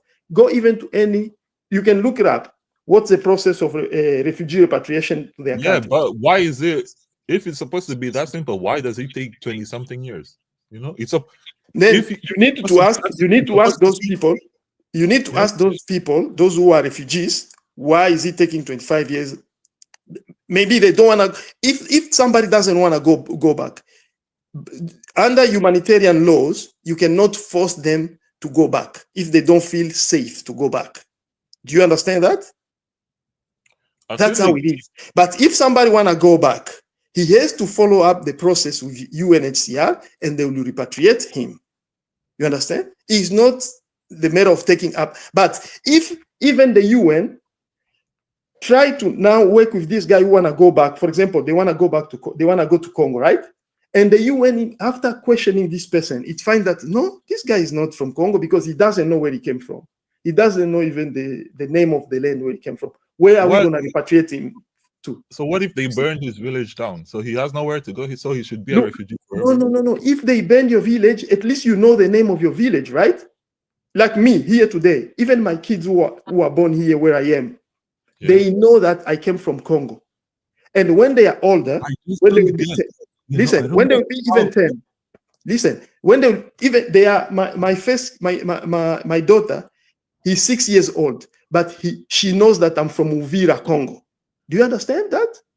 She knows that I'm from Uvira, Congo, and she knows that I'm Mfuliru. So are you gonna tell me that even if they burn their village, they don't know where the name of their village? Like, I just don't understand. Like, why would somebody from Rwanda? He's not at war, he's not at anything. He's just chilling, right? Like, bro, just ask need him to- why he's not going back to. Why you not going back to? If it's that easy. Yeah. Okay. Why are you not going back to Uvira if it's that easy? Okay, now you are saying, all right, why am I not going back? Because it's not. I've never asked myself. I was a refugee in South Africa, right? And I came to US. But in South Africa, if I wanted to go back, okay, like I'll take the example. If I wanted to go back home in South Africa, because UN is not like open, or I will go to Home Affairs and say I want to be repatriated. You've never heard that Congolese were repatriated, for example, from Tanzania to Congo, or from South Africa to even Congo? Never, bro. Never. I've never heard of that. No. There are, yes. Well, There are. First of all, bro, Congo is not that stable. So Bosco, since you are from that community, that community, like today, do you want to go back to Congo? Bro, if I want to go back to Congo, but I know if I went back, it's not good for me. Why? Bro, I might last for like a week if it's that long. Yes. Why? Why you might? Because there is war, right? Because simply because I speak in Rwanda, I might end up killed. No. That's let me give you an example. Who do you know? Uvira. Uvira, yes, I have heard of it. Yes. Do you know that today in Uvira actually so that M23 doesn't occupy Uvira? Do you know who defended Uvira against M23? Is the Wazalendo, right? Yeah. Is the Wazalendo. But do you know that today in Uvira, there are even our brothers Banyarwanda, Tutsi and Hutu, they are in Uvira, even if the Wazalendo are the one who are in Uvira, defending Uvira? Do you know that? You said they're not doing what? They are, the Wazalendo are not KIAing our brother Banyarwanda, Hutu and Tutsi in Uvira. That's what I'm saying. How you know that? I know because I'm from there. I have informations.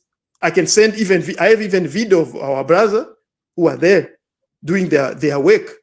Because if you are not aligning yourself to Rwanda, you just packed that fact, but I'll give you another fact too.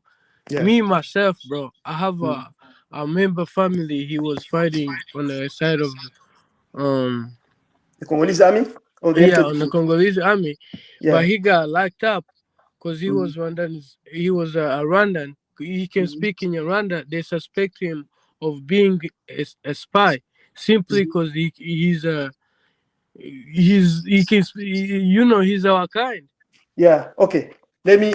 Yeah, I understand that, and it can happen. But Bosco, I don't think that it's because he's a Munyarwanda, he's a Congolese Munyarwanda. That's why they suspect him. There must be something. Because why?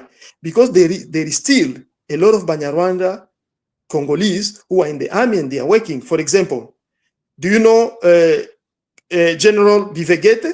Do you know General Bisengimana? Do you know General Pacific Masunzu? How would I know Congolese generals? But look, I'm asking Bosco. Okay, because Bosco is from that community. Bosco, you know General Pacific Masunzu, right? Yeah, I've heard of him. Yeah. Isn't he in the Congolese army? Yes, he is. Isn't he the commander who is in charge of this operation in Kivu? Yeah, that's a commander, bro. Even you think on the lower level, bro? Okay, let me ask you, bro. I feel like we be spending too much time talking about the local issues when we know for the fact it's outsiders who are benefiting. They sparking the shit. UN itself. It just got caught giving the local labels the weapons and stuff to go fight for what? To go capture some mineral sites, then they're just getting minerals. And that's why And that's why, bro, me, I would be happy if UN is not even there. Okay, let me on your point of UN. Yeah. Didn't you notice, Bosco, if you said you're from that area, didn't you notice like every time when Congo, for example, wanna build some infrastructure, especially the road from Goma to north to to Kisangani, or from Bukavu to Uvira and all the way to Kalemi, there is always some type of, let me not shit, which come from Rwanda. Look, you know that there was a project between Congo and Uganda. They were constructing the road from Goma all the way to Bunagana to Kasindi. Some type of attack or some type of destabilization from Rwanda. Why would Rwanda, causing wars, like, you need money for that, right? Okay, why would Rwanda spend even more money to destroy Congolese? It doesn't add up, to destroy Congolese infrastructure, because it doesn't make sense for me, right? Why would you bro, it's a very expensive. I can explain to you so it can make sense. I can explain to you so it can make sense. Do you see, before the 1990? Let me explain, because I come from the family which has been in business also in that area. Do you see, before the 1996, before Rwandan invasion, most of Congolese business men and women, like from Uvira, Bukavu, Goma, all the eastern part of Congo, like because my dad, I know it because my dad was in that. He was in it. Most of business which need import export, we were getting it through the port of Nairobi and Mombasa, Kenya, and Dar es Salaam, especially Dar es Salaam. And it was because it's easy to ship it through the train to Kigoma port. It's through Kigoma that we were getting even petrol, other manufactured goods into Congo, to Kalemi, and then to Uvira. From Uvira, it will be transported to Bukavu, distributed to Goma, and even to Kisangani. You understand? But from 1997, when Rwanda had influence in that area and they installed their puppet in Kinshasa, Laurent Desire Kabila. This is what you have to understand. War, it's about, first, when people they are fighting, war, it's about money, it's business, it's economics. Why would you spend even more money? Hey guys, let me pass the mic to Ezra. Go ahead, Ezra, unmute yourself. Yeah. Ezra, I know Ezra. Ezra, unmute yourself, Ezra. Yeah. Ezra, unmute yourself. Ezra is from there too. Hey man, you guys got to stop calling in on those. Go ahead, Ezra. Hello guys, can you guys hear me? You're kind of low. Go ahead. You're kind of low. Okay, can you guys hear me clearly? Yes, go ahead. All right, so I just have one question to the guy from Uvira, Okmal. Is that Omkal? Yes. Okal? Yes. Yeah. So, do you believe that the Banyamulenge people are Congolese?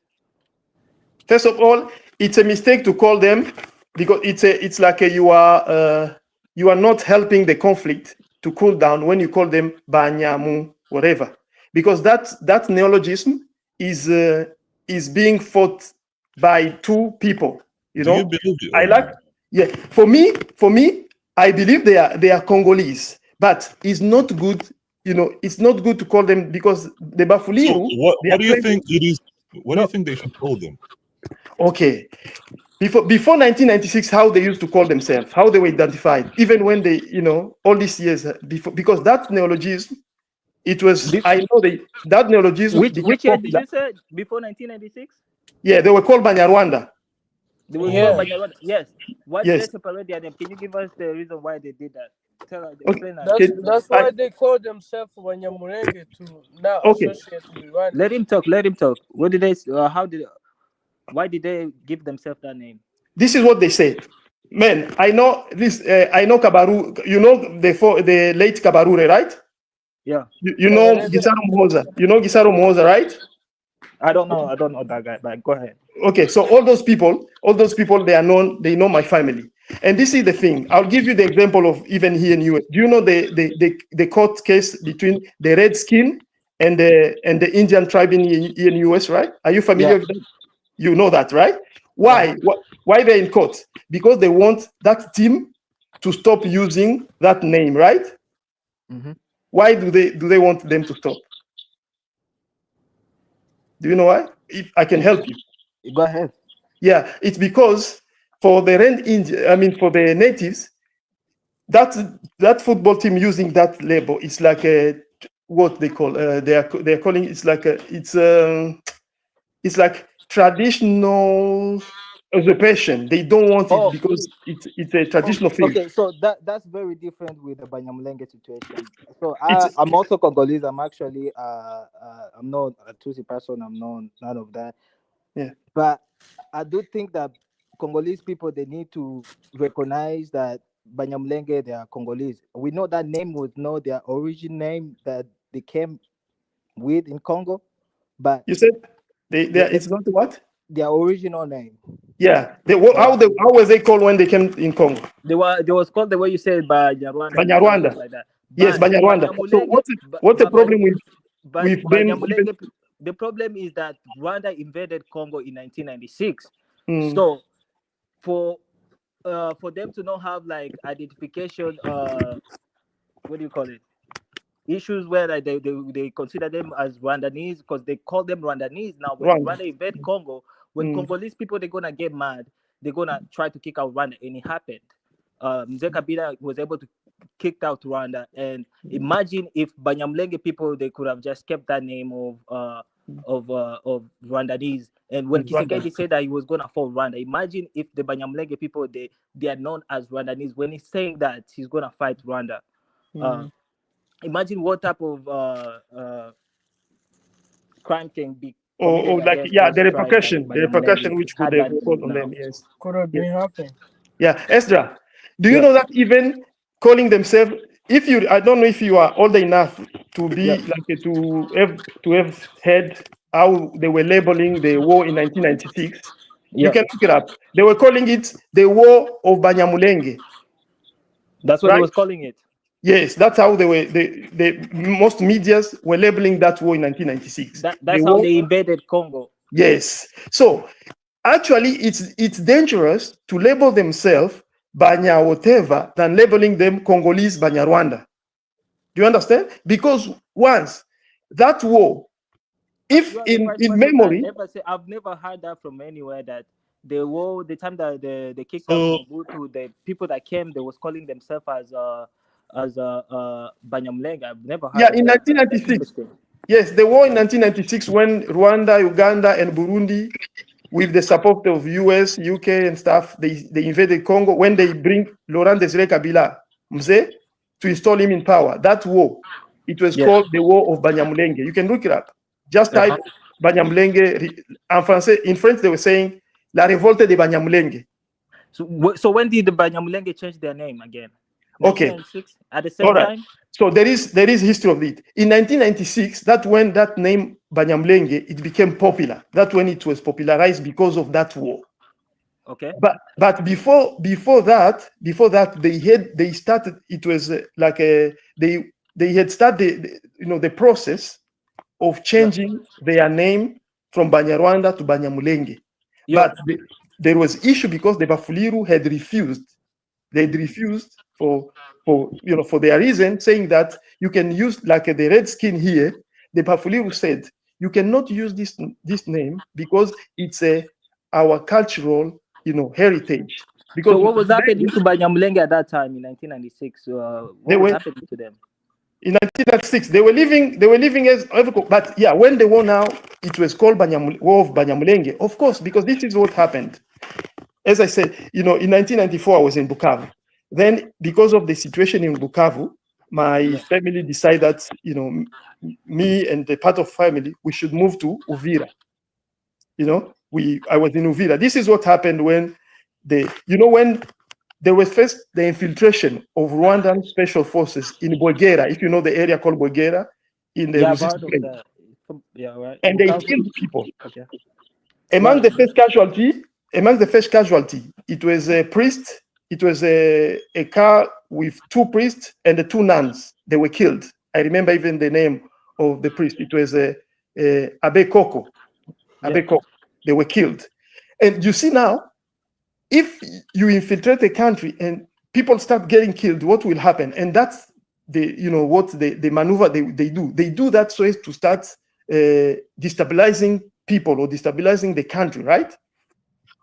People didn't know, but now later on, people they found they were going to the kushamba, to the farm to plow and stuff. They start seeing a lot of columns of soldiers coming from Rwanda, entering Congo and going into the highlands of Uvira, Mwenga, and Fizi. Then those people, they were going because, the army is not going to be all along the border, right? The army will have some post. They went and informed the army. The army tried to chase, the soldiers. There was exchange. What was the issue of Banyamulenge? What was the issue of Banyamulenge for them to start fighting the government at that time and calling themselves? Was there like a genocide or no? There was no genocide. There was no genocide. The Banyarwanda, our brother and sister Banyarwanda, so-called Banyamulenge, they were just living as any other Congolese. Of course, I'm not going to say that probably there might have been some problem between like some group of Banyarwanda Congolese, that which you call Banyamulenge, with other group of Congolese, for example, Babembe, because of the power. Because remember, Minembwe is a Babembe village. Yeah. Mulenge is Bafuliru village. Yeah. Lambo is Babembe. Bibokoboko is Babembe. So now, if you are a brother from Rwanda, you are trying to claim other people's village. Of course, they're going to tell you no. They're from Rwanda. They've never lived in Rwanda. So no. Because the issue is this: Banyamulenge give themselves that name because they was afraid of the invasion of Rwanda. That people they're this is what they say. It's not that. It's not that. They say. Can I explain well? Can I explain well? I know well this history than probably you. I think. Yeah. This is what they say. They say they changed that name so to differentiate themselves with the Banyarwanda who start coming in Congo. That's what I'm saying. It doesn't add up. So if they differentiate themselves, first of all, even calling them Banyarwanda is not correct because they're the one that was the aggressors. Basically, to the government of Congo when they are fighting. When they ask, when Congo is claiming that Rwanda is fighting them, and then Rwanda disguise themselves as Banyamulenge. So that means, okay, if the Banyamulenge people are fighting the government, there must be a legit cause of why these people are fighting the government. So look here, let me explain to you. You see, when a war has been planned, even if there is no legitimate plan, if the war has been planned by these Western or powers, they will create a pretext for that war. I'll give you an example. In Iraq, you remember that our Colin Powell went to UN and he explained with I don't know which type of evidence that Iraq was using biological weapon to kill its own people, right? But when the US invaded Iraq and occupied Iraq, did they found those biological weapons? No. It's the same with war in Congo. Nyerere went to New York and he explained, the lie that those people who you call Banyawoteva, they've been in Congo between, it's only the borders. Why would you lie about that? Hold on, let me finish. Let me explain the history because you don't know it. If you want to understand all this, I recommend you a book, Lies of the Tutsi in Eastern Congo Zaire. Why would I read a book called that? That sounds like hate speech. I'm not reading a book called Lies of the Tutsi. I know it's difficult, but it's that's how I found it. But that sounds extremist. That sounds racist. It sounds crazy. Yeah. I'm not reading. It's like a book called Lies of the Jews. We have to read.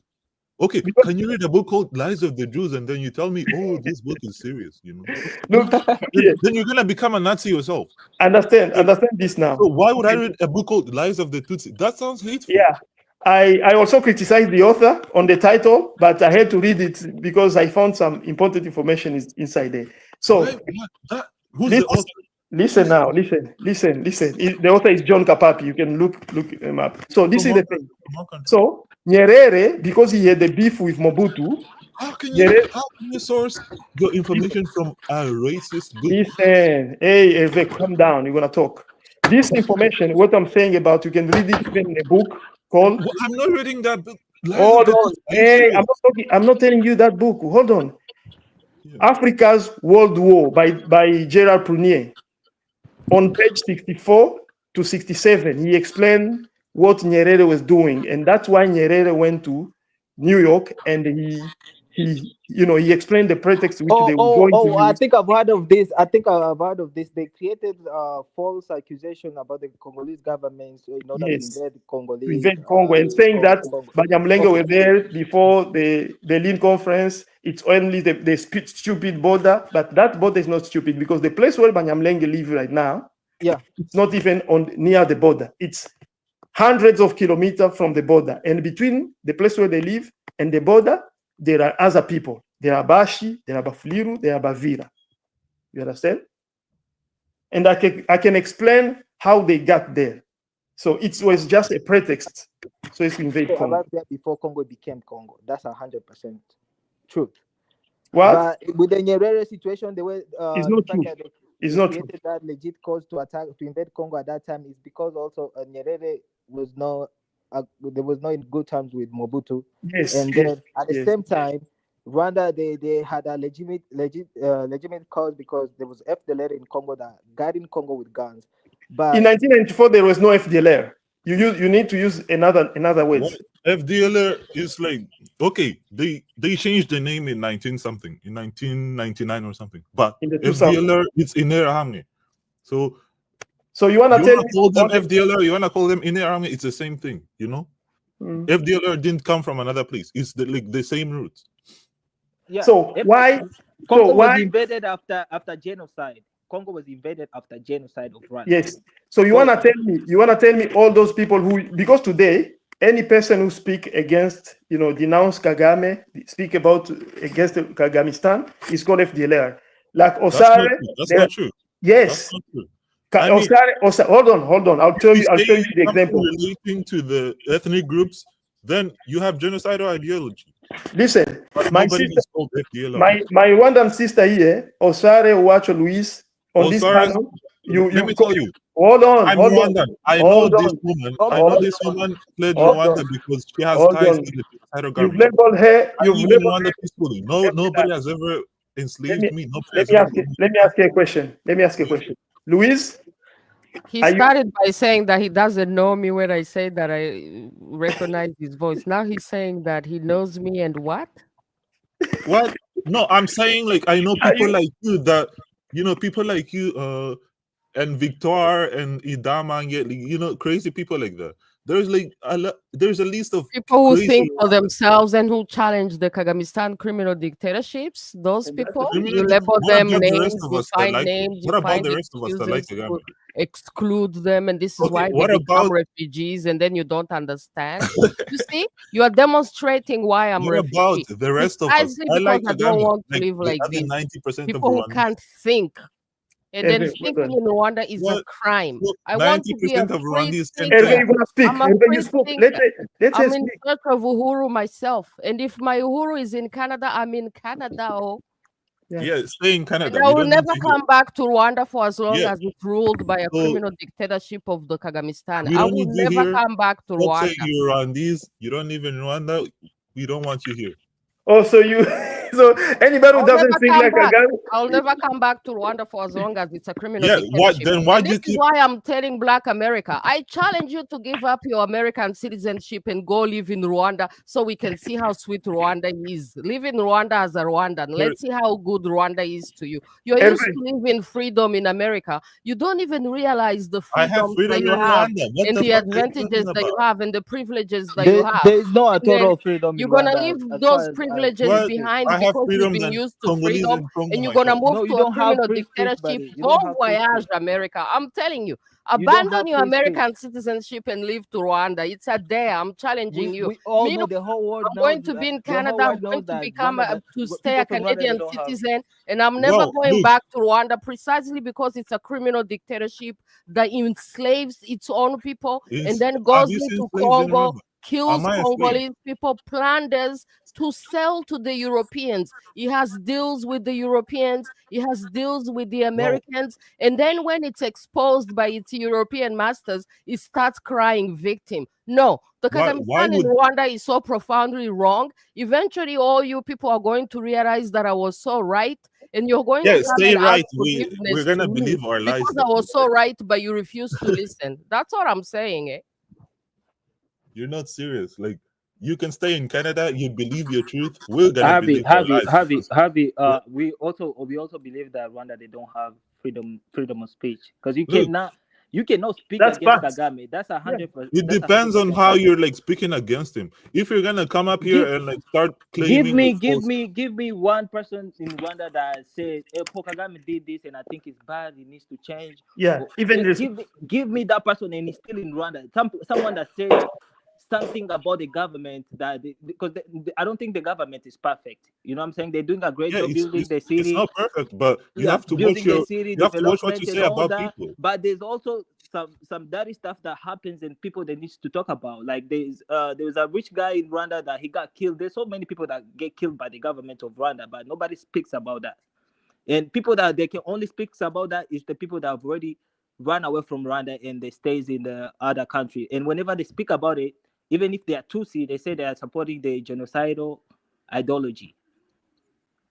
So there is exactly. Can you imagine me, a survivor of the genocide, and these people have the audacity to tell me that I'm denying a genocide? I'm denying a genocide that I survived.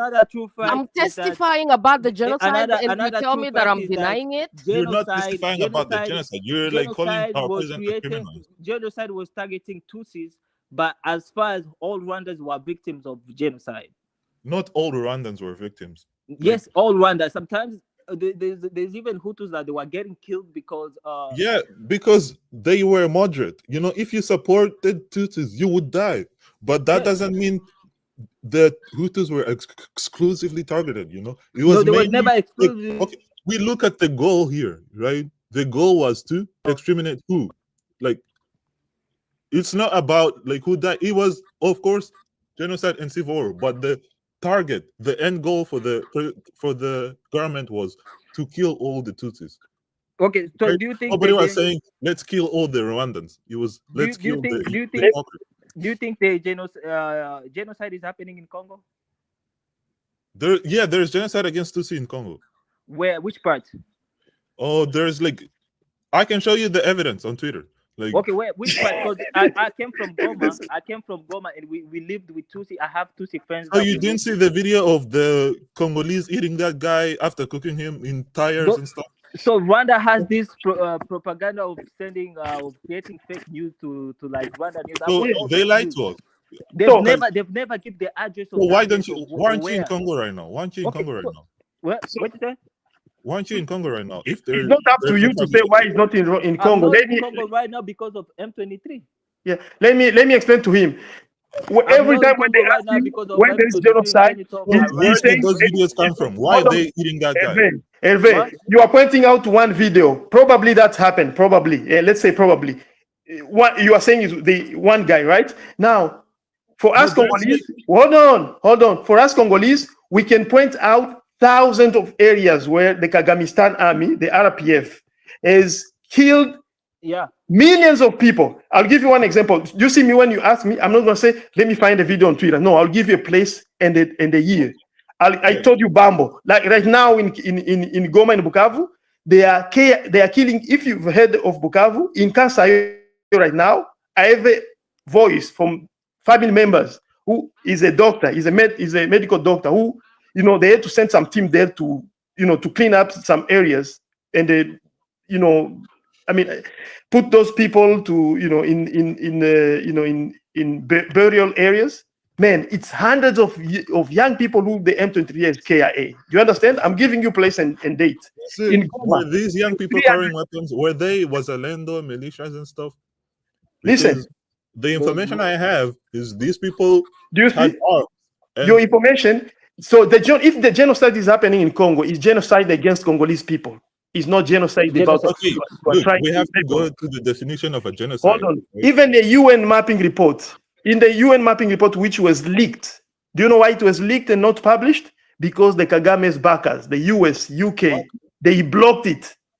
They blocked it because they didn't want, in 2010, they blocked it, but those people, the investigator who worked on it, they leaked it.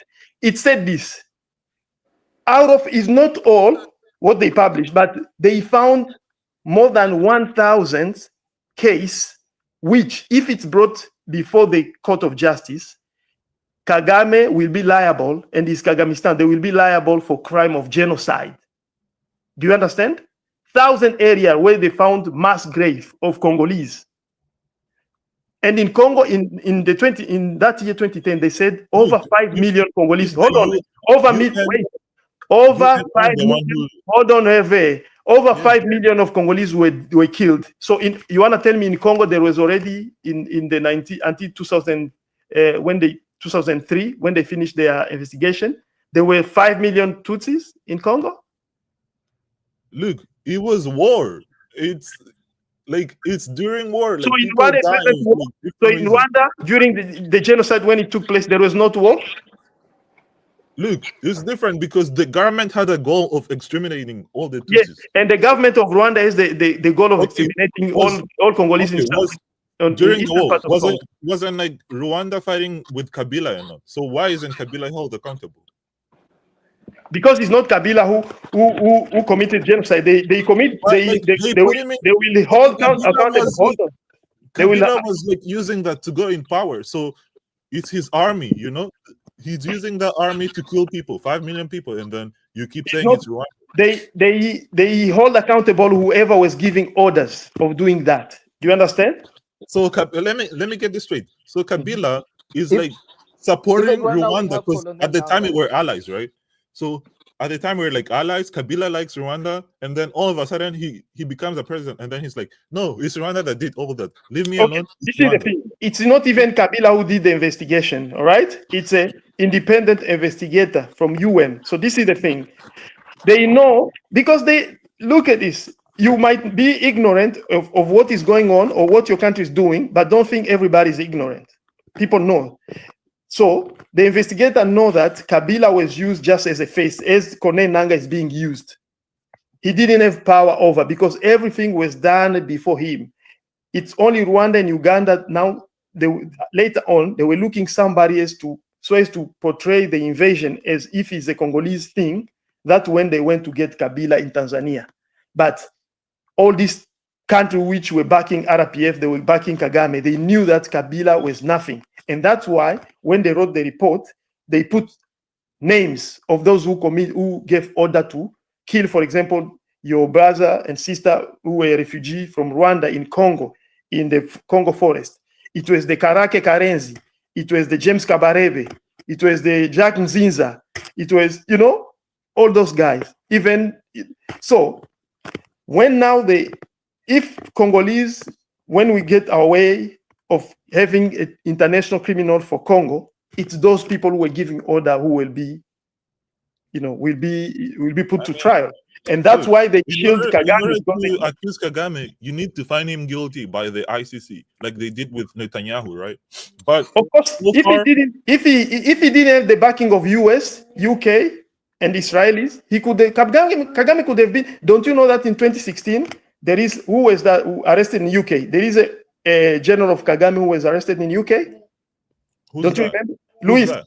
Let me ask you, Luis. Do you remember? I can look up quickly. Luis who? Luis watch. Do you remember that there was a member of Kagamistan who was arrested because of the crime committed in Congo in UK? Do you remember? Yes, his name is Karenzi Karachea. There we go. They nickname him KK. There we go. You understand, Brother Hervé? Yeah. So I'm not just saying out of my thin air. No, this is things which is on report.